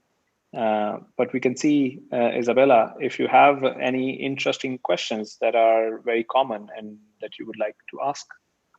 I do. So there's been a couple that I think would be really useful for y'all to kind of go over. So one of the ones that we've seen a lot of is there's just some confusion among which reports features are free for teachers and which ones are paid. So Osama, maybe you could reiterate what you were saying earlier about that. Yes. So for teachers, all of the features in the new reports have been made free. So everything you can see that Steve has demoed is available for free for all teachers. Yes, all free, which is great. So the second one, this is more specific. It's from a teacher named Nicole. And she says, I have multiple classes in middle school. Can I use the same Kahoot for each class and get analytics at the end of the day? Or do I have to make multiple Kahoots, one for each class period, to be able to get the reports? Yeah, that's a very good question. I think that's something that we just talked about. For example, previously, we did not have the possibility to rename or edit the name of a report. So that's why we saw teachers had to create duplicates of the Kahoot, and then they had to host them and then see rename them. But now you don't need to do that. You can just use one Kahoot and host the same Kahoot in different classes. And then you can go to reports and rename each of the report with the class name, for example. And then you can still keep them separate. Exactly. So you don't have to create a new Kahoot each time you want to play with your class. You can still play the same Kahoot. And like Osama was saying, you can go in and change the name of the report. That way you can keep it, clear which class played which Kahoot. That's awesome. Okay, another question. Steve, I think this will probably be great for you. You can speak to your experience as an educator in the classroom. In the chat, there was a lot of talk going on about nicknames and, students playing Kahoots with nicknames maybe that aren't having to do with their name, their real name, and teachers not really being sure on how they can really assess how their students are doing if they don't know which student got which result. So how do you use Kahoot in your classroom? How do you handle nicknames, and what do you think about that? So that's a good question. I know the kids love to have fun nicknames, but I tell them they have to have their name in it. So when it's team mode, I'll let them have more of a nickname. But if it's an individual just playing by yourself, it has to have their name in it. A lot of times the kids will play with the fonts and add an emoji at the end of it, but they know that it needs to have their name. So that's just kind of a guideline that I have with the kids when it's an individual one. Again, if it's a team one, then I don't really care as much because I'm not really analyzing the data a ton when it's team mode. But yeah, to answer that, individual ones that has to have their names, but the kids typically add an emoji or do a fun font to be unique and creative. Yes. Osama, any thoughts to add about nicknames? Yeah, I think one of the most important aspects, there are different elements to Kahoot game and what makes Kahoot really exciting. And one of them is this excitement of having your creative nickname that you have come up with show up on the lobby screen, and your peers or your friends just having a good laugh about it. So, and that's what we commonly hear from students, like, they really enjoy that part. And then what they try to do is that they try to get that nickname on the leaderboard.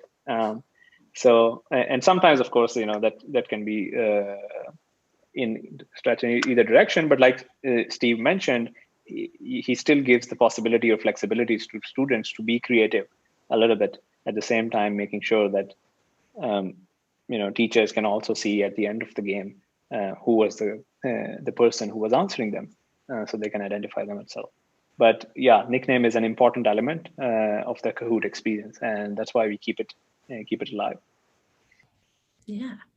And this is a question that's getting a lot of sort of upvotes, I guess, in the YouTube chat. Really, either one of you can answer this. I think it's pretty straightforward. This is from Kimberly. How do you upload a video or a sound clip if you want to include that in your Kahoot? Yeah, so when you create a Kahoot, obviously, you can add a picture, but you can also, there's an option to add a video. And so a lot of times I'll do, so for some of the web challenges this year during the the e-learning experience, I would make YouTube videos with tutorials, and I would make that on a Kahoot slide, and I would add the YouTube video, post the link of the YouTube video as that kind of the image, but it's a video, and the kids would watch the video, and then the next question or two would relate to that YouTube video. So you can create a YouTube video and upload that, or find a YouTube video and upload that, and that's a way to do that.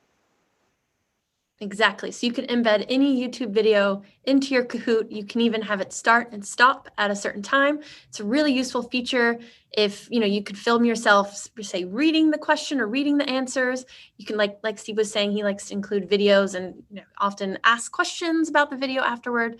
So that's really kind of the best way to do it. I want to make sure that the students in their YouTube profile allows them to see videos. I forget. So there was something with I think it was the Chromebooks. Some of the Chromebooks, I forget exactly, but some of the Chromebooks blocked like certain YouTube videos. So you got to make sure that the kids' settings allow for YouTube videos to be watched. But that's the way to post a video. And this is a free feature, so you can include YouTube videos and upload your own pictures for free. That's part of the free teacher plan. Absolutely. Trying to scroll through the YouTube chat. Those were kind of all of the questions I've collected. Osama, are you seeing anything? I'm not sure if you're also watching the chat.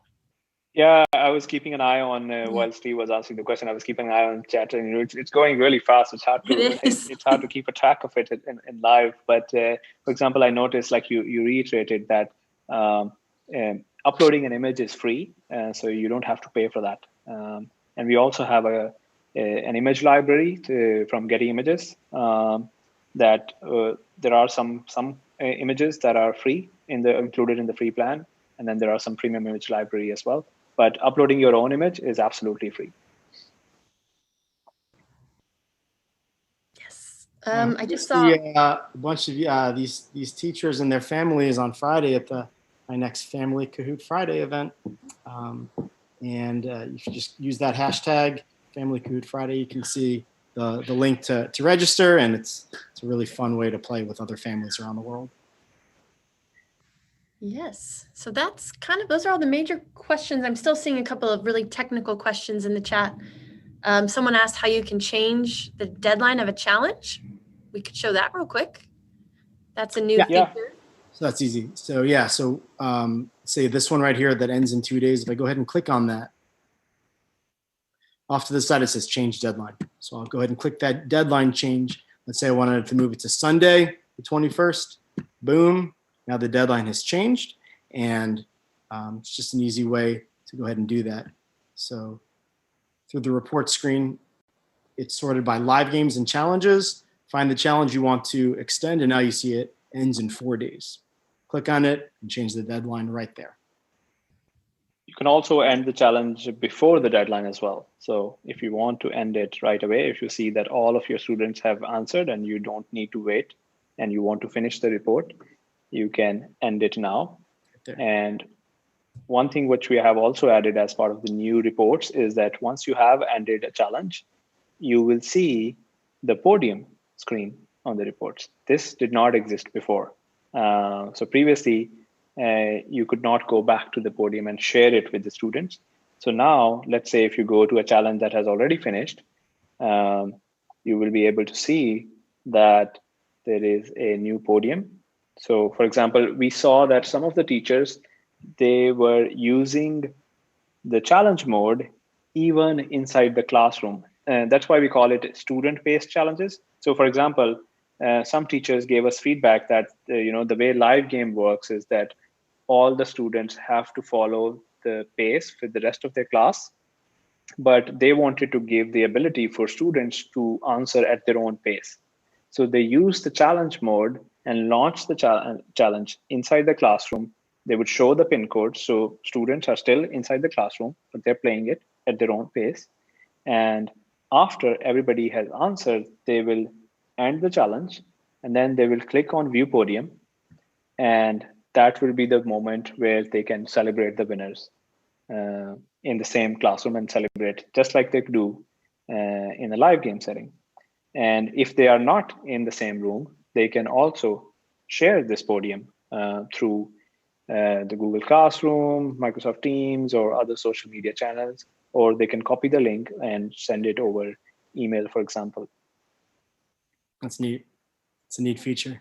Yeah, that podium feature really is a fun celebration at the end of a Kahoot. So that's pretty neat to have that ability to share the podium. Yeah, I'm glad to hear that.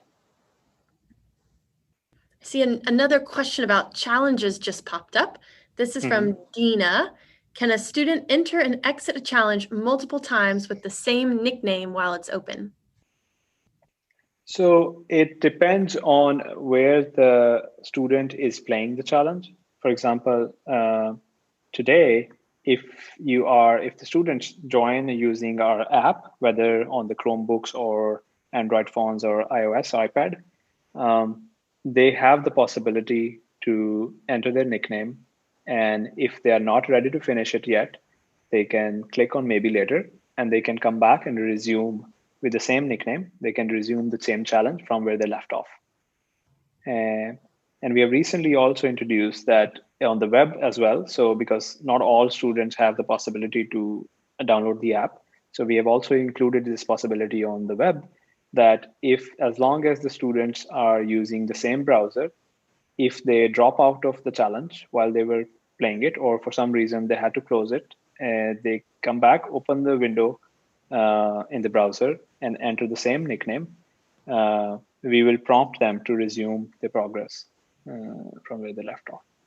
But if they have finished the challenge completely, then they cannot enter it with the same nickname again. That's great. And yes, just to reiterate, I'm seeing some confusion again in the chat. So even though Steve is on a Kahoot premium account, all of these reports features are free. So teachers on free accounts can use them. It's all free. Steve just has a premium account because he's a Kahoot ambassador. That's one of the fun perks. But again, these features are totally free for everyone, free for all teachers. You don't need a paid account to have all these cool new report updates that Osama and his team have been working on the past few months. So free. That's the buzzword. That's a good word. Yes, just trying to really make sure that that gets across. Trying to see, I know I keep looking down. I'm trying to read the questions. Oh, here's a good one from our friend Steve Sherman. Oh, So I was on that Kahoot. He does. So, and this does happen occasionally.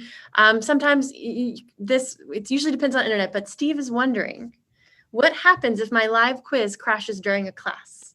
Do I have to start again? So Steve, has this ever happened to you? How do you usually handle it if you might have to restart in class?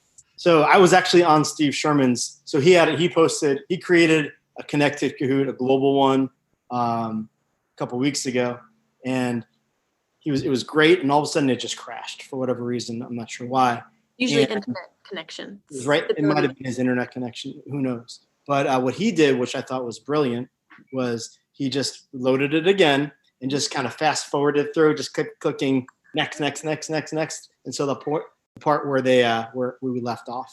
And obviously it's hard to combine the scores all together, but that's what he did, is he kind of fast forwarded to where we left off and kind of played from that point going forward.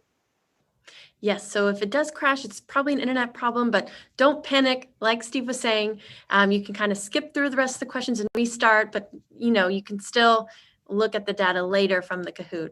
But just don't panic. It's okay. Yeah.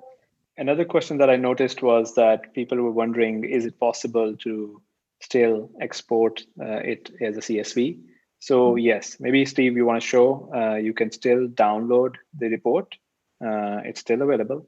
You can either download the report to your computer, or you can save it to Google Drive.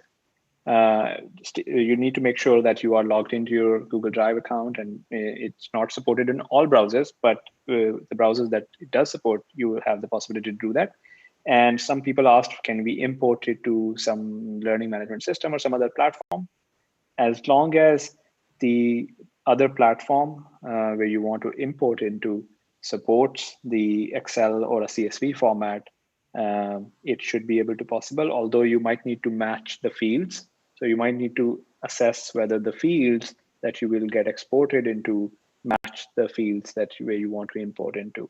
But yes, even though we really want everyone to use this new interface, but you might still have a need where you want to export it to some external sources. So we still give you the possibility to download the report. Perfect. When you get report, I saw someone on the chat. If you look, like, it goes back to my first ever Kahoot. Apparently was July of 2014. So wow, you get the reports from all the Kahoots you've ever created forever. Am I right, Osama? Absolutely.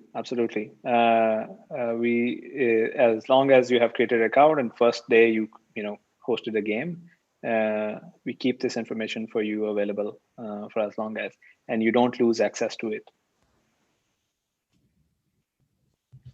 That's right. So any more questions that y'all pick up in the chat that y'all want to cover? Otherwise, we just have like another minute or two. I think any final comments from you, Steve? Any tips for using the analytics and how best to utilize that for this back to school? I think the big thing is how great it is to be able to sort by question, to see which ones as a whole did the whole class do well on, which one as a whole did the whole class struggle. That's what I need to get the most bang for my buck with whole group reteaching. And then identifying which individual students or groups of students need the most extra support, being able to sort by student. That helps me to know how to best use that small group instruction. And I love the ability to replay it in ghost mode against the first time we played it as a challenge or live. So I think those are the three big things that I'm going to take away and use in school. That's really, really great to hear. And I think one of my, like you mentioned, in addition to what you already described, I think one of my favorite one is the end of game summary, because this is really we believe this is a real game changer in getting the focus back into learning and continuing the learning process even after the game has finished and continuing into the next session, etc. So we're really looking forward to hearing feedback from teachers once they actually use inside the classroom. Yeah. Well, great. Well, I guess I'll go ahead and wrap this up. Thank you so much, Steve and Osama, for joining us today at the EDU Summit. And I really enjoyed learning from both of you. I enjoyed interacting with everyone in the chat. I think we got a lot of questions answered today, which is great. And then, so after this, we're going to take a little break. And then our next session in this track is the Ask Kahoot track. So you get to hear from Osama again, answering even more questions about Kahoot and really making sure that we always want this to be the best tool for teachers that it can be. And Osama loves answering questions. So thank you, Osama, for coming and doing this. Thank you so much, Steve. And like Steve said earlier, Steve, when is Family Kahoot Friday? It's every Friday. I've been doing it since school shut down. So this will be like my maybe 12th. I do it every Friday, 3 p.m. Eastern time. We've been doing it since early April or late March. I checked. Yeah, since March, every Friday, and it's global pop culture. Every Friday, I picked 5 different categories. Really fun. I have some people who do it every week with their families. It's global. Last week, the winner was an 11-year-old from Ireland playing with his family. And so, yeah. So you can, I don't know, have you shared my blog post, Isabella? I think I have. I've definitely shared your Twitter handle. Okay. My computer is freaking out. The space bar, I think, got jammed, so I need to fix it. But if you could find it, or I can drop it in a moment once I get it fixed. Yeah, if you just go to my Twitter handle, I post about Family Kahoot Friday, and you can go ahead and click on the Google form where you can register, and then on Friday morning, I'll email everybody the Zoom link. So and that'll be the link that we'll use on Friday during Family Kahoot Friday. That's right.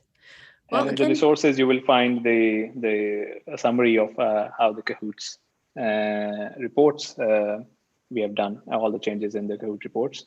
So you can check it out. Yes, so go to kahoot.com/EDU Summit, and you can scroll down, find the session, and then you'll see a resources sort of heading, and then a couple of links under that to some blog posts that'll help. You can really read all the information Osama went over today. And like I said earlier, this session was recorded, so you'll be able to rewatch this session probably early next week. It'll take us a couple days to get the recordings ready. But thank you all so much for attending. Really appreciate it. Stick around. We have a little bit of a break.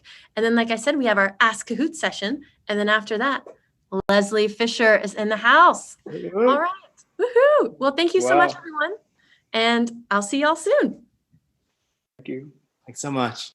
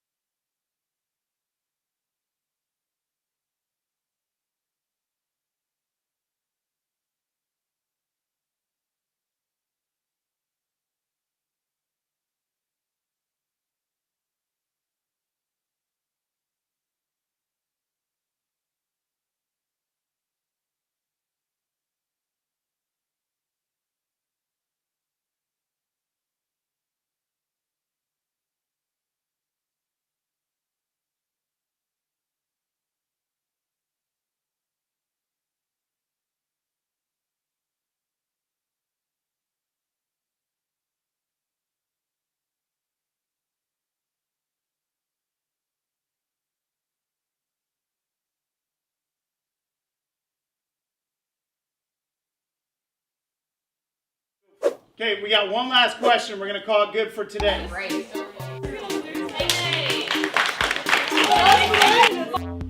Second place.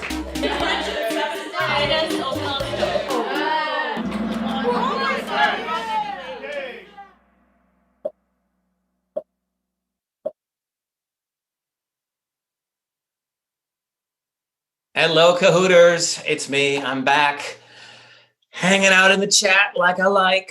Breaks.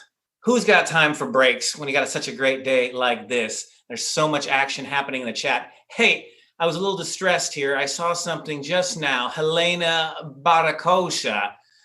I think they can cheat Kahoot by a different way, but I don't know how. There is no way to cheat Kahoot. Those are vicious rumors. I don't think so. Even your smiley emoji does not make your accusation any less shocking. I don't think so. So let's just nip that one in the bud here. Hola, Puerto Rico. Idaris, nice to see you. Isabella talking to me through the chat, and it's mind-blowing. I'm looking at her and I'm seeing her on the chat. That's nice. More PR, Adriana. Hello. What else we got? Brazil, Paulo, fantastic. Amanda, hello. Love your wrench, looks great. Oh, very good. Mexico City, Laura, in the house. Portugal, Greece. Oh, Tikanis, Kel. Denina Elenida, that's not an Greek name. That's got to be short for something. Paulo Ricardo, I thought he was from Puerto Rico. That would be nice. Paulo Ricardo from Puerto Rico. That's the kind of name. New York. That's nice. Good to have folks. St. Petersburg. Great jokes from St. Petersburg. I thought St. Petersburg was a joke. High fives himself. That's nice. Maine. Good to see you in the house. Miami. Forever immortalized on a Denny's menus. Only city in America that has a pun on the Denny's menu. Think about that. Louisiana, that's nice. Tabasco, Mexico. What do they make there in Tabasco, Mexico? Something's on the tip of my tongue. It's burning. The tip of my tongue is burning. That's what it is. Bonjour, Quebec. Nice. Tunisia. Fantastic. Northern Africa in the house. Hello from New Jersey. That's nice to see you there too. Makers of great pinball machines, Jersey Jack Pinball. Deep cut for very few people. And Jersey Jack Pinball just moved to Chicago. Even deeper cut for those very few people. Albuquerque, congratulations on bus rapid transit. Almost. Someday those batteries will charge. I know it. It's if only we didn't know that Albuquerque had hot desert heat. We wouldn't have bought those buses. Albuquerque jokes. Okay. Paradise, Huatulco in Mexico. Very nice. Moon's over Miami. Karen knows what I'm talking about. That is fantastic. NC, no comment about North Carolina. I got it. Richmond, Virginia in the house. Purple State. Nevada, keeping the purple tradition. Purple. Los Angeles. How do you get a wrench, Molly? Yes. Number 1, start an educational quiz company. 2, grow incredibly quickly. 3, run an event with 35,000 people signed up, and then you get a wrench. Russia. Very nice. Orthodox in the house. Very good. Very good. What do we got here? 21-24. You know, they said I could not stall my way all the way until the half hour, and that's 6 more minutes. And they were technically right, but I'm going to keep going here because people keep mentioning Anchorage, Alaska. What time zone is that? I don't know. California? Easter? What time is it in Alaska right now? Is it 12:24 or 11:24? The great and incredibly hot state of Iowa. Very nice. Chicago. That's my hometown. Very nice. Where's Amsterdam? I haven't seen anyone from Amsterdam or the Netherlands in the chat. Come on, peeps. I know it's late. I know it's a beautiful day outside, but we should be here at the summit. That's what's going. Hawaii, early in the morning. Good morning, 9 a.m. Hawaii. Let's play a Kahoot. Oh, let's play a Kahoot because this isn't fun. Listen, this is break, people. This is extra entertainment you're getting. And the Kahoot is coming later at the end. That's going to be the big finish. Hey, someone's got a play sign there. Adriana Cuevas. How'd you get a little Google YouTube play emblem? That's pretty fancy. Not beautiful here, about to storm in your part of North Carolina. Daniela Birch, very nice. 11:25 in Alaska. So there's an Alaska time, it turns out. That's earlier than California time, but later than Hawaii time. Education, people, we are all learning. That's how it is. Labrador, Canada, 9. Do the dogs come from Labrador? I can't tell if that's a joke or a serious question. I think it's a serious question. We will see. There is someone using Greek letters to spell English. I'm not fooled. That's English. Jamaica, Montego Bay, very nice. Super duper. Okay, guys, I think it's time to do something serious. And by that, I mean bring us into the home stretch and our final 3 chapters. This is exciting. You know, we are going into the final burst here, and there are still a lot of, what's the word? Great stuff? No. Top stuff? Ugh. If only there was a Kahoot word for the kind of stuff we have left. Oh yeah, awesome! Everything's awesome. If only there was a K in awesome with an exclamation point, it would be the perfect Kahoot word. Yes, things are certainly going to be crazy in these last 3 sessions. Crazy with a K. So what's going to happen? On the next session, it's Ask Kahoot. And it's a chance to connect with the crew, yes, with an exclamation point, to hear the answers to your burning questions. Listen to this lineup, folks. We've got Falguni Bhutta, the head of global communications. She's hosting a Q&A session with Sean Darcy, head of Kahoot at school, James Micklethwaite, a VP of products, Osama Hanif, the product manager. These are the people who know the answers. And this session will help you get deeper in Kahoot. And they will answer the best questions from the chat all day for the next 30 minutes. And it starts at the top of the hour. You know, I suggested instead of calling it Ask Kahoot, they should call this question and answer session K? K. They declined. Okay. Then a half an hour later at 1 o'clock West Coast, 4 p.m. Eastern, and 10 p.m. Europe. And that's 12 p.m. Alaska and 10 a.m. Hawaii. We present for you tools you can use. EdTech hero Leslie Fisher will show you her favorite tools to transform the way you teach, engage your students, and collaborate with other teachers. Participate in live interactive demos and get inspired for the upcoming school year. And these are the things that you can do, the tools you can use tomorrow. And don't try using those tools today. They're for use starting tomorrow. Very good. Then 1 hour later at 2 p.m. West Coast, 5 p.m. Eastern, and 11 p.m. CET, it's time to play Kahoot. 11 p.m. in Europe. Woo! That is totally unfair for us people here. I mean, we've been drinking since 5 p.m. You know, we're going to be like, pedagogical. And then in Hawaii, they're going to be like, pedagogical. Woo! 9 a.m. Anyway, Steve Sherman, the Kahoot ambassador, will be hosting a live game for everyone. So you can get a chance to win premium subscriptions, as well as t-shirts, magnets, stickers, and other special prizes while experiencing the magic of Kahoot for yourself. The magic of Kahoot for yourself? There's probably one person out there who's never actually played Kahoot. So I think that line is Kamoot. It's getting late in Amsterdam, people. Cut me some slack. Okay, so these next 3 sessions are going to be fantastic. They are worth the double points. And look at that. I made it all the way to the half an hour. So I think I should hand it off to Isabella for her session of Ask Kahoot. And unfortunately, they did not call it K. K. Okay. Isabella, take it away. Thanks, Andrew. That Kahoot joke was pretty bad one. That was, I want to see the 3 other choices that were more wrong than Kahoot. I say that was the right answer for that multiple choice question.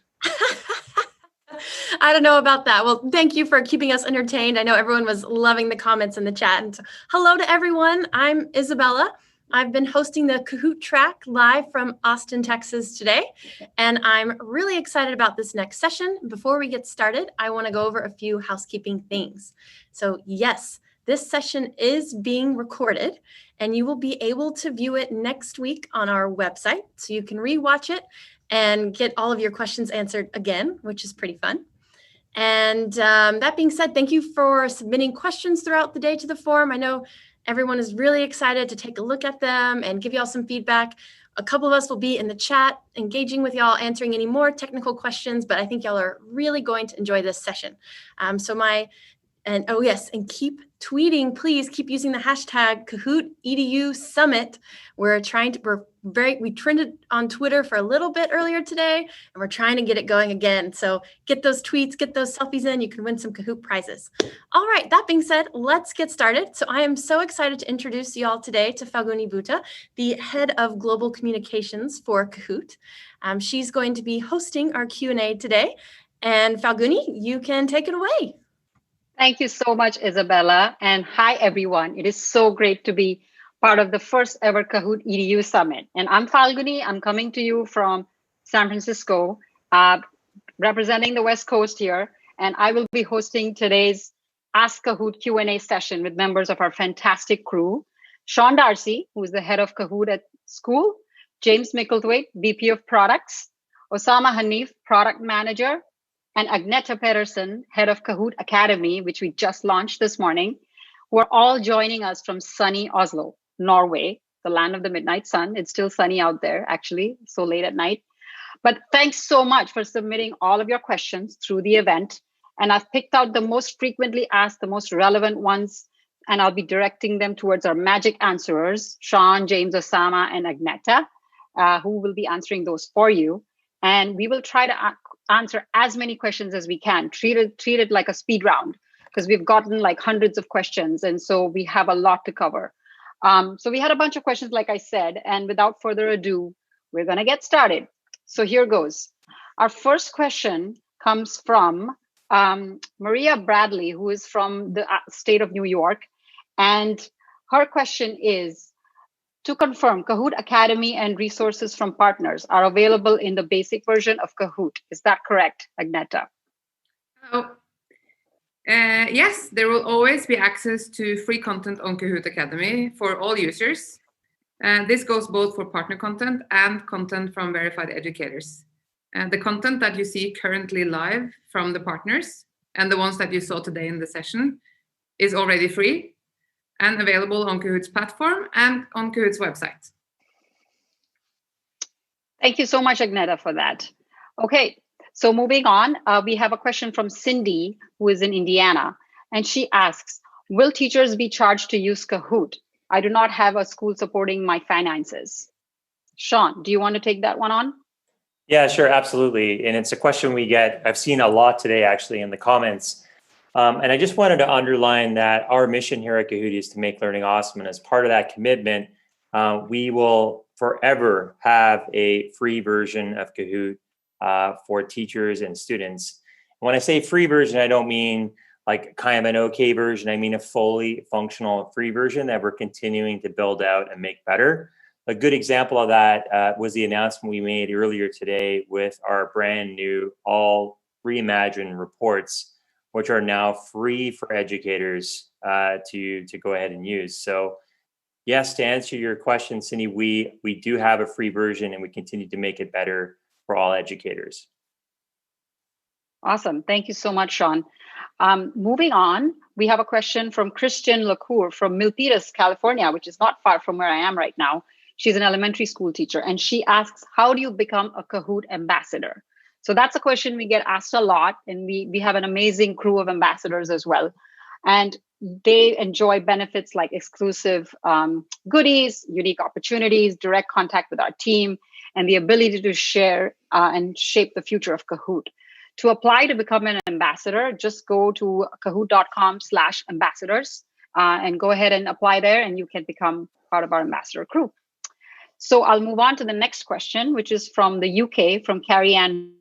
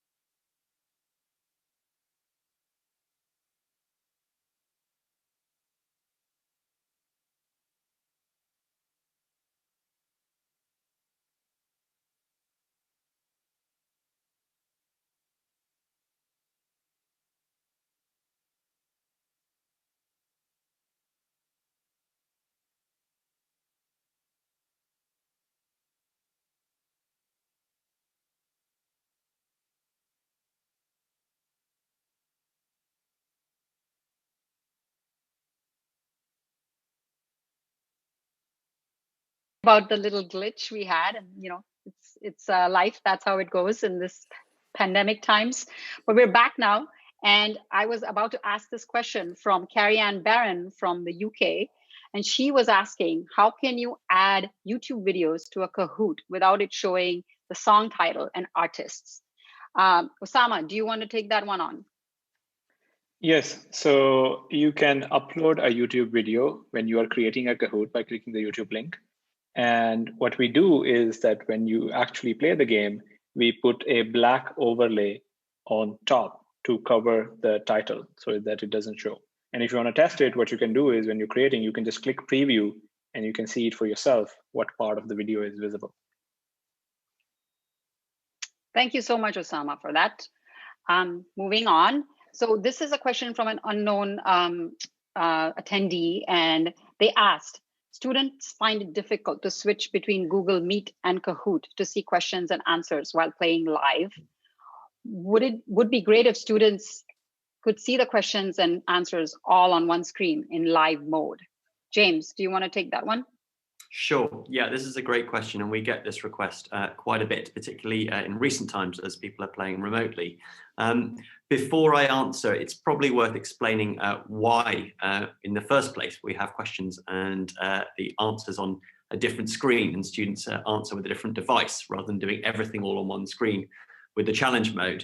And the reason is that we got very clear user feedback from educators that the connection between teachers and students was much stronger if the students were looking up at the big shared screen and rather than looking down, head down in their device. And so that's why Kahoot was designed that way. But in these times of distance learning, we do recognize that this makes a lot less sense than when it used to. So we have been looking into this. Technically, it is not straightforward to do this, which is why we haven't just made it available as a game option. So for now, what we would recommend is that you just use 2 browser windows.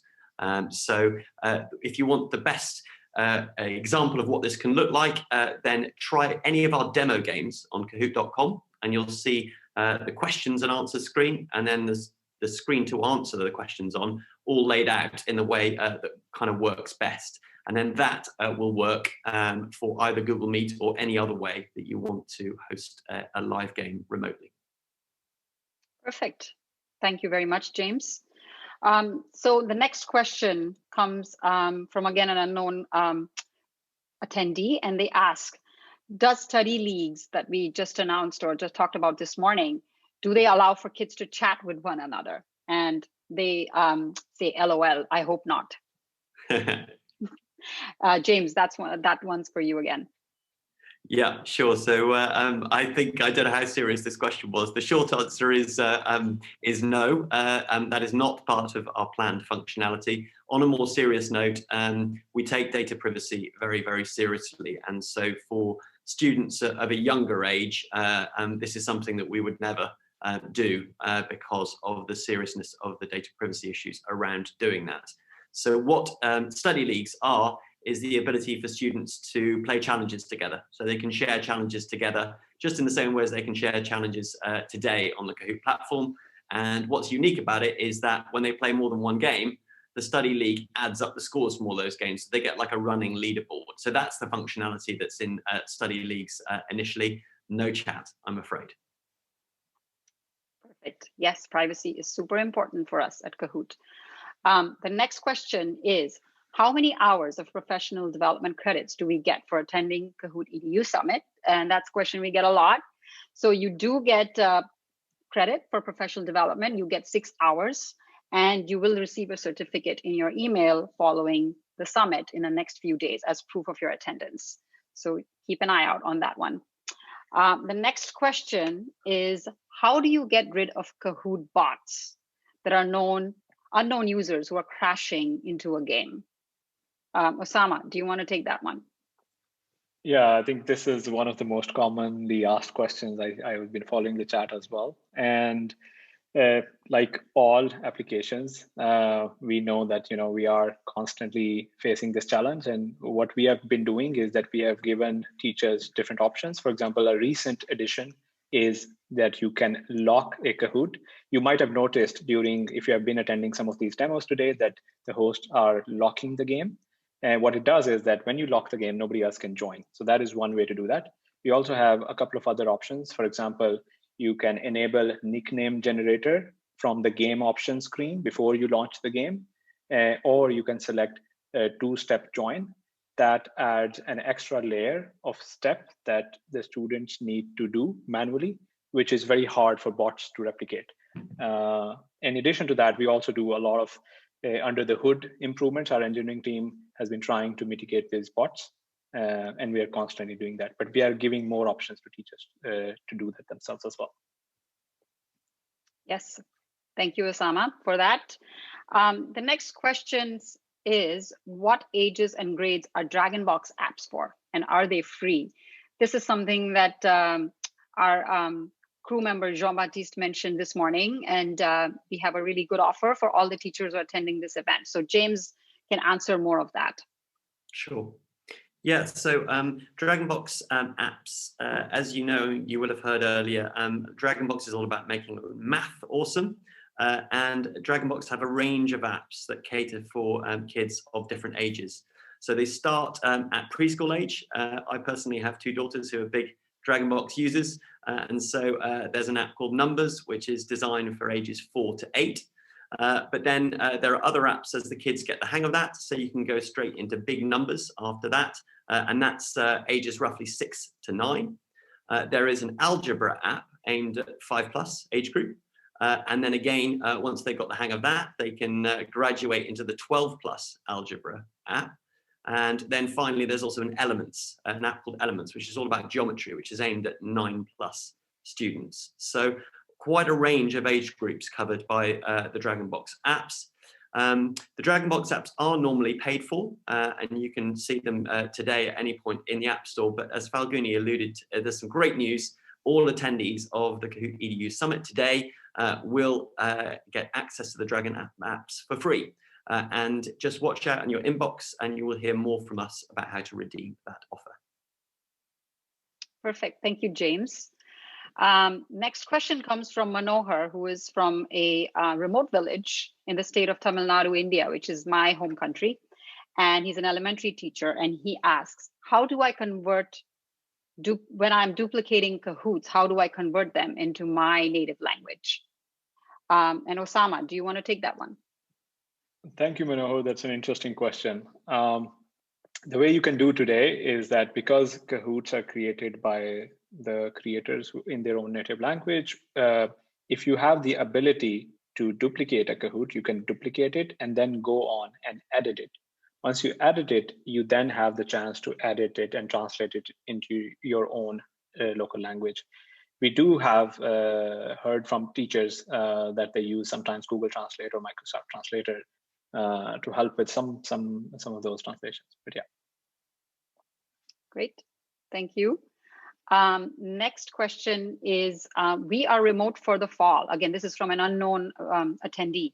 We are remote for the fall. Any way students can see the questions on their devices. Now they have 2 devices, or do you recommend split screen?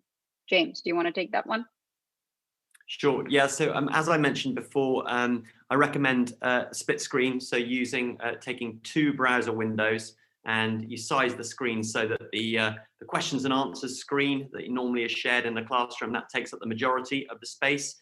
And then the Kahoot.it screen, where the students enter their answers, you make that into the size of a mobile device, put it next to it, and then we find that works pretty well. And while you're at it, James, there's some questions that we get a lot for feature requests.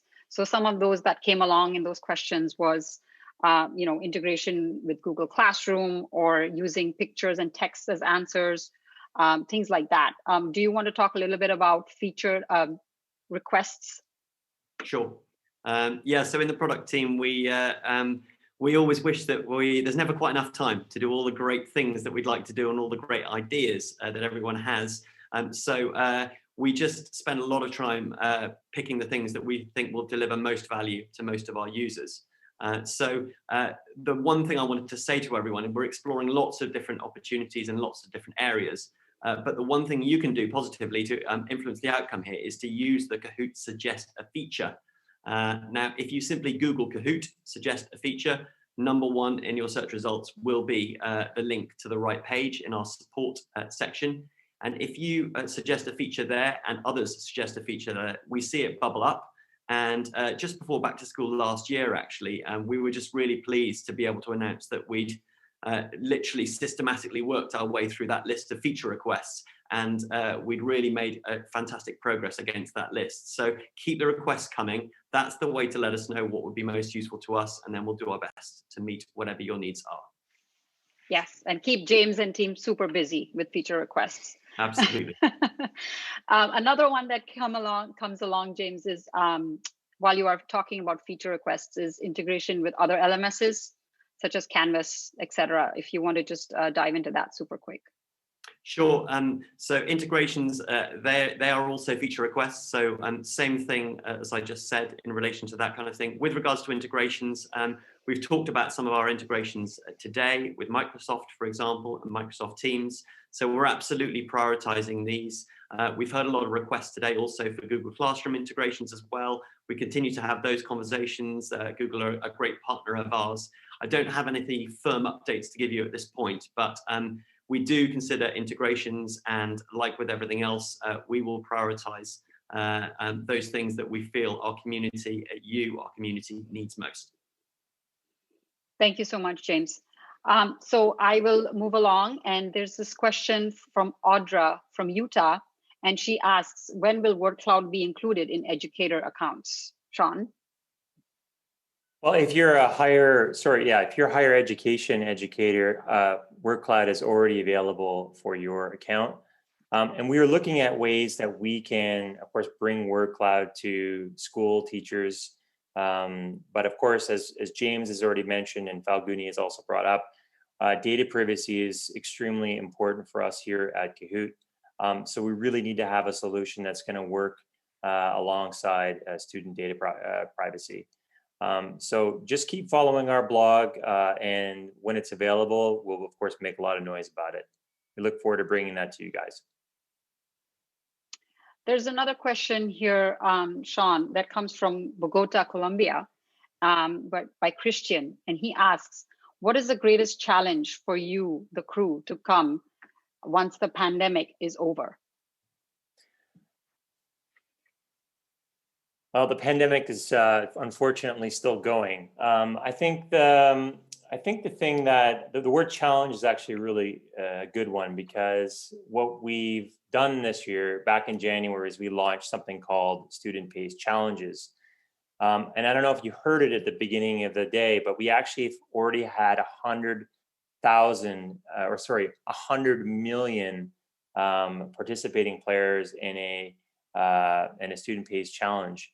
We really think that kind of learning, so of course Kahoot is famous for the live game mode, but we really believe that a sort of student paced asynchronous mode will lend itself really well to sort of continued distance learning and blended learning. So I would encourage everybody, it's a free feature, so if you haven't tried it out already, please go ahead and try it out. And so it's not really a challenge, it's our opportunity, I guess, to educate more people on how to use that particular feature. Thank you, Sean. And just to add to pandemic related questions, there was a question about, are there any plans to make the premium features available for free if the need for distance learning continues? Well, I would first like to say a big thank you to all of those educators out there who have really bent over backwards during school closures. You really, honestly, you're an inspiration for all of us here at Kahoot, and you've done super well. I mean, you've turned on a dime and really made a difference for a lot of kids out there. So a big pat on all of your backs, that's for sure. The original plan was for us to offer Kahoot Premium for free until the end of the school year, which for most schools is the 30th of June. But we realized that it's still too soon. So what we've done is we've actually extended the period for free until September 30th to make back to school a little less stressful for everybody. So we hope that can continue to be helpful for you. That's amazing news, Sean. I'm sure that will be very well received. The next question comes to us from Maisa from Texas. And she asks, do I have to register for Kahoot Academy in order for those lessons to show up in our search results when we go to the Discover tab? Agneta, do you want to take that on? Sure. No, you can actually already find Kahoot Academy content inside the Kahoot platform. So when you log on, you go to Discover, and then you'll see many collections from both verified educators and premium partners lined up on that page. They're also available in search results, of course, and you can even access them without logging into Kahoot. If you go to kahoot.com/study, and there you can see the collections of the current verified educators and premium partners, or at least some of them. You can filter by different filters, so it's easier for you to find the collection for you. And when you click See Collection, you can see all the games that they have posted, plus the supportive content that is also on their page. So you can also follow Kahoot Academy on kahootacademy.com for the future, because we will continue to post updates to that page. And there will be happening a lot of things over the next months on Kahoot Academy. Fantastic. Cannot wait to see more of Kahoot Academy. So going on to the next question is from Ashley, who is from Connecticut. And she asks, when using Kahoot challenges, is there a way to change the end date after you have already started it? Osama, I think that's the one for you. Yes, so we do have this functionality, and referring to what James originally mentioned, that we do go through a list of suggested features, and this was one of those features that we listened to teachers who asked for this feature, and we just a couple of months ago shipped it. So now in the new reports, you can click on the report for a challenge that is in progress, and on the right-hand side, you will find an option to change deadline. And from change deadline, you can actually change the deadline. And you can also end a challenge before the deadline. So in case all the students have answered, you can do that from that option. Perfect. Thank you. And it looks like we're coming into the close of this session, pretty close. But I'm going to go ahead with a couple more quick questions. So one question came from Jamie from Florida, and he asks, is Kahoot higher math friendly? Can I make questions and answers by typing or inserting math symbols, such as square root, cube root, things like that? And James, do you want to answer that? Sure, yeah. So in brief, we support some basic symbols, but not more advanced mathematical symbols like that. So once again, let us know, suggest a feature, make your feelings known, and we'll do our best to work on that as soon as possible. Yep. And then I have probably time for another one from Greg, who is from Virginia. And he asks, during the kickoff, it was mentioned that students can use flashcards on the mobile app. We are one-on-one with Chromebooks. So will they not be able to use those self-study tools? James, that's again for you. Yeah, that's a great question. So our study flashcard features and the study functionality is only available on our apps right now. But the good news is that modern Chromebooks do work with a native Android app. So you can install our Android app onto a modern Chromebook and then get all of the functionality you would using an Android phone. Perfect. Thank you, James. So I think we're coming in close, and we have a really amazing session coming up with EdTech guru Leslie Fisher, which you don't want to miss. It's in about 4 minutes from now. So I'm going to wrap this Q&A session up, and I appreciate all the time and effort by Osama, Agneta, Sean, and James, and all the questions that all of you sent over. I hope you were able to cover most of it. Thanks very much. This is Falguni again. I want to say goodbye. And if everyone else wants to say goodbye to our amazing viewers, and I'll pass that back on to Isabella. Thanks, everyone. Bye. Thank you. Thank you. Thank you.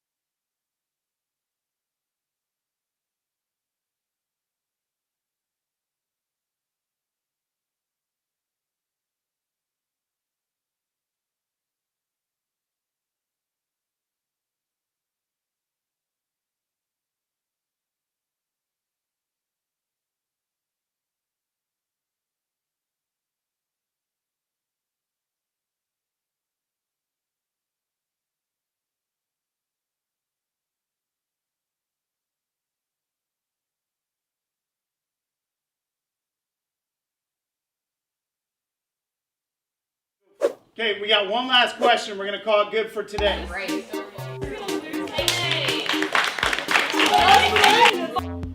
Second place.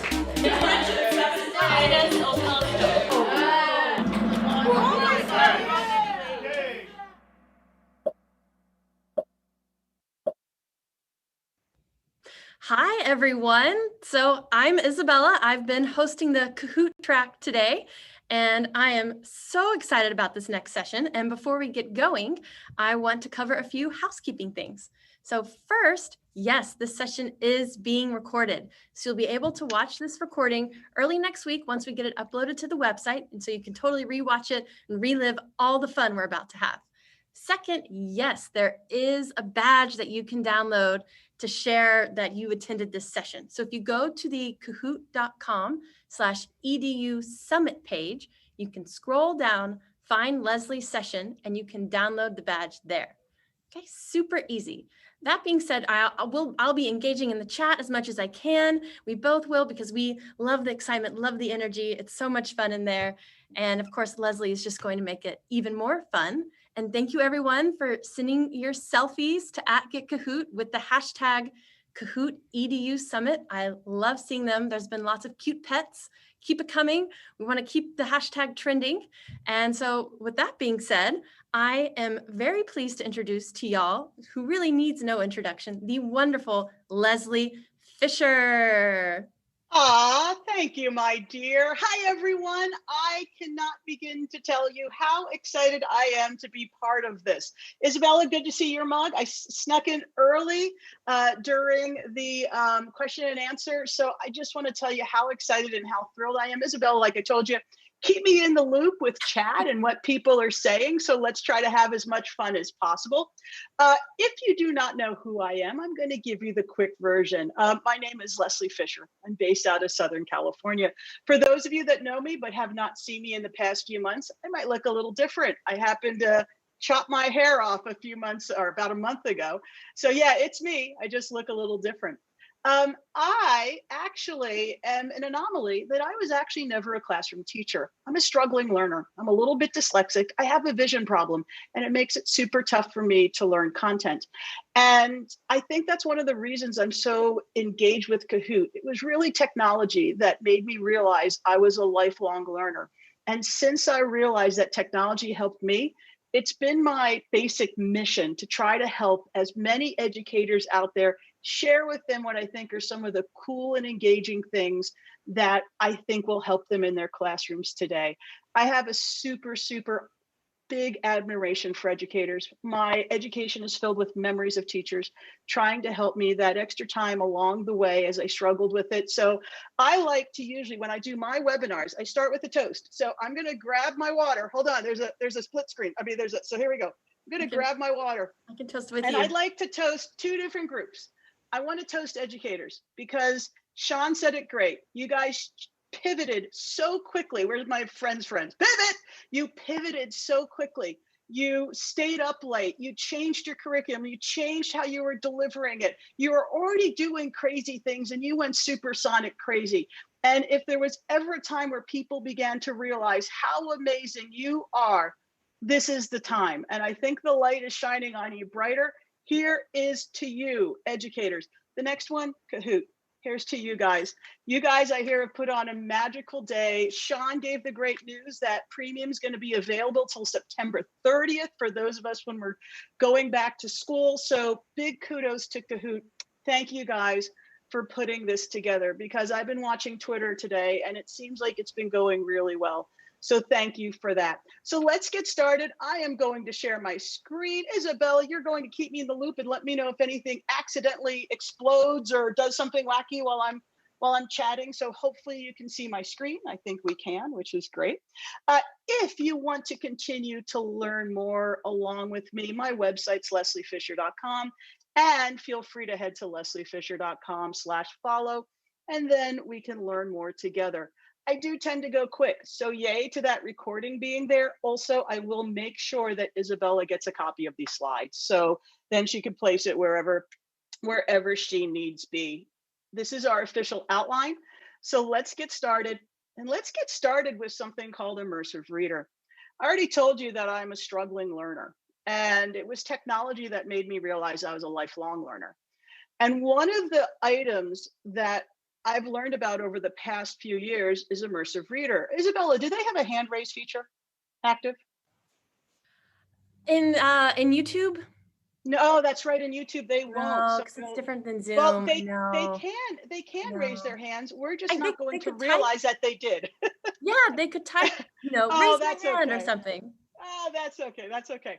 I want to show you Immersive Reader. And if you haven't seen Immersive Reader before, I think you're going to be surprised. This is very handy for someone who might be a struggling learner. And it's also handy for someone that English might not be their primary language. And when we talk about a time of remote learning, that is of even more importance, making sure that we have students that are working from home that are able to understand things in a language that works best for them. I'm using a copy of Office 365, which is free for educators and students. I could also do this. I'm going to show you all the different places you can do this. This isn't just in the world of Microsoft, but Microsoft has opened this up to other companies and they can use it as well. So what I'd like to do is I'd like to open up JFK's Moon Speech.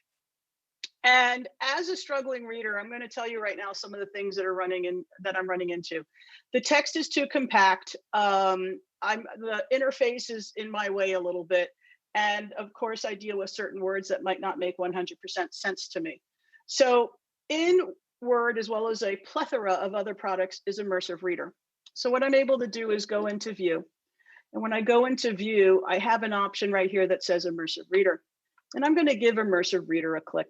When I click on it, the first thing it does is it gets rid of all of the extra interface, already making it a little bit easier for me to see. If I look in the upper right corner, you're going to see 3 icons. The first one is text preference. So from here, I can change the size of the text, and I can also increase the spacing. My brain is already a little bit happier. I can even change the font. I know we like to have fun at the expense of Comic Sans, but did you know it helps dyslexic readers read a little bit more effectively? I also can come in here and change the background color. If I grab the glasses to the left, mine actually have a purple tint, which after hours and hours of testing with the vision specialist, it turns out I read more effectively with a purple lens. So there are all of these nice changes to make this easier for me to read. The next thing I have is grammar options. So I'm going to click on grammar options, and this is where I wish I could see you face to face, because if you teach, let's say, elementary kids or struggling readers, the moment you see this, you're going to say, what the? And I'm going to click and show syllables, and then I'm going to say nouns, verbs, adjectives, adverbs, and show the labels. So now I can go through this, and you're going to see that it's able to give me more content, and I'm able to see based on all the different grammar options that are out there. Now that I've done this, I can now come in here into reading preferences. And when I click on reading preferences, I can click line focus. If you've taught students, you know that you've sometimes made that little cardboard divider that a student can read a line at a time. I can set that with line focus and even set it to 1 line, 3 lines, or 5 lines. Then I have right here, picture dictionary. So what I'm able to do with picture dictionary, and I just want to make sure that I remember to turn my computer audio on, usually helps when I show this feature. When I turn on picture dictionary, I can click on a word and it will give me a graphical representation of what that word is. And then I can even click on the audio and hopefully Ladies. You've heard the word ladies. If not, Isabella, you can let me know.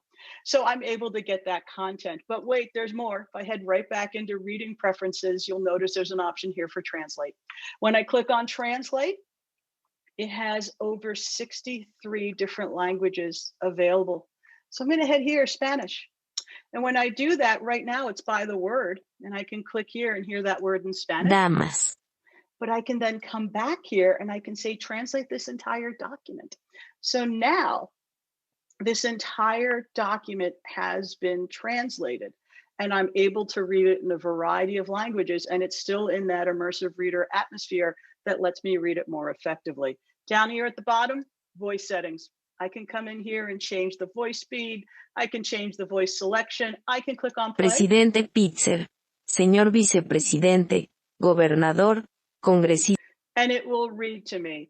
I am going to plead massively guilty to taking long-winded emails and shoving them into Immersive Reader So it will have it read to me.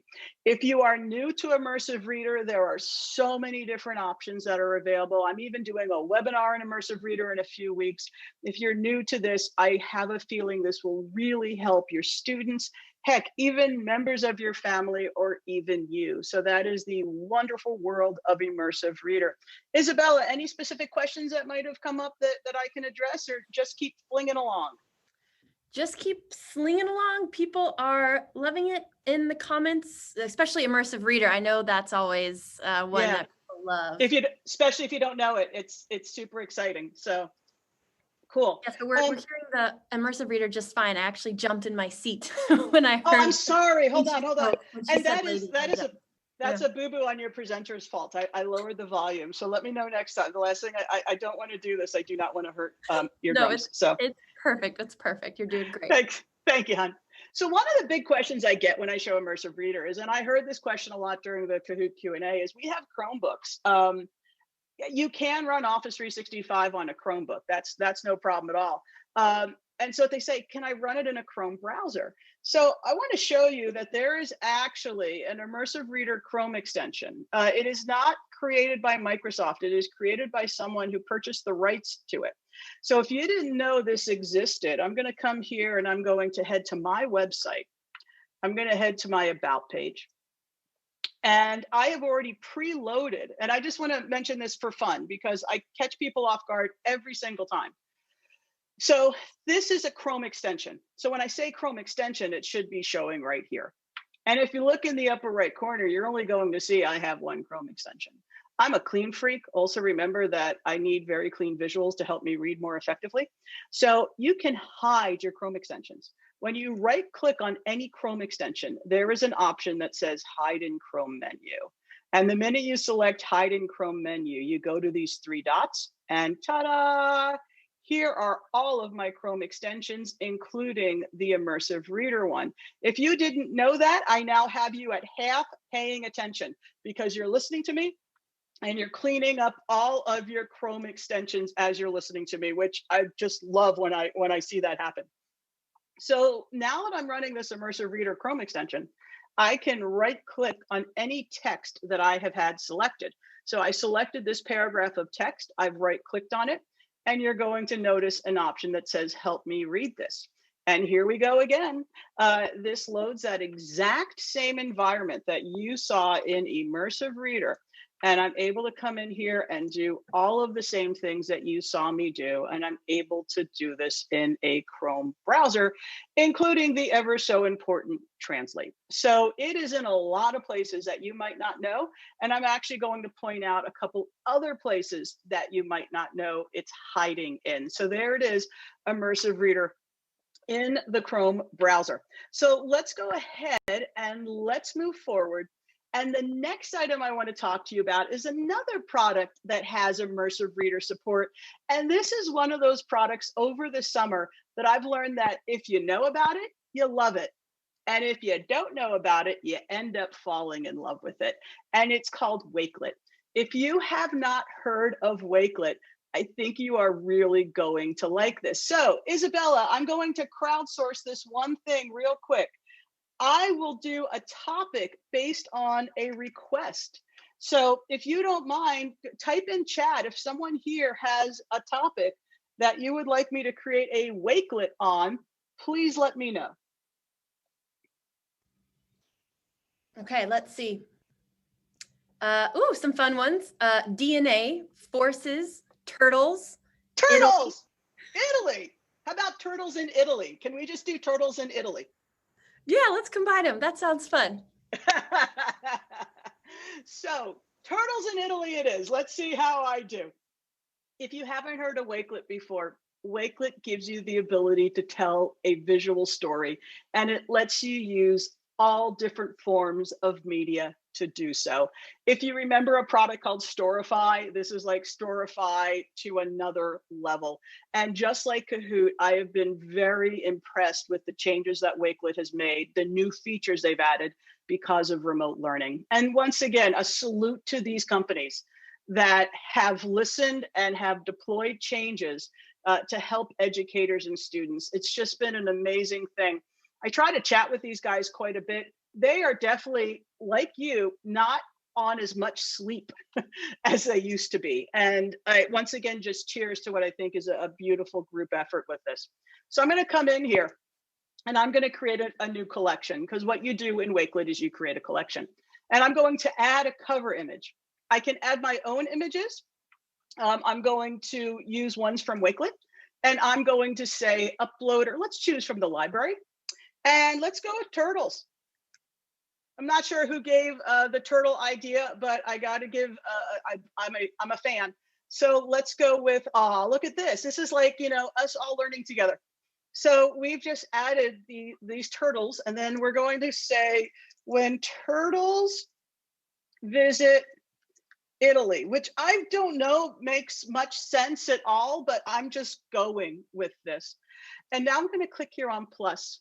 And when you see this, so we're gonna just for time's sake, we're gonna bring up here and go to turtles, and let's go to the Wikipedia article, which I know we can have a big talk about Wikipedia, but this is just for context sake. And so when I click here, what you'll see is the option to paste in a URL, which I just did. I could add text, so I could type in text. So I'm going to say turtles are great, even better when they visit Italy. I think this sounds like a good band, When Turtles Visit Italy. I think if someone's going to create like a summer band or whatnot, I think this would be a great name for it. And when we click here to add this text, I did that wrong. So we'll just put turtles for now. Apologies. I should have changed that around. But what I'm hoping is you guys are getting a feel. I could put a link in here. I can do all sorts of things. Now I'll come in here into this one. Let's go to YouTube. When we come here into YouTube, we're going to type in turtles, and I am going to search YouTube for videos. Sea Turtles 101, National Geographic. Let's click on that and let's add that to our story. Now I'm going to click down here. I can even go tweets, bookmarks, images. I could upload a PDF. I could head to my Google Drive and add content from there.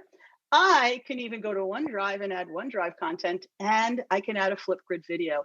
And if you haven't looked at the newer Flipgrid video recorder, wait till you see it. It's pretty cool. So I can come in here and I can keep adding content to this. So as an educator, what you can do is you can create this for your students to see. A student could create a Wakelet for you. Very important to mention, Wakelet is completely free. We've even talked about challenge mode in Kahoot. That's something I'll be going over during this session as well. You could paste in a link for a challenge mode in Kahoot directly into Wakelet. And since we've been now doing remote learning, they've made a couple changes. So one of the changes that they've made is I can enable a copy. So I could create this as a template. I could come in here into private and I can say this is now unlisted. And what it's going to do is it's going to create a link that I can share with others, but not everyone else can see. When I click on done, it's going to add it to my collections.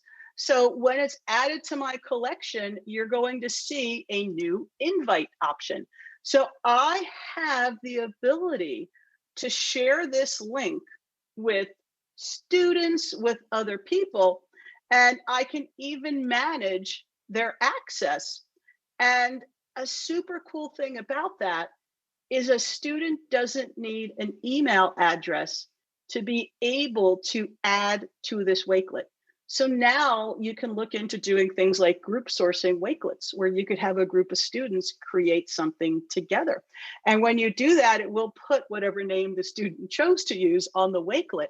But this is just a really, really neat way to be able to share stories. The other thing I want to point out, Immersive Reader. Immersive Reader is in Wakelet.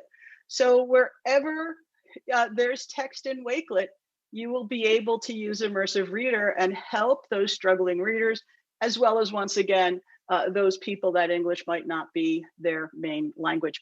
Wakelet is just an amazing, amazing product. I showed, if you were in my App Smashing with Teams webinar yesterday, I've learned even more things about Wakelet that super surprised and super cool. So that is Wakelet, and hopefully that makes sense. Isabella, did we have any questions on that one, or just keep heading along?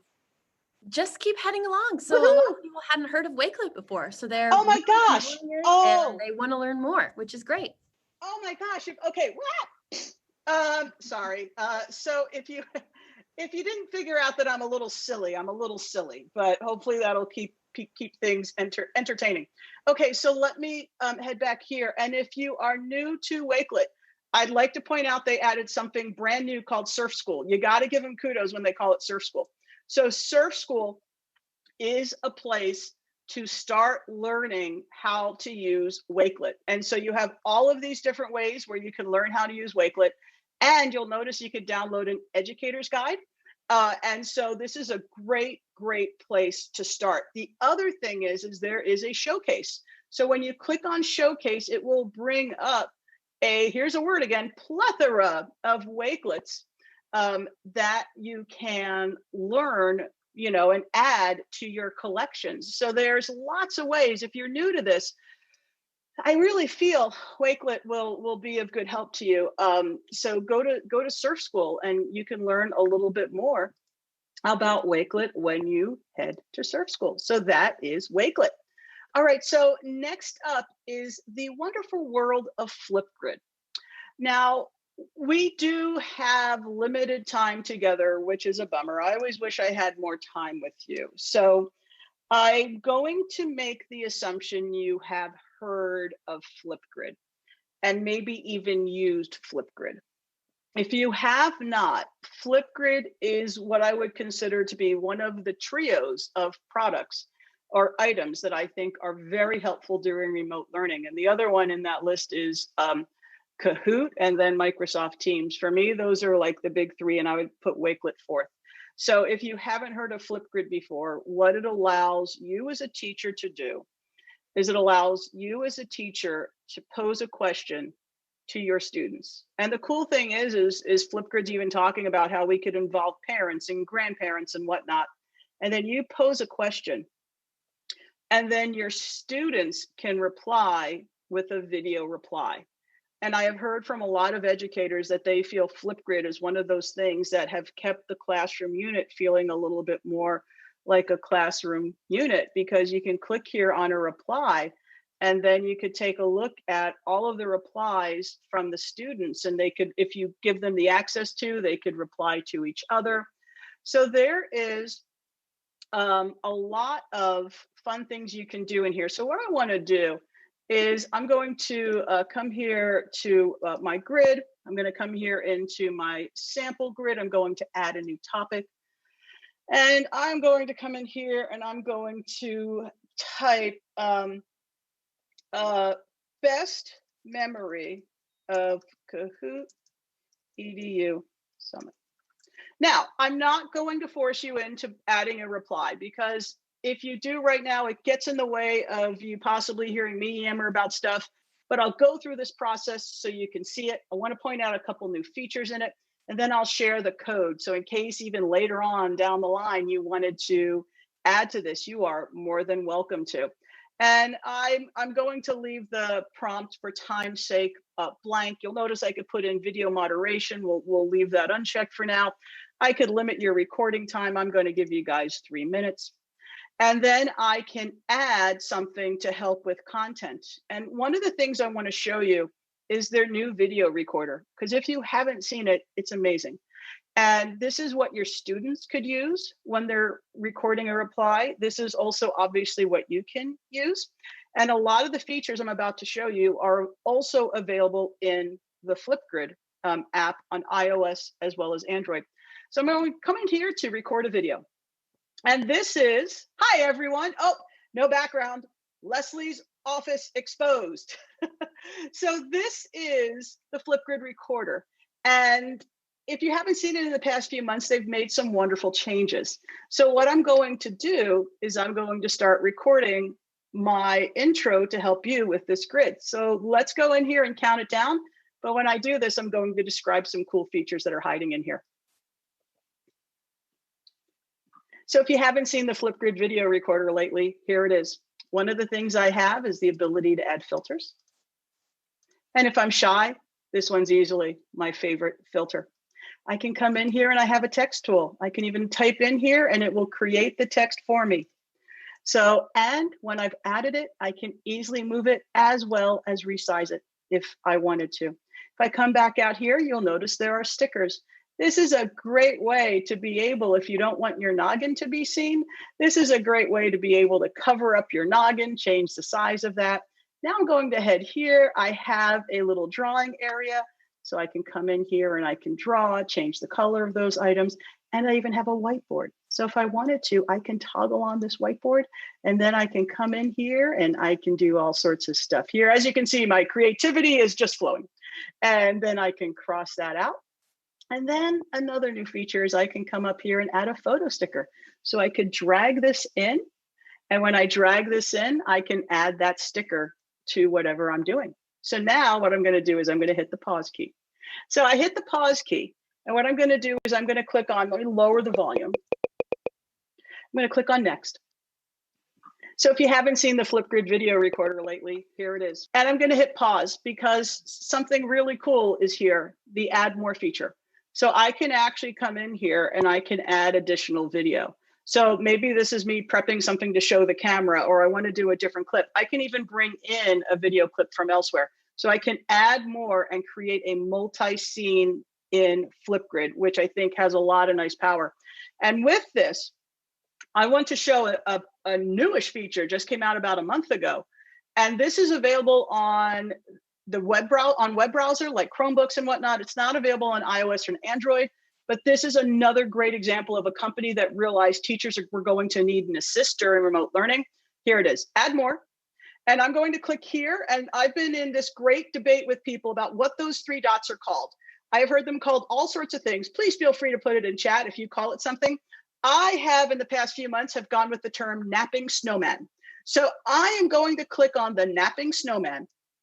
And when I click on the napping snowman, you're going to see this really nice option that says screen recording. And when I click on screen recording, I now have the ability to record my entire screen in Flipgrid. If you didn't know that, it's a super awesome feature. Your students do as well. It's just not in the iOS or Android app. So I'm going to say start screen recording. There's now a picture of me again. You're stuck with my mug. And you'll notice I can say record my entire screen, record just the application window, or record a tab on my web browser. So I'm going to say record screen one. I'm going to click on share. It's going to count me down, and here we go again. And I am going to simply yammer. It's recording. When it's done recording, I click on stop sharing. And now what is going to happen, so if you haven't seen the Flipgrid video, is you now see there's a clip over here, and I am going to simply, and so now I have two different clips and I can keep adding to this. I can switch them around. I could even trim them. So if you haven't seen these features before, these are great. I can confirm this. If you haven't seen the Flipgrid video recorder lately, when I'm done, I can click on next, take a selfie, and now that video has been added. What's really nice is you could even, if you use this in a feature called Shorts, you can download these videos. I'm going to say create topic. When I create a topic, I'm going to say prompt just for time's sake, and I'm going to click and say create topic. And now the topic has been created. So I'm going to give you maybe 10 seconds to write down this QR code. Oops, that was not good of me. Here we go. This code right here. 618-4A27B. And you don't have to reply if you don't want to. You don't have to reply if you don't want to. You could later on today. And I'm going to close this out because I also want to show you, if you're brand new to Flipgrid, I'm going to give that link a click. And this is what you're going to see. You're going to see a big green plus button. And when you click on that, it's going to ask you to log in to record. And it will let you then record your answer. And once again, if you don't feel like logging in or whatnot, that's totally okay. Now, hopefully I surprised some of you with the video recorder. So now what I want to do is I want to surprise you even further. And there's a couple really cool whiz bang things that you can do with Flipgrid. So I'm going to head here to this grid, and there is a wonderful human being at Flipgrid. Flipgrid is filled with a lot of wonderful human beings. And one of them is Adam Parker Goldberg, Adam Short Shorts. And I asked him to create this video for me. And so what we're going to do is we're going to look at it. Leslie Fisher friends. My name is Adam Parker Goldberg. I work on the Flipgrid. And I'm surprised one of the things that I'm used to seeing is not here. Oh, I think I know why. So pardon me, please. And I think it's because I am what's known as a co-pilot. So let's jump out here. You might be wondering why I'm using two different web browsers. It's a long-winded story about a new network server I have running, and I don't want to get in the way of it too much. And it's right here. So that's one of the reasons it's doing that. I'm using two different browsers. I'm trying to not have my computer go. Hello, Leslie Fisher friends. My name is Adam. Interesting. It's not showing up, and I don't know why. And we're just going to have to hang out with it. But I do want to point out, you'll notice that it is currently playing closed captioning. The thing I'm surprised it's not showing up, and I don't know why, is there's usually immersive reader as well. So when a student records a reply, or even a teacher records a reply, you have the options of showing both. There we go. They just changed the interface on me a tiny bit. So we'll click on play. You'll see once again I'm the actually closed standing on captioning. top of Flipgrid Studios in downtown Minneapolis, Minnesota. I'll give you a little look around. I'll hit pause. I'll come in here. I'll now say immersive reader. So not only has it created closed captions for you, it has taken those closed captions and it has added it to immersive reader. So here we are back in the world of immersive reader, and I can come into reading preferences, and there's my language translation again. What a very cool thing. If you want your students to see each other's replies, and one might have, struggle a little bit with reading or listening or language barrier, you have the option to be able to change that in Flipgrid. And if you didn't know that feature was in there, you are probably super excited right now. And one of the things that I'm enjoying a lot of that anytime I get to hang out virtually with you, I know that it's super fortunate. One of the things I'm getting a kick out of is the fact that my watch is exploding. And I'm guessing that's people on Twitter sending tweets. And usually when the watch explodes on Twitter, hopefully it's a good thing and you guys are learning some great things. The other thing that I want to point out is you could even come in here and you could edit the captions. So if you know that there was something in there that might have been incorrect, you can go in here and change it, and you could even download those captions to use somewhere else. So there is a lot of really helpful goodness in Flipgrid.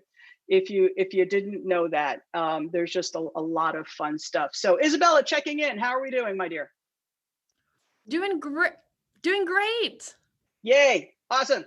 Cool. All right. I'm just going to keep going until someone just clicks off my my microphone and my camera.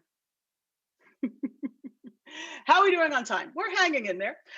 Okay, so just so you know, like I said, we are going to get you these slides. There's another thing that I wish I could show you. My phone isn't hooked in, but I want to show you. Well, actually, let's do this. I'm going to hope that some of you have the Flipgrid app loaded on your mobile device. If you do, get it ready.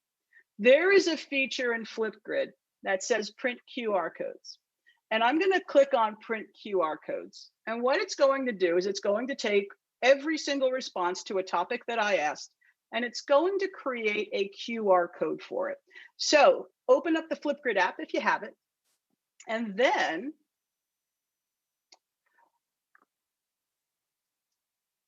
when you open the app, it's going to say scan QR code. When it says scan QR code, point it to that QR code that you see on your screen right now. And when you do, it may take a moment, but what it's going to do is it's going to layer over Adam's reply in augmented reality. So Isabella, let me know if anyone, if it's toggled on with anyone and they were able to see this happening. Okay, let's see. And it's cool. I don't know if they, no one's done it yet, but they're excited to try it. Cool. So it's built into the app. So what this will, and I'll talk it through while this is going, so in case they want to use it. So what this will do is this will display Adam's reply in augmented reality. What does this mean for you? I have seen teachers hack this in wonderful ways. They've made cutouts of their students, and then they have the students holding up the QR code, which is the student telling them a little bit about themselves. I have seen teachers use this to help with an assignment that the student might be working on. So you as a teacher could create your own grid filled with just ideas to help a student working through something. And this would, just paste these in different places, and it can be an assist. I also saw a teacher that used this for compliments and said to the students, anytime you're feeling a little down, please feel free to click on one of these codes and I'll try to cheer you up. And that to me is just some great examples of how you could use this feature. Some of you might be familiar with a product called Erasma. And Erasma then turned into HP Reveal. And then sadly, a few months ago, HP Reveal was discontinued.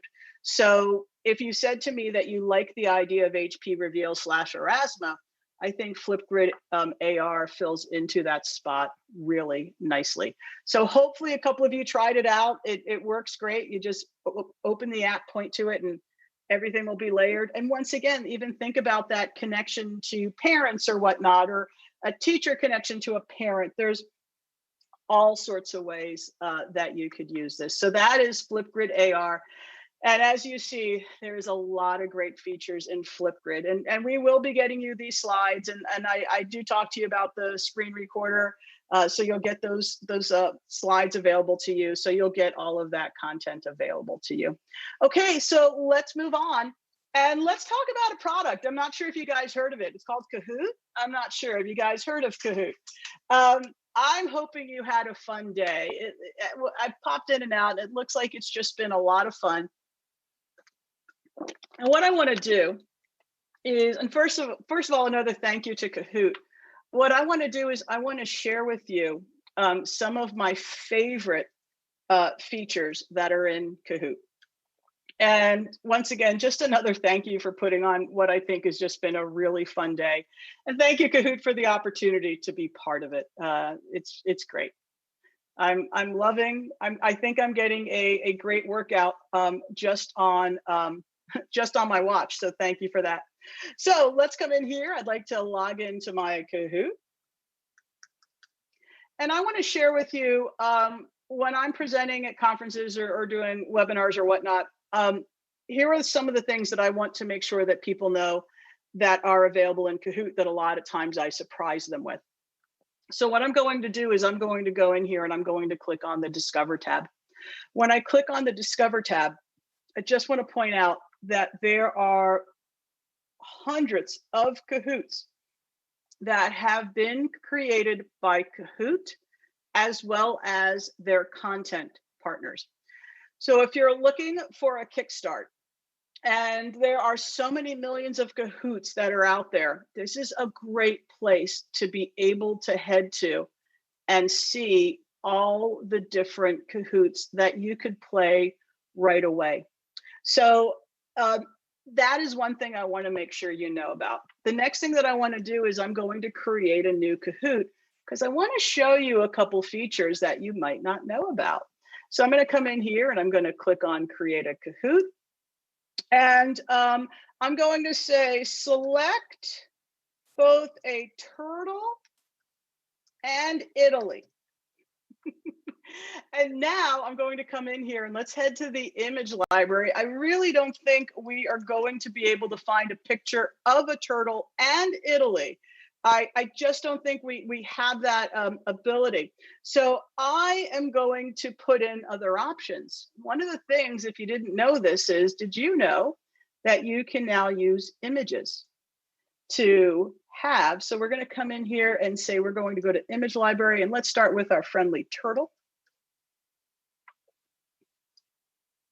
And then we're going to come in here and let's go with, now I got to think of something. Oh, we'll do this. So we'll go into image library and let's go with hockey.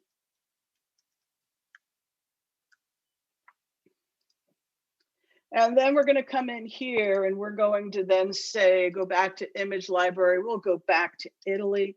So if you didn't know, you can now have, and we'll go with this one because I think that one's more obvious. And then we'll come back here into image library and then we'll pick on my favorite sport, which is golf. And so we'll come here.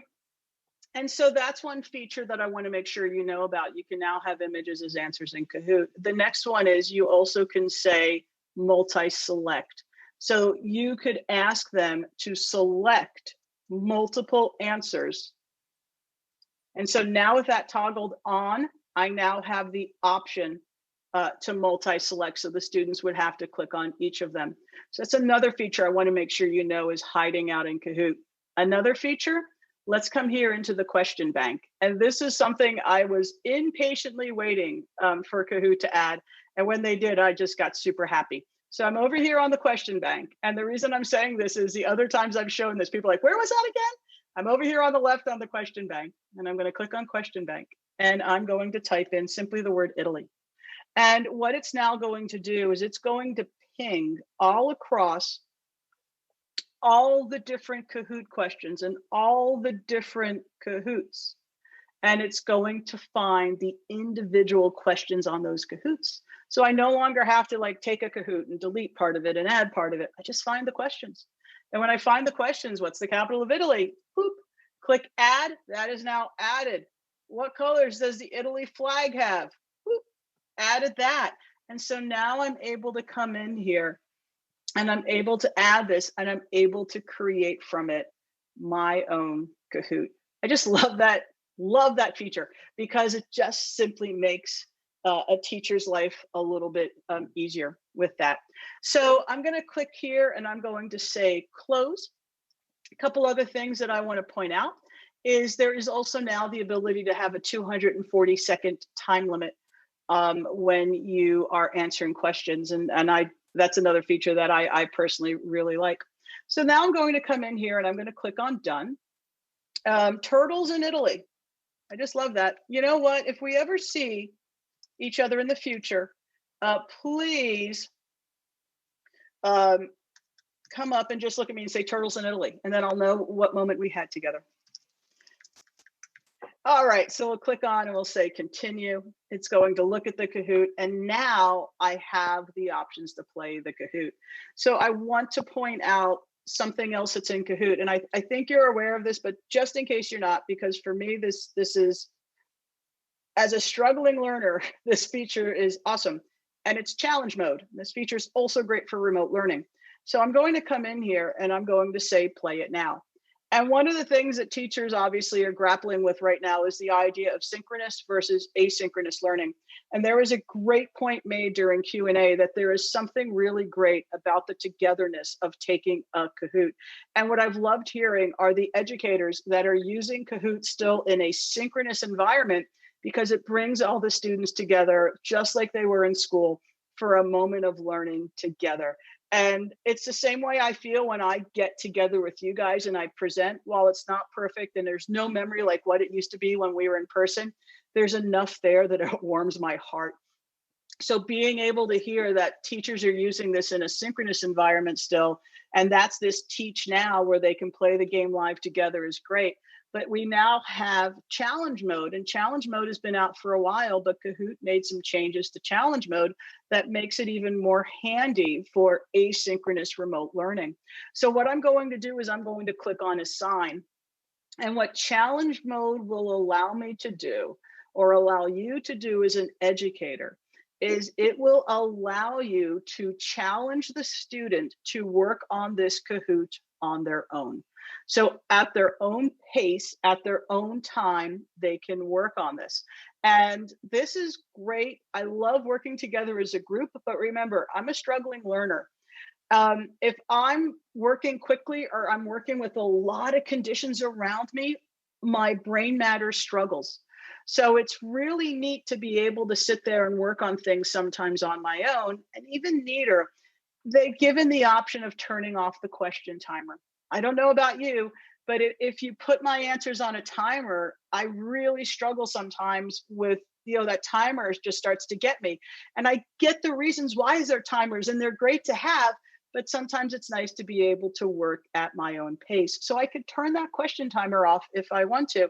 And that's a nice little salute to, I'd say, the individual learner. So once I do that, I'm going to click here and it's going to create this challenge for me. And when it creates this challenge for me, there's a couple things in here that I want to point out. First of all, here's the link. I'm going to copy that link. But before I do, take a look here, because this is a brand new feature in Kahoot. I don't even think it's a month old. And this is a higher end reporting system. Usually you'll get an Excel spreadsheet and you look through the data of the Excel spreadsheet. Now you have higher based analytics right here in Kahoot. It will tell you the questions that your students struggled with most. So it will tell you where the difficult questions were. It'll tell you students specifically that might need help. So what students maybe didn't do as well on this Kahoot as others. And then it will even list for you the students that didn't finish. So as your students are taking these challenges, you're going to be able to look at the data as it comes in and be better able to assist your students. So what I want to do is I'm going to copy that link. I'm going to open up a new tab, and it is going to play the Kahoot. And I am playing, oh, look, someone's in my Kahoot already. Whoever this person is deserves a t-shirt. They deserve something because they're already jumped into the Kahoot, which is pretty cool. I didn't even give out the URL and they're playing in the Kahoot. I am proud of you. That's awesome. I love that. Okay, so it's going to open this up, and now I'm playing the Kahoot, and the answers, as well as obviously, are the possible answers, as well as the question, are going to be right here. And I can now answer them and see them within a web browser, making my learning experience even easier. So those are some of my favorite features in Kahoot. Isabella, how do we do with that, kiddo? We did great. Yay! All right, no questions. We're still good. Let me check real quick. I mean, not too many people are just really loving the turtle content. That's been a huge hit. You know what? These are things I learn as we go. What makes educators happy? I'm usually a team puppy, team kitten person, but I think I might need to add turtles to the demonstration repertoire. So, and how much time do we have left, kiddo? About 5 minutes or so? The other thing, they really enjoyed you showing them the question bank. Yay! Isn't that awesome? It's one of those that I will show that every time, because even if, let's say, 25% of people didn't know it existed, it's just a massive upgrade to their Kahoot knowledge. And also, Kahoot, thank you for the question bank, because it just is, it's awesome. Okay, so we have a little bit of more time left. So let me look at what I was planning to show you next. I think I'm where I want us to be. So let's just keep going. So what I want to do is, once again, we've been talking a little bit about synchronous and asynchronous learning, and there might be a program you might be familiar with, and if not, I'm going to show it to you, and it's called Classroom Screen. And Classroom Screen is this perfect example of, as there's been some changes, companies have replied, and Classroom Screen is one of them. I would think Classroom Screen would be more used in a synchronous environment, but Classroom Screen is also an item that a lot of times people don't know is out there. And so that's why when I had this opportunity to present to so many of you virtually, I wanted to add it. So Classroom Screen is all new, and it's been all redesigned. So for those of you that know it, get ready. Here we go. This is the brand new Classroom Screen. And I will be curious how many of you knew Classroom Screen, didn't know about these updates. So it's a whole new Classroom Screen. What's Classroom Screen? It allows you as a teacher to display some of the things that your students, that you would want to make sure that your students knew about, or ways to help you with your classroom. So one of the things that I can do is I can change the background. The other thing I can do is I have a random name picker. So we're going to put in Leslie, and then we're going to put in Isabella. Did I spell that right, Isabella? Because I mean, I feel terrible when and then we're going to put in my mom, and then we're going to put in my mom's dog. And so now I've just created a random name picker, and now, I'm stuck presenting. So we have this really nice random name picker. The other thing I have here is I have dice. So I can roll one-sided, two-sided, three-sided. So if you've had your students counted off or whatnot, you can use this. I also have in here a sound level. I'm not sure how well this is going to work, seeing that, oh, it's working well. So this sound level will let me keep track. Now, not as important with synchronous or asynchronous learning, but when your kids, and hopefully all of you are back together in a classroom, you can change this. And you could have your students say, hey, if you guys get super noisy, we can't continue, working. And so your students will self-regulate based on the noise level. And there's this little bell feature that if they go over the volume, it will actually ring the bell, which I don't want to hurt your ears. So I have it set to, here we go. There's the bell. So I'm able to do that. And we'll turn the bell off. And then I also want to point out that all of these things can kind of, hang out here all together. I have a QR code, so I could type in a QR code here. I even have a drawing panel that I have a text area. I even have work symbols. So I can say right now, this is silence mode. And so we have work together, ask a neighbor, whisper. So this is even when you're doing synchronous learning, you can leave this on display. And they will know. And then here I have a traffic light. What am I allowing them to do? Yes to talking, no to talking. There's a timer, there's a stopwatch, there's a time of day clock, there's all these items. And if I click on them again, you'll see all these have a 1. I can click on them again and I can bring up another version of that. So I can have all of these screens here if I wanted to. So it's a full redesign. If you've seen it before, it looks completely different. And one of the other features that they've added is they've added the ability to create multiple screens. So you could set up a screen for this environment, a screen for this environment, or this goal or that goal. And then you can have multiple screens now in classroom screens. So this is a kind of like a Wakelet.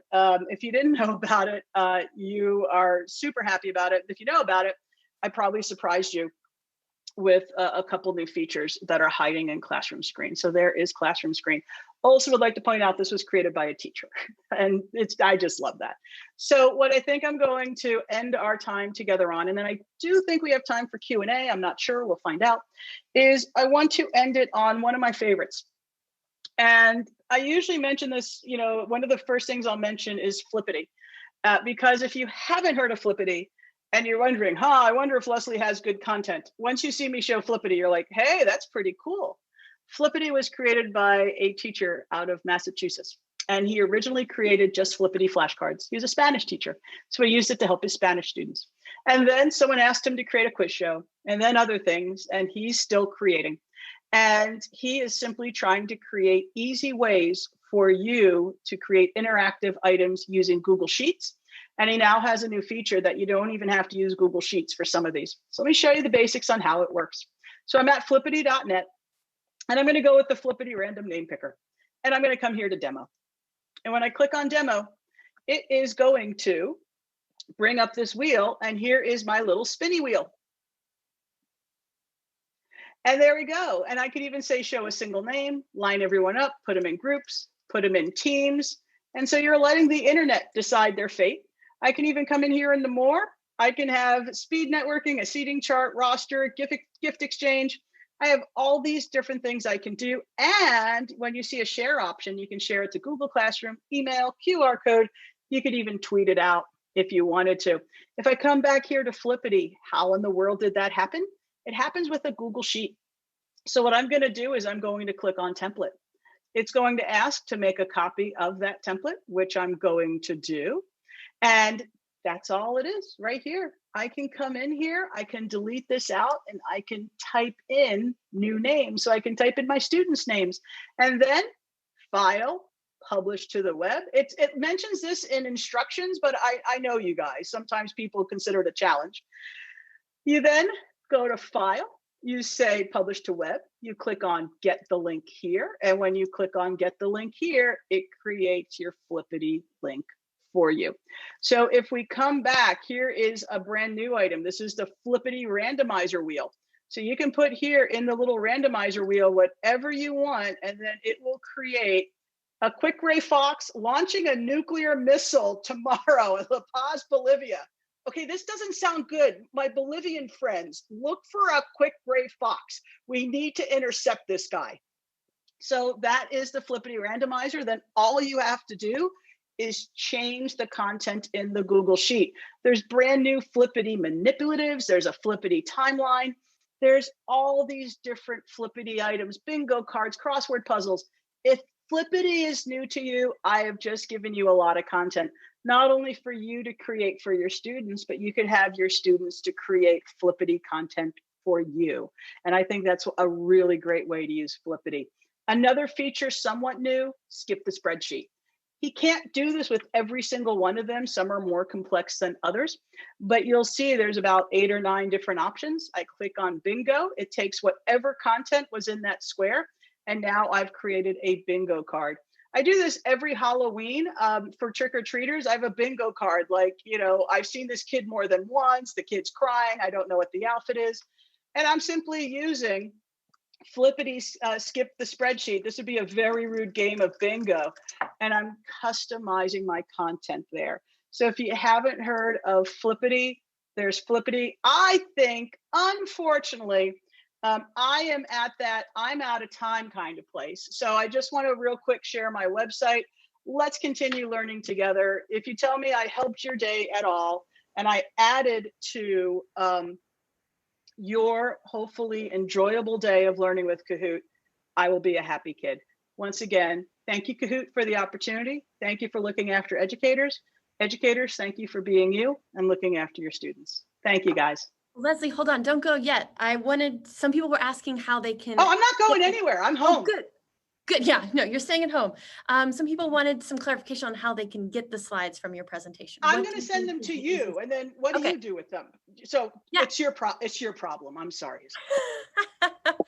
Perfect. So Leslie's going to send them to us, and we'll put them on the Kahoot EDU Summit webpage. Okay, and Perfect. We'll do that either tonight or tomorrow, so you can access them.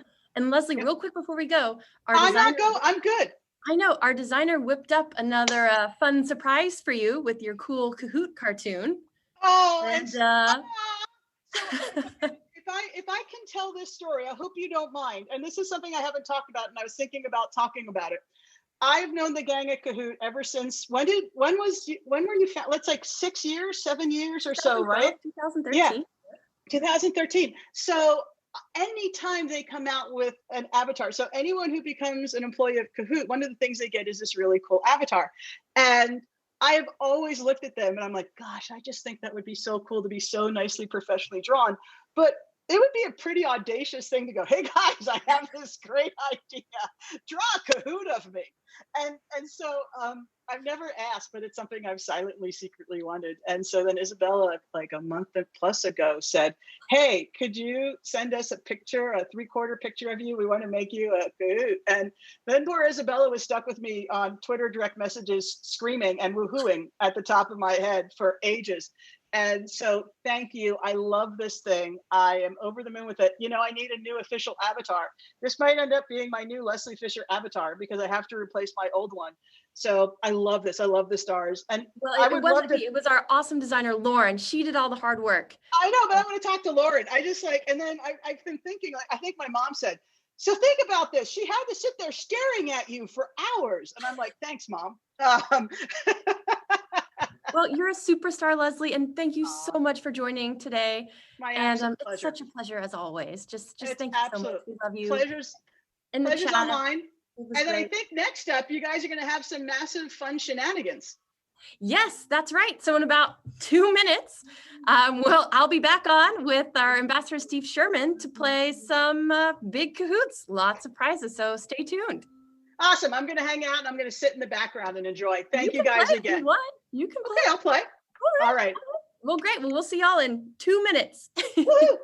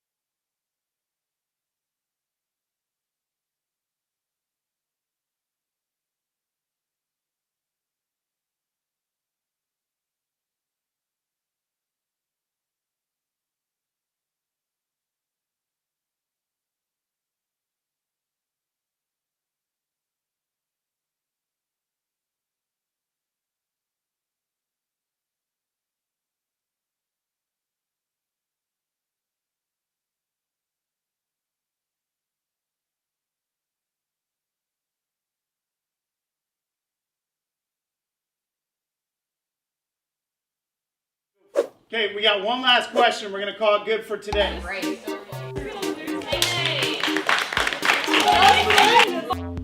Second place.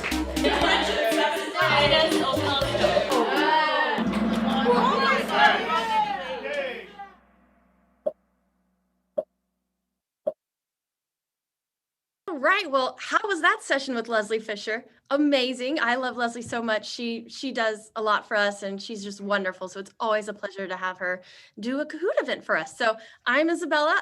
I've been hosting the Kahoot track live from Austin, Texas, and I am excited. This day has gone so well. I am so pleased. And now we get to let loose with the Kahoot. So again, this session is also being recorded. So if you want to relive the excitement and fun we're about to have, you can. And again, please keep sharing your selfies with the hashtag Kahoot EDU Summit. We have lots of shirts to give away. And so we'll be scrolling through those tomorrow to get some winners. And so I'll be playing, and as well as my colleagues, Evelyn and Amanda. Do y'all want to introduce yourselves real quick? Thanks, Isabella. So I'm Evelyn. I've been hosting the Insights track today. So if you have looked at anything, welcome back. Over to you, Amanda. Hey everyone, I'm Amanda. I've been hosting the pedagogy track today. It's been so much fun. I love all your chat and questions in the chat, and we are so excited to have Steve here to play a big Kahoot. I was going to say, this bearded man in front of us is the fantastic Steve Sherman. He's a Kahoot ambassador. He's been with us at ISTE before. He's way too much fun, and we're about to have a lot of it. So Steve, you want to say hello? I certainly do. And I think what I need to do is manage people's expectations, because of course it's not going to be one Kahoot, it's going to be two. So I hope that you are ready. We also have a Wheel of Fortune that a whole bunch of you have filled out your names on the form. We have selected 1,000 random names, and we're going to be picking some names and offering some prizes. Isabella, you've got a list of what prizes we're going to be offering throughout the Kahoot. I would suspect that most of the people that have signed up have already played Kahoot. Please raise your hand if you have played Kahoot. And of course, we cannot see a damn thing, but I'm going to assume that you are raising your hand. Please raise your hand if you just want to raise your hand. Excellent. Everyone's had a chance. I know that most of you teachers in the Northern Hemisphere are celebrating the fact that you are getting close to the end of the year, maybe a day or two to go. Us Southern Hemisphere people, we still only end in December. So of course we will accept your sympathy, but that doesn't mean we can't win prizes. And I've been looking through the countries of people that are entering and have signed up for the Wheel of Fortune. We've got people from all over the world. So we are very delighted to have teachers represented here in this game of Kahoot. But without further ado, I think we need to start. So Isabella, you are going to be my remote control. I'm going to quickly find a nice outfit to wear. There we go. I think something like this is a bit more appropriate. I'm going to be the pirate of Kahoot. Would you like to switch our first game on? Let's get our contestants to sign up. And if we get more than 2,000 people signing up for the first one, we're going to run a simultaneous Kahoot. I think the background people are going to create a second one because we want to try and break Kahoot today. So sign up as soon as you see all the numbers there. I see it's 403-6080. We want to break Kahoot today. No, we don't, Steve. We don't want to break it. Well, you know what I mean. We want to push it to its limits. Oh, wow. Okay, so they are signing up in huge numbers and incredible speed. It's wow. so fast. So I'm going to lock it when it hits quickly. 2,000, just to make sure that this game's okay. And then we're going to launch another game at the same time. I think this is the first time it's ever been done. So this is exciting. Wow. Well, we're almost at the 1,000 mark. We've Get now ready, hit the 1,000 Isabella. mark. If we All hit right. the 2,000 It's mark, happening. you're going to lock that room to stop the bots from getting in. I like it. Wow. Oh, it's going fast. It is climbing. Are they even signing up fast enough? I don't know. Now, of course, if someone wins Kahoot, how do we prove that they've actually won? So maybe, Isabella, you can explain that to our audience? Yes, I would love to explain that. So if you win Kahoot, so that means if you win first, second, or third, when the podium shows, please take a screenshot. So on your screen, it'll say if you got third or first or second, take a screenshot of that and then email it to me. And we will also remind you of this right before the podium, okay? So my email is isabellav@kahoot.com. I'll drop it in the chat in just a moment. So email me your screenshot and I'll connect you with the prize. So if you win first place, you're going to get a free Kahoot premium subscription.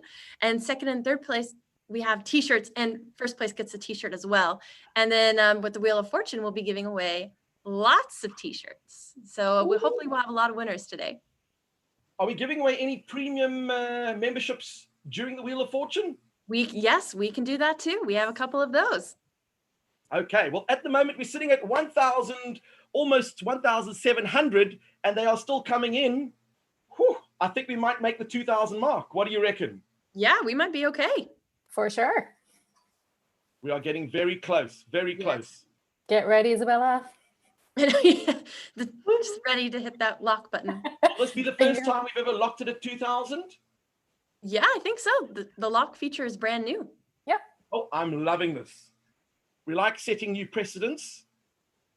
Yes. Wow, indeed. we're up to 1,700. We're going to give them a minute or two just to sign in. Just to let you know that I went through a lot of the names, and I would say that there are a lot of teachers who are obviously in the Northern Hemisphere who are getting very close to the school vacation, and boy, do they need it. Whew.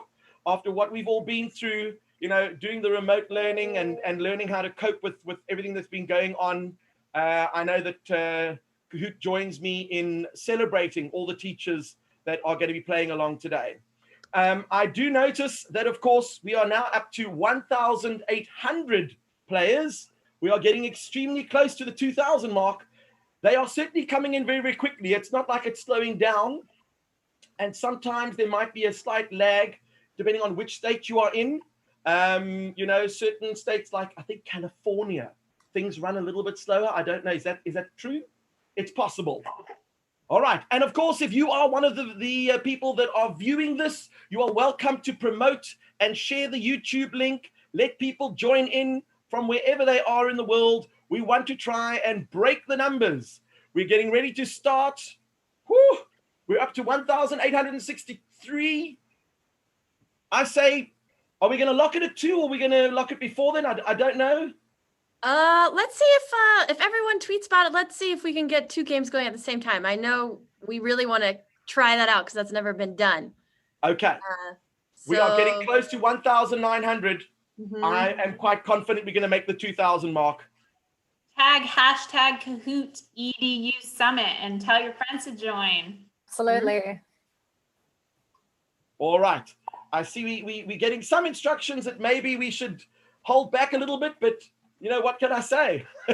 we're at 1,000. We're almost at 1,900. We are at 1,900. I think we're going to hit the 2,000 mark. Yeah. My my chat is hidden behind my Kahoot screen, so I can't see what they're saying. So I will just trust y'all. They are signing in fast and furious. I'm looking at, yes, we have a lot of people. Hello, Linda Rogers, and hello, Mari Rayner, and Deanna Shoop. We've got a whole bunch of interesting people coming through. Let us know where you're from, Valerie Hernandez. We'd love to know where you're from, Joshua Moline. And of course, we're now at 1,935. At 2,000, we are going to lock the room. So get in there before we push the button. Get ready, guys. Hello, Amel from Tunisia. Only 50 more spots. Come on. Oh, we've got Shiz all the way from Nigeria. One of my fellow Africans. Woo!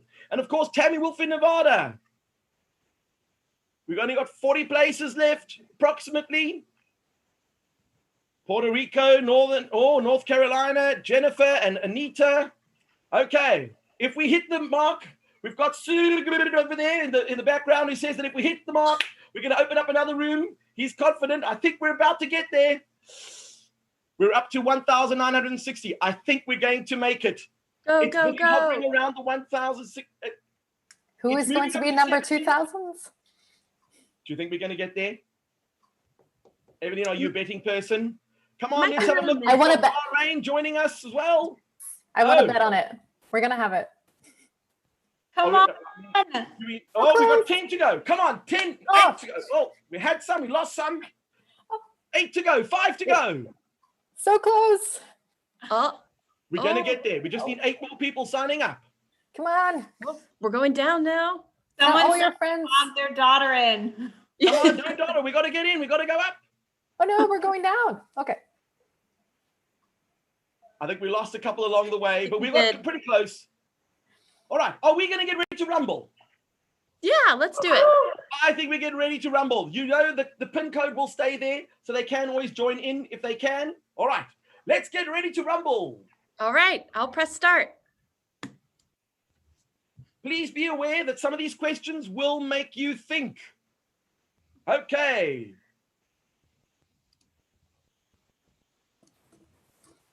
This is just a slide. Don't worry, that's not the first question.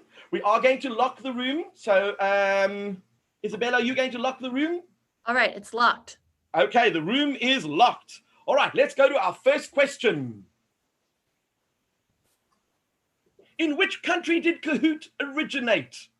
Oh, I know that this should be one. easy. Come on, you should know this. And the flag is coming up. So if you can work out the flag, look at the answers coming in. Normally when you hear the sound, it almost sounds like popcorn. It goes pop, pop, pop, pop, pop, pop, pop, pop, pop. Then you know that that's a pretty easy question. We have 900 in already, 10 seconds left. You're going to have to be faster than that. We've got 5 seconds coming up. We've got most of the answers in. Are they going to get there in time? And wow, 1,500 answers came in. Most of you got it correct. That's pretty impressive. But now we get to see the first 5 people in the leaderboard. Let's go to the next screen and have a look at our leaderboard. Wow, we have A. There I am. Oh, was that you? Wow. Oh, Amanda, you are in top form. We have Amel, we have host Andrew, we have Amanda and Andrea. These are all the A's. What are the chances? Hey. What are the chances? Are they sorting these things out in alphabetical order? We'll find out. It. We'll find out soon. All right, let's go to the next question. Our next question, who is this person in the photo? This is just testing your popular culture knowledge. Ooh, I love all those artists. Woo. They are so good. I can see that the team, they certainly know their musicians. Or do they? I don't know. The numbers are coming in. Notice it's a little bit slower than the other round. So not everyone knows who this musical celebrity is. We have 4 seconds left. You're going to have to get your answers in. And Billie Eilish. Did you know that? Amanda, did you get that right? I got that right, but that was a difficult photo. It didn't really look like her. That's why I chose it. It looked a little bit like Lady Gaga, maybe Cardi B, maybe Ariana Grande. Who knows? But right now, I think that's going to change our leaderboard. Let's have a look. Yes, and there's about a 10-second delay, I think, with the Kahoot. So some people. Oh, is there a 10-second delay? Yeah. Okay. Well, look at that. A is still sitting on top. But then we have KLF out of nowhere and up 1,733 places. I've never seen that as the highest climb. We have TWES. Impressive stuff there. And of course, Kathleen and Aman in the top 5 places. But notice the scores are very, very close. That's all going to change with the next few questions. Next question, please. If you overtake the person coming 4th in the 100 meters, what position are you now in? Ooh, difficult one. Well, you'd think it's easy. Maybe it's not so easy. I don't know. This tends to be a popular question with many, many people who take part. People are answering fast. Come on, YouTubers, those who are watching it live on YouTube.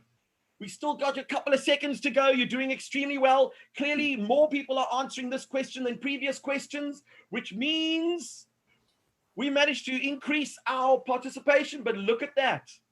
More people got it wrong. Oh my gosh. Now, why would the answer be 4th? Well, if you have a look over here, I have 4 people in the race, and I overtake the person coming in 4th. I am now the new person in 4th place. It was a trick question. That is certainly going to put some chest on your hairs. Let's have a look. We're looking at our leaderboard, and I'm clicking on next on my screen, Isabella, but clearly that's not going to do anything. And Evelyn, look at that. You've moved to top place. What? I'm very impressed. KLF, Kathleen, Walter, and Christine, thank you very much for joining us. And of course, Nora, you are the highest climber at 1,367 places. That is not too shabby. All right, let's go to our next question. I just want to like take these 5 seconds of fame and really enjoy them. You can. How about this one? What is a nonagon? Okay, there goes my 5 Italian, seconds. you will know this one. What is a nonagon, especially if you like turtles, all the way in Italy? Come on, this is an easy one. Leslie, this is a shoe-in for you. Good luck, Evelyn. What math question is this, Steve? I thought this was a fun Kahoot. Yeah, It is a fun Kahoot. Come on, you can do this. And most of you realize, of course, I can't believe some people actually guessed when your Italian grandma goes missing, when your nonna is gone. No, it is obviously a 9-sided shape or a 9-sided polygon. Not too bad, thanks. And that's because I'm a maths guy. I had to throw in a little bit of maths. Let's see what the next one's going to do to you. All right, let's have a look at our leaderboard. Right now, Evelyn, you were there, but you've been knocked out of the top 5. You had your spotlight there for a second. KLF 415, wherever you are, KLF 415, type it in the chat. We'd love to know who you are. KLF 415, Walter and Kathleen, JJ, and of course, Christine K. We're having a look to see if we can work out where you are.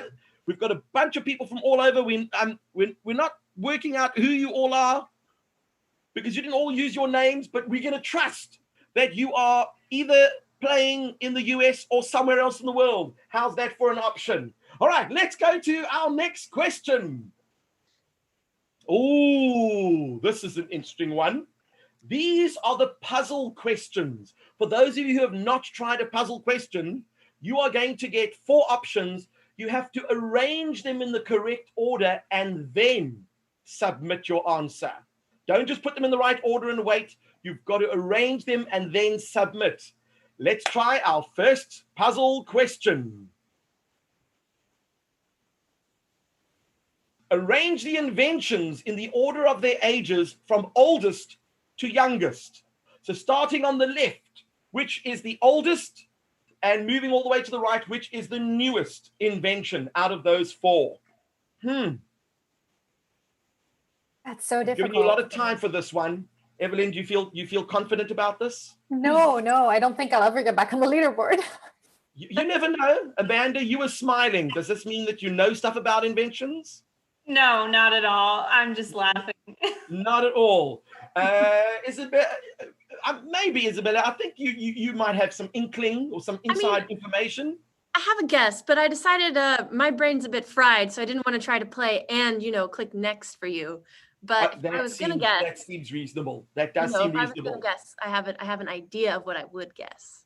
All right. Well, we've got 9 seconds and we've already got 1,300 answers in. That is pretty impressive for a puzzle question, because it normally does take a little bit longer to fill in these answers. And of course, the big reveal. Ooh. The Frisbee was the oldest, then the internet, then the CD, and then the DVD. 61% of you got that incorrect. 39% of you got that correct. I think it might affect the leaderboard. Let's have a look. Oh, yes, that's me. Oh, that's okay. Oh, look at this. Catherine C has moved to the top with Christine KJ2. Cloud, AMH, and Candle. We've got some new names appearing in the top 5. And a combo breaker. 21 players just dropped their answer streak of 3.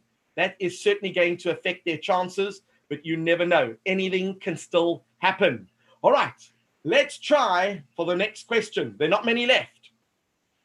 We have 8 out of the 14 questions. The most followed Instagram accounts from least to most. And don't forget, we will have the random wheel of fortune in just between round 2 and round 1. We are going to have the random wheel of fortune to give away some prizes. You do not want to miss that. You certainly want to be a part of that.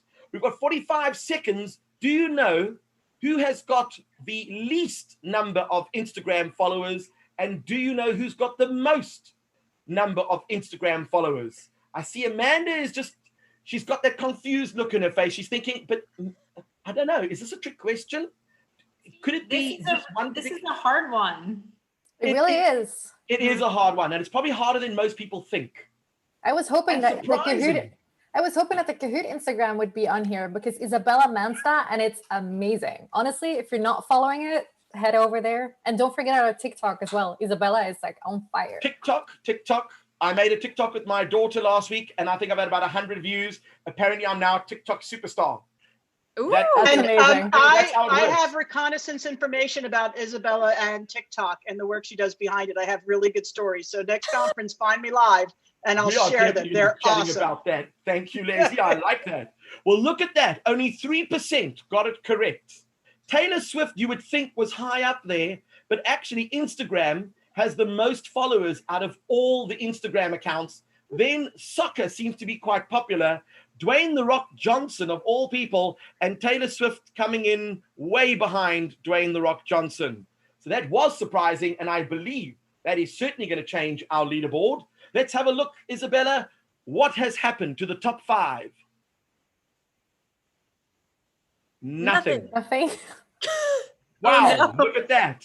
So either they all got it wrong and everyone else got it wrong, but it didn't actually affect the leaderboard that much. That was surprising. Let's try our next question. All right. Oh, it's a double pointer. This one's worth Ooh. a lot of points. How many holes are in this t-shirt? Ooh. How I many see what holes you're are in doing this here, t-shirt? Steve. Double points. You know I love these kinds of questions. I don't know if I counted correctly. Well, you know what happens when you submit your answer. You can't change it. I Don't know. worry, Kristen Clark, 990th place is very respectable. Mm. And yes, Jennifer, you might have got kicked out. I did not kick you out. I promise you, it wasn't me. And look at that. Only 232 got it correct. If you can click on show media, I would just have to talk about where those holes are. We all know that there's one on top where the neck is. We know there's one underneath. That's the bottom. And we know that there are 2 where the arms are. That makes 4. But if you're going to have 2 holes in the front, you are also going to have 2 holes at the back. And that makes a total of 8 holes in the t-shirt. I see a lot of people were typing in the answer. April Inglis, you typed it in correctly. Kristen Clark, you typed it in correctly. Kathy Blankenship, you were in the right neighborhood, but you were not knocking on the correct door. But it was pretty close anyway. All right, let's go to our leaderboard and let's see if that affected the leaderboard in any way. Yes. Oh, it certainly did. Catherine C is still on top. AMH is coming in a very close second. Susan Candle and Mickey, third in a row. We have Moon. That is their actual name. It's an icon. Is back in the game. I'm very impressed. The rest of you, come on, you could do this. You could sit. Oh, and there's, of course, someone said technically there could be one large hole in the back. Oh. I don't know. We never saw that at all. That is a good point. I like the way you were thinking. We need to talk about mathematics afterwards. Let's go to our next question. Right. It is an open-ended question. You're going to type in the answer. It's not a multiple choice. Type in your answer. What is Paul McCartney's middle name? Oh, the answer coming in very, very quickly. Some people are typing in. Well, let's have a look. Oh, it says that some of you might be locked out because there were too many players. It's possible. But then you're going to join the second game and make sure you get there before everyone else. That's 3 right. seconds left. 2. Oh, my word. It was obviously a lot harder than everyone thought. And the correct answer is, let's go for the big reveal, Paul. And notice I put 2 versions of spelling. His actual name is James Paul McCartney, and Paul is his middle name. It was a trick question. And what you will notice is that, of course, I put Paul and Pure because not everyone is great at spelling, and we want to cover all our bases to give everyone a chance to still get those points. Let's have a look at the leaderboard and see what it does. Oh, look at that. A little bit of a shift there. Ashton and Candle and AMH, a little bit of a dozy-do around each other. Your favorite Hannah has the highest answer streak of 4. Very nice, your favorite Hannah. I'm very impressed. All right, let's go to our next question. It's a quiz question, multi-select, which means there could be more than one answer. which words can you make with the letters in teachers? So you're going to find out which words you can actually make using the letters in the word teachers. Now they're coming in very quickly. We've got about 15 seconds left. You are doing extremely well. This is a good question, Steve. Really, it's a great question. It tests your ability to actually rearrange the letters and move them around. And unfortunately, we're going to get close to running out of time. But we managed to get 700. Oh, look at that. Some of you managed to realize that, of course, we could make all of those words, couldn't we? Could we? Yep. I believe we could. Let's see. Yeah, I think we can make all those words. Yes, so you all got points. Some of you realized you could use some of the points. Some of you chose 2 or 3 of them instead of all 4 of them. But it looks like you guys did pretty well. You see, it's not all the same number. So that means that not everyone chose all 4 of the words. And that's okay. You scored some points, but you certainly got points for every correct one that you got. Our next question. Oh, let's look at the leaderboard. The leaderboard shows, oh, look at that.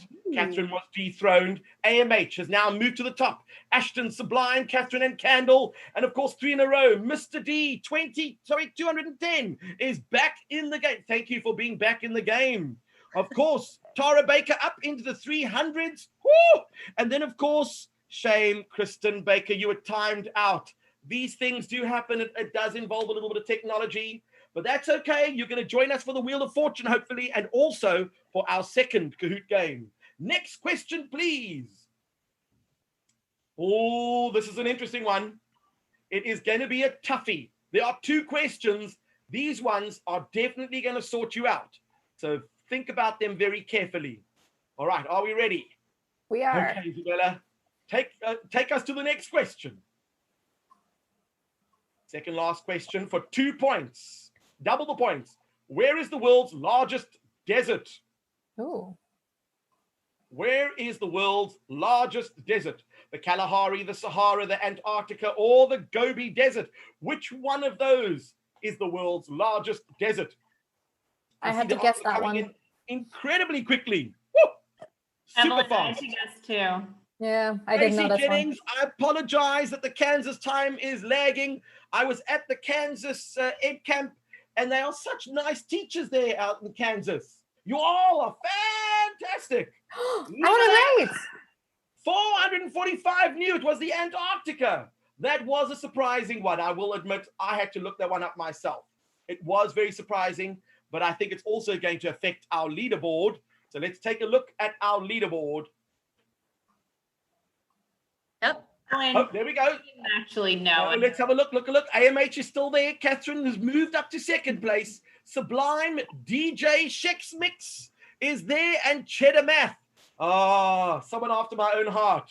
I like it. Cheesy Math. We never ever say no to cheesy math questions. And of course, your favorite Hannah has the highest answer streak of 6. The more you get right in a row, the more points you get. You are doing extremely well. Oh boy. And then of course, was it Callie? You realized that after you entered the wrong answer and you hit submit, you couldn't unsubmit. These are the things that we go through in life. But of course, if you had to play this in ghost mode, you wouldn't make that mistake again. All right, Sublime, you sitting in 3rd place. I don't know where you came from. That's impressive. Let's go to our final question in the first game. Ooh.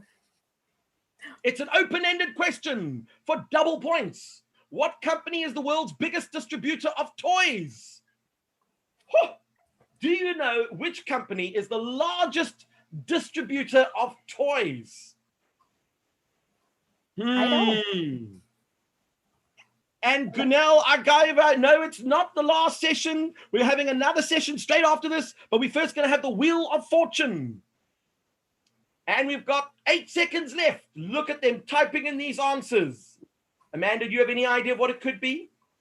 I have an idea. I'm not going to say anything yet, though. You could message me. I don't mind. Oh, let's have a look. Look at that. What?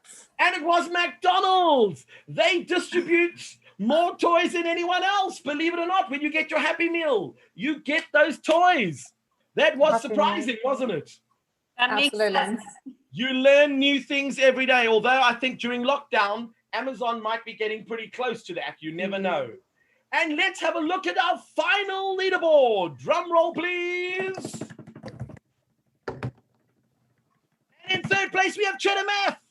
In second place, we have DJ Shex Mix. And in first place, dun, dun, dun, dun, dun, dun, we have AMH. Woo! So what I want you to do, please make sure that you keep note of those names. AMH, please take a photograph of your screen. Take a screenshot.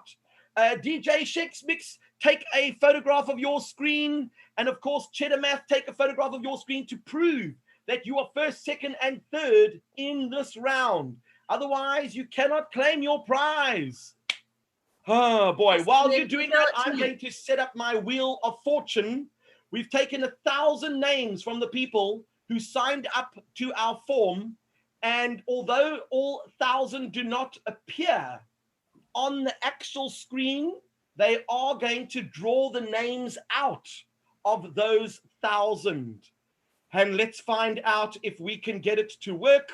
I believe it is working. You can see the Wheel of Fortune.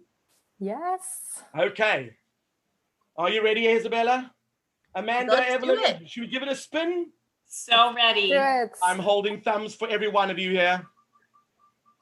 It's spinning. It's got a lot of names to get through. I'm so excited. Who's it gonna Kenneth C. Williams! Woo! Kenneth C. Williams! Make a note of that, Isabella. Kenneth C. Williams, you have won a prize. What have they won, Isabella? Do you know? A Kahoot shirt. A Kahoot shirt. Should we do another 2 more draws? Sure. Okay, we're going to remove Kenneth from the list. I'm removing Kenneth from the list. Now there are 999 names for the next Kahoot shirt. Here goes. Doing a drum roll. Oh, it's going to be Lynn Hurdle. Woo! Lynn Hurdle, Christina Stevenson. I'm using a wonderful app called wheelofnames.com. That's what you wanted to know. You see, I like sharing these things. So Lynn Hurdle, you've won the second t-shirt. We're going to remove your name. Are we going to do another spin? Let's do it. Let's do a Kahoot Premium Plus subscription this time. We'll do another shirt and then we'll do a premium one. Okay. Are we ready? Here goes, here goes, here goes, here goes. Holding thumbs. Excited. Nicole, I know I want to be picked too. Oh, it's Valerie LeBlanc. Look at that. 3 t-shirts were given out that quickly. Have you made note of the names there, Isabella? I have, yes. Okay, I've got them on the spreadsheet, so do you, so we'll know who they are. But now I think it's time to give out a premium membership. In the chat, please type if you would like to win that premium membership. Just type me. We'd love to see if you want to win a premium membership. I'm going to remove them from the list. Let's have a look. There's usually a little bit of a delay. So now they're going to get that message and they're going to start typing. Look at all the me's coming in. That's insane. That is a lot of me's. That is a lot of me. Well, I'm holding thumbs for all of you, but only one can win this premium membership at this time. Let's give it a spin. Here we go. Oh, it's going a little bit faster. Ooh. It's going to be Andres Cherny. Ooh. Congrats. Well done, Andres Cherny. That is for the premium membership. You are now a member of the premium membership club. Congratulations, congratulations. Are we ready for our second round? Let's do it. Let's do it. Let's do it. We're going to come back to the Wheel of Fortune after our second round to give away some final prizes. Let's go back to our game. There we go. You can share your screen. We're going to go to round number 2, and they're going to have to sign in. Remember, you snooze, you lose. And we got some prizes to give away. 3368261. That is our code. Jump in as quickly as you can. Quicker. Oh, yeah, they're coming in fast. Yeah. Oh boy, are we going to make 900? Because, this is the graveyard shift. And whenever it comes to events like this, not everyone stays until the very end. but I do think a little bit of an incentive of prizes certainly helps to make it. Do you guys have a hoodie to give away? We're actually out of hoodies. Oh man, I tried. Just people, You I tried. tried for you. I swear. I asked them for a hoodie for you. Because look at this. Let me model my beautiful hoodie. We have a special hoodie, Steve. Hoodie over there. Look at that. Does it have anything at the back? Hey, but this is a very special hoodie. This is an awesome ambassador hoodie because you are an amazing ambassador. No. They are all going to become ambassadors because everyone loves Kahoot. That's what it's all about. So we are up to 1,200 players. I honestly think we're going to make the 1,600 mark. Let's have a look. Some people are still typing in me. So they obviously didn't get the memo about the round. We were actually in the second game for those of you. So if you're signing in, if you are in it to win it, let's see, Mrs. Glatz, you are in it to win it. That's what I like to see. You've got a winning attitude. What about, how do you get the Wheel of Fortune, Stephen? It happened to be a thing called Wheel of Names. I'll make sure we put the information in the comments afterwards. I'll work it out. In fact, I can work it out. While you're busy over there, I'll work it out. There's still 2,000 people watching, so we should be able to get 2,000 people. 2,000 people watching. That is incredible. Someone actually asked me, can I please change my outfit? I think I need a new outfit for this particular game. Let's choose. Well, we could go for the Tiger King. We do like Tiger the King mascot. potatoes sometimes work. Woohoo! That is amazing. I'm thinking we could go for something a little bit more austere. Okay, let's go trolls. Yeah. Okay. We Now you have to sing gonna do this. everything. Oh boy, we're up to 1,530 and the numbers are still growing. And my friends out in production at the back there, you know who you are. Have a look at this. The numbers are growing at high speed. This is incredible. Will we make the 1,800? And he said, he noted that. You see, we are getting little chats in between, little private love letters that he keeps sending me every now and again. We are now sitting at 1,500. I think we're going to get to 1,600. We're going to close the room in about 10. Oh, and he loves me. I love you too. We're going to close the room in about 20 seconds. So if you're going to sign in, sign in. And Tori Neal, you want to know how I changed my face? I was born this way. I can't help it. Sometimes I look like that. Sometimes I have a bad hair day. It can happen that you have a bad hair day. Every now and again, I feel like I'm a rock star. And then, You look amazing. Look at this. I can get a beautiful mustache. It can happen. And then, of course, you can go celebrity. A lot of people, they say I look like Tom Cruise. You know, I can see a bit of a resemblance. Can you see a resemblance? I can. I'm telling you now. It's unbelievable. You look just like him. We should have been doing this all day. I think so too. I think so too. And for all those teachers that are cat lovers, I brought my cat to join us as well. We're up to 1,600 players. I think we're going to start the 10-second countdown. If you want to win prizes, you've got 10 seconds to sign in. 10, 9, 8, 7, 6, 5, 4, 3, 2, 1, and I think we are ready to rumble.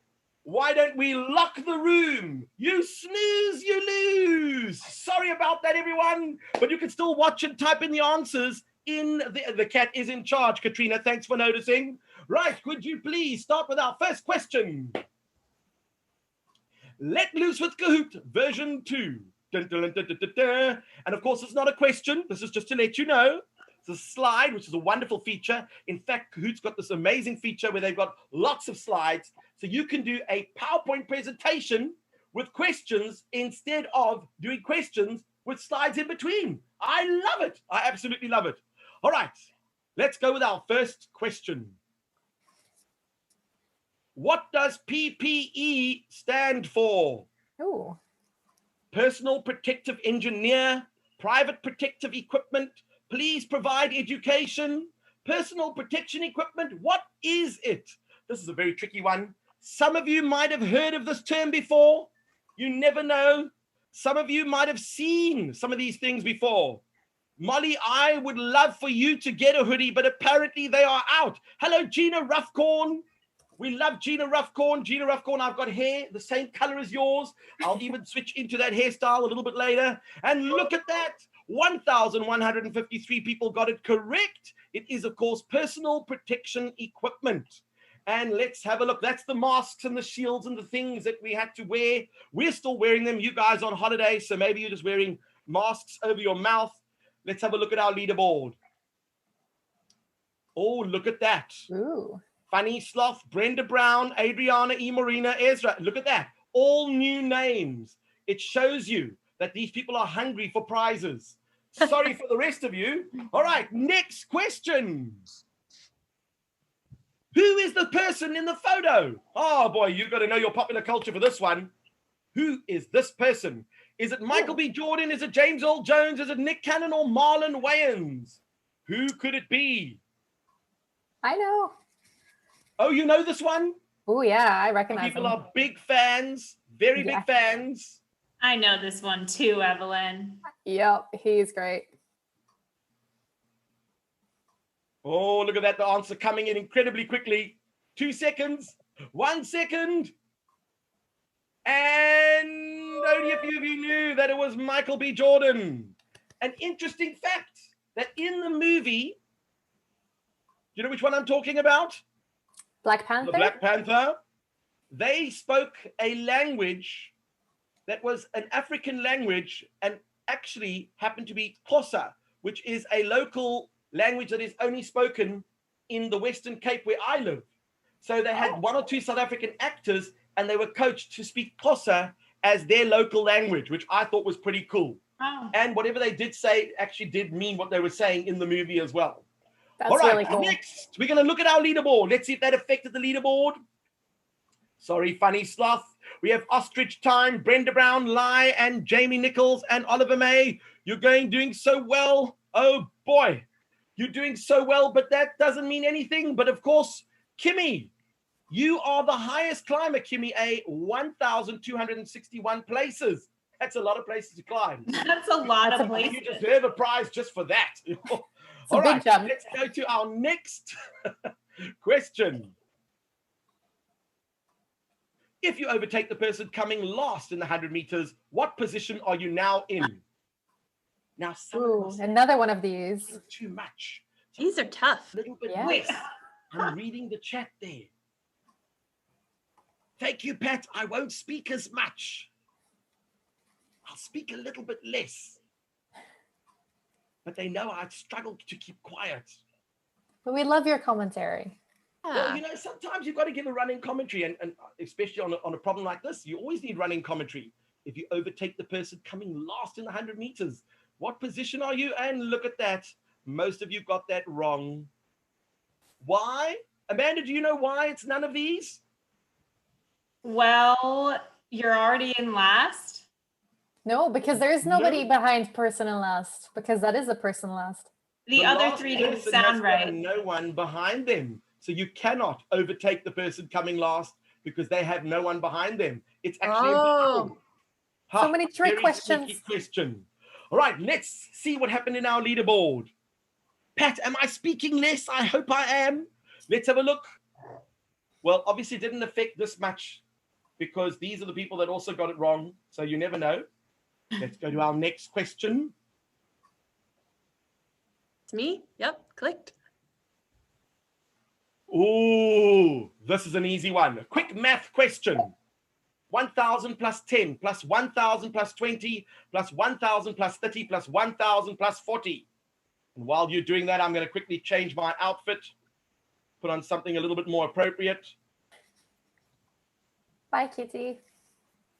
This. I thought quickly, but we'll see. We'll find out. I think I know. Ooh. Ooh. Oh, wow. Did you join the dark side, Steve? Well, it's only because some of them were telling him to be quiet. So now I'm going to use the force to make you change their mind. You never know. You never know. Well, look at that. A lot of people actually got it wrong. And the reason they got it wrong is because they went like this. 1,000 plus 1,000 plus 1,000 plus 1,000 is 4,000. And 10 plus 20 plus 30 plus 40 is 1,000. That's not true. 10 plus 20 is 30. Plus another 30 is 60. Plus 40 makes 100. So it is 4,100. Oh, Christina, you hate math. That is why I need to work with you and your students, because I will make you love math. By the time you are there, you'll be loving it like you cannot believe. Let's go to our leaderboard. I wish you were my math teacher growing up, Steve. I would have loved it. I wish I was my own math teacher when I was growing up. So there we have Brenda Brown, Ostrich Time, Gary, Sandra, Osma, and AB. And look at that, combo breakers. 43 players just dropped their answer streak of 3 because of one sneaky question. Let's have a look to see if the next question is going to give you any opportunity to get it right. Oh, it's a puzzle question, people. Remember how the puzzle questions work. You've got to rearrange the questions in the correct order and then submit your answer. Don't rearrange them and then forget to submit. Amy McDonald, you are coming 59th. Do you know how good that is out of 1,600 something people? That is insanely brilliant. All right, let's go to our question. What could it be? Arrange the holidays in the order they take place during the year. So starting from the beginning of the year towards the end of the year, do you know which order? Star Wars Day, Halloween. Oh, these are tough ones. You're so appropriate with your outfit, though, with the question. Yes. I can make it more appropriate. There we go.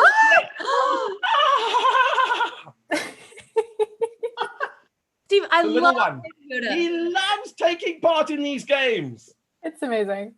Using the force. I'm using the force. Let's have a look. We've got 28 seconds left. Look at them. This is obviously an easy one. People know something about the holidays. They love holidays. Impressed. Let's just quickly race over to the answers and have a look to see what they're doing. I'm loving this. You guys are doing so well. It's unbelievable. We've got 8 seconds left and we've got 1,200 answers in. Keep going, keep going. Got to be very careful over there. 1 second left and we've got 1,320 answers in. And of course, let's have a look at the correct order. Valentine's Day is the 14th of February. April Fool's is the 1st of April. Star Wars Day, May the 4th be with you. And Halloween is the 31st of October. That's going to be interesting using social distancing. I don't know how they're going to play that one out. All right, let's go look at the leaderboard. I suppose everyone can dress up in a plastic dinosaur and it should be fine. Right, we've got Ostrich Time leading, Gary MCD, Cloud DC, and of course, Susan. 22 players have reached an answer streak of 5. Very impressive. But now we're getting close to the end of the game. Let's have a look. What's going to happen with our next question? Whew. It's a quiz question. What color egg does a brown rooster lay? Orange. Thank you, Angel, for the support. We love it. And Tammy, yes, I will tell you all what I'm using to make all these things happen. But it comes with a warning. If you get stuck with this thing because the program crashes, you have to run all your meetings looking like you're in Star Wars movie. So you've got to be very careful about these things. Are there any other celebrities we can bring along to the event? Look at that! You guys are going in one direction and it's up, because if you're playing Kahoot, you can only go up. That is amazing. 715 of you realized that, of course, roosters do not lay eggs because they are male. The rest of you, as we say in South Africa, sis, can you believe it? Oh, Cheryl, I also answer too quickly when I play these things. You know, it jumps in your head and then you go and shoot the wrong answer out. Can't undo it. Let's have a look at that leaderboard. I would have missed that one for sure. Oh, really loving the Harry Styles. Oh, you like the Harry Styles? I thought maybe I'd impress you a little bit.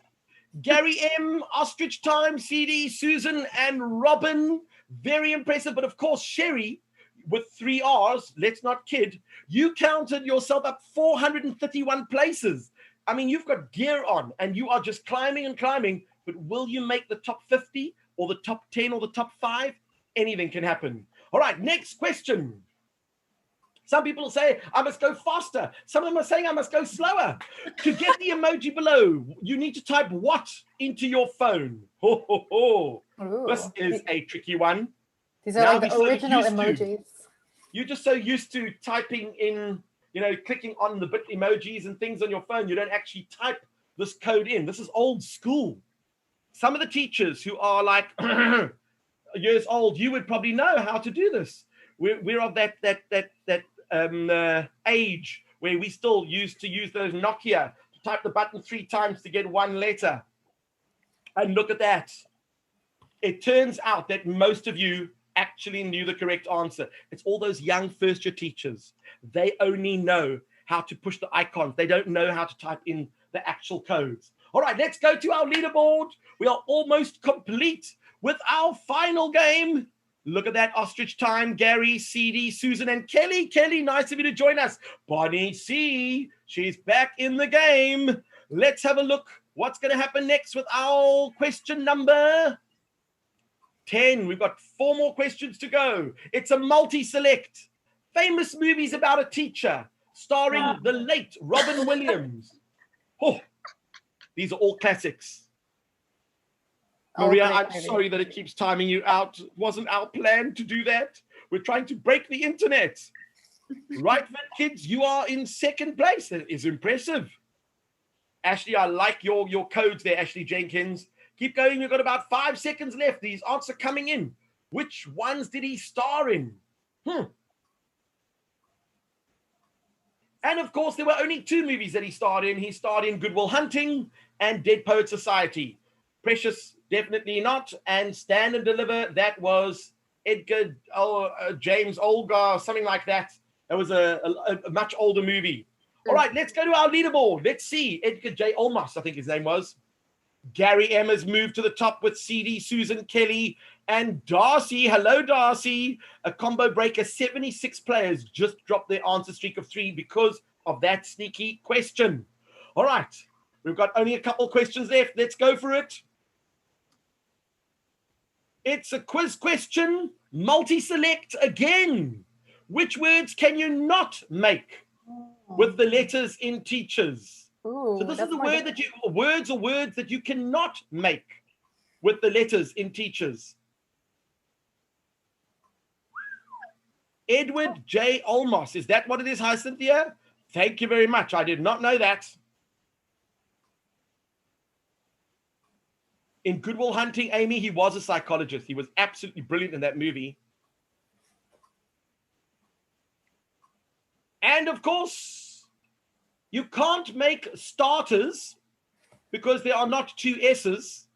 And you can't make cheese because there are not 3 E's. But you can make cheaters and stay. Darn. That was very, very sneaky. Very, very sneaky. And for being so sneaky, I think I'm going to have to become the MC. Hopefully you like my new look. I look rather distinguished. I have my jacket on and my bow tie. Woohoo! Let's go to our leaderboard. Let's have a look. Oh, look at that. Gary M is there. Oh, Gary.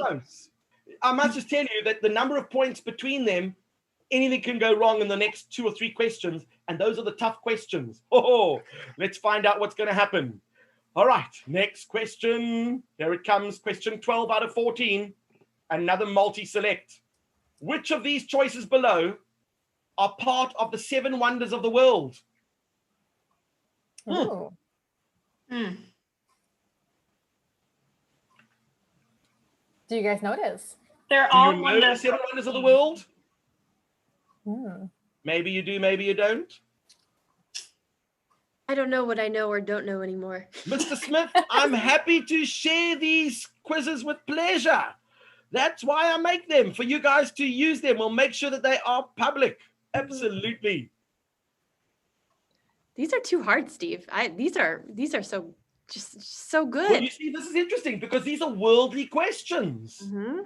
I can add these quizzes tomorrow to our webpage on this session. Please. Yeah. And let me ask you this. I mean, 7 wonders of the world have been around for a long time. It's not like it's a new question. So what do you know about the 7 wonders of the world?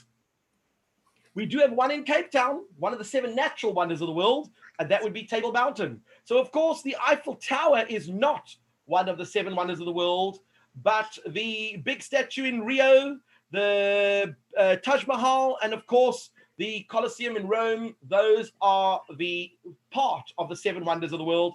And a lot of people actually knew that. That's quite impressive. Yeah. All right, next, we're going to look at our leaderboard. We've got about 2 questions left. Anything can happen. Lai has come in, CNAJ has come in, Gary, Susan. CD is now sitting on top.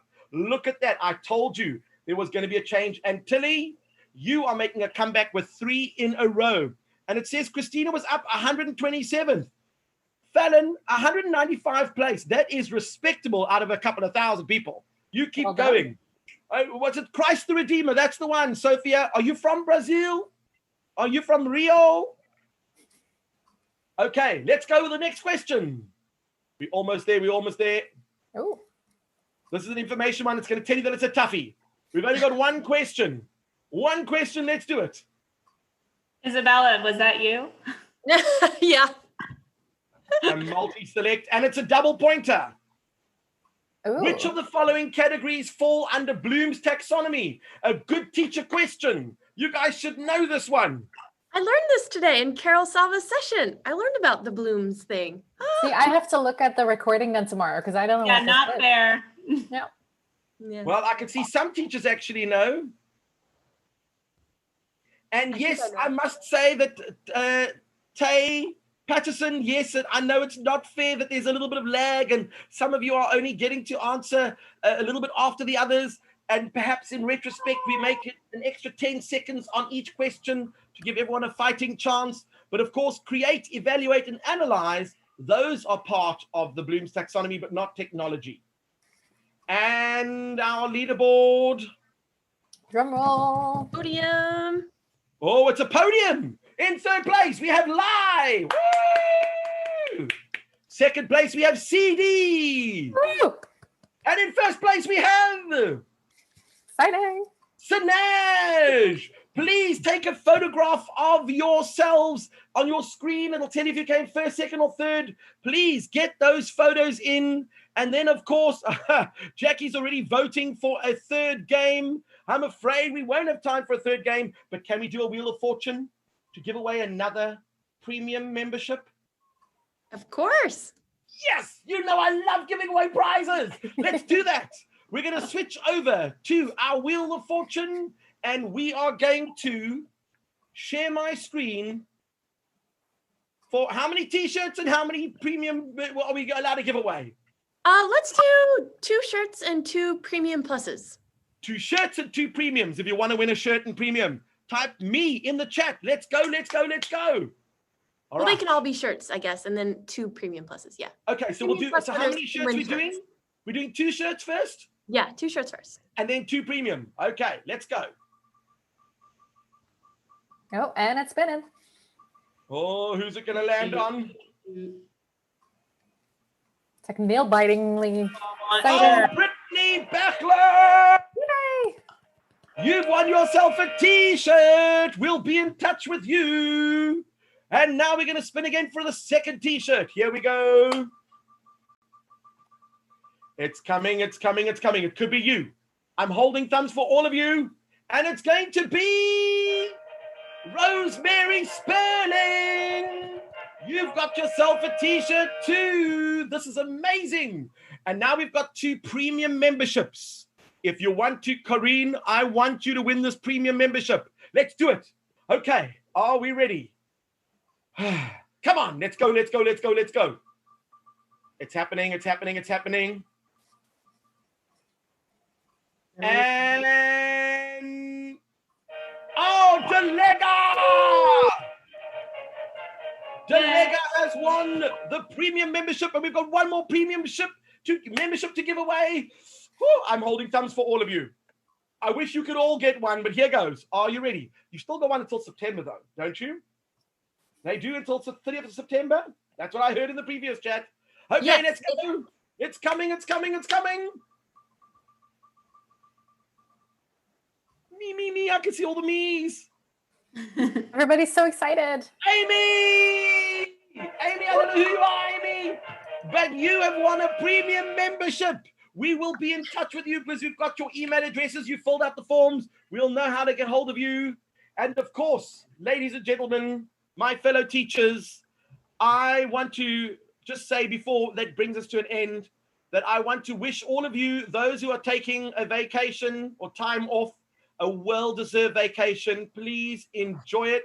You've worked pretty hard and you've pulled off the most amazing things. You're lucky that you had Kahoot at your side, one of the most amazing tools to use in the classroom and outside of the classroom. And I'm going to hand over to Isabella to take over from me. I don't have to say much. Thank you to everyone who attended today. Thank you to my awesome coworkers, Amanda and Evelyn. Could not have put together this summit without you all. It's been so much fun getting to engage with all the teachers today. It really puts everything into perspective that, we're not just doing an event. Like it's just so much fun engaging with the community and getting to talk to everyone and meet y'all. So I really appreciate that. Thank you to my wonderful colleagues in Austin who helped and did the chat today, Danielle O'Brien and Spiba. Thanks to everyone. Thank you, Andrew. Loved doing this. This was so much fun. I hope everyone learned today and came away with some new tips and tricks. Like we said earlier, yes, this whole day was recorded. So you'll be able to rewatch any sessions. I think it's actually going to be up on YouTube for the next week. So you can just kind of like rewind, essentially, I think is how that works. You'll also be receiving an email in a few days, maybe even tomorrow, depending on how quick we work, with your certificate. So you'll get a certificate for professional development for attending the entire day, which is great. If for some reason you don't get that certificate, please contact us. You can contact customer support, or you can email me. I've been putting my email in the chat all day. Please email me if you don't get that. And with that being said, thank you all so much. And Andrew, I guess you're going to do some closing words for us. No, I just want to say, hey, thanks everyone for letting me into this sort of special community that you guys were in. I mean, Kahoot, you've really done something incredible here. Everyone is so passionate and the community is fantastic and they come from all over the world. So thanks for a special day. No, actually, I have to say it was awesome. It really was. So thank you all so much. Follow us at Get Kahoot on Twitter. Thanks for sharing your selfies. Amanda and Evelyn and I will go through them tomorrow and send out a bunch of prizes. And that's it. Anything else from anyone? One last thing. I'm typing in the chat now the program that I use to change my costumes. This happened to be a program called Snap Camera, which you can download on your PC, and then it uses Snap Camera filters. And the other one is Wheel of Names. I'm going to type that in. You can use that to do random choices. We could put up to 1,000 names. I think we could have squeezed in more, but we chose 1,000 just to be safe. And I'll type those all in the chat now so you guys can make use of all of them and impress your students. Amazing. Thank you, Steve. Thank you all. Okay, well, I guess that's it. This day's done. Crazy. Okay. Good night, everyone that's later than me. Good afternoon, good day, good morning. Hopefully, see you next year. All right. Thanks, y'all. Thanks, everyone. Thank you. Thank you.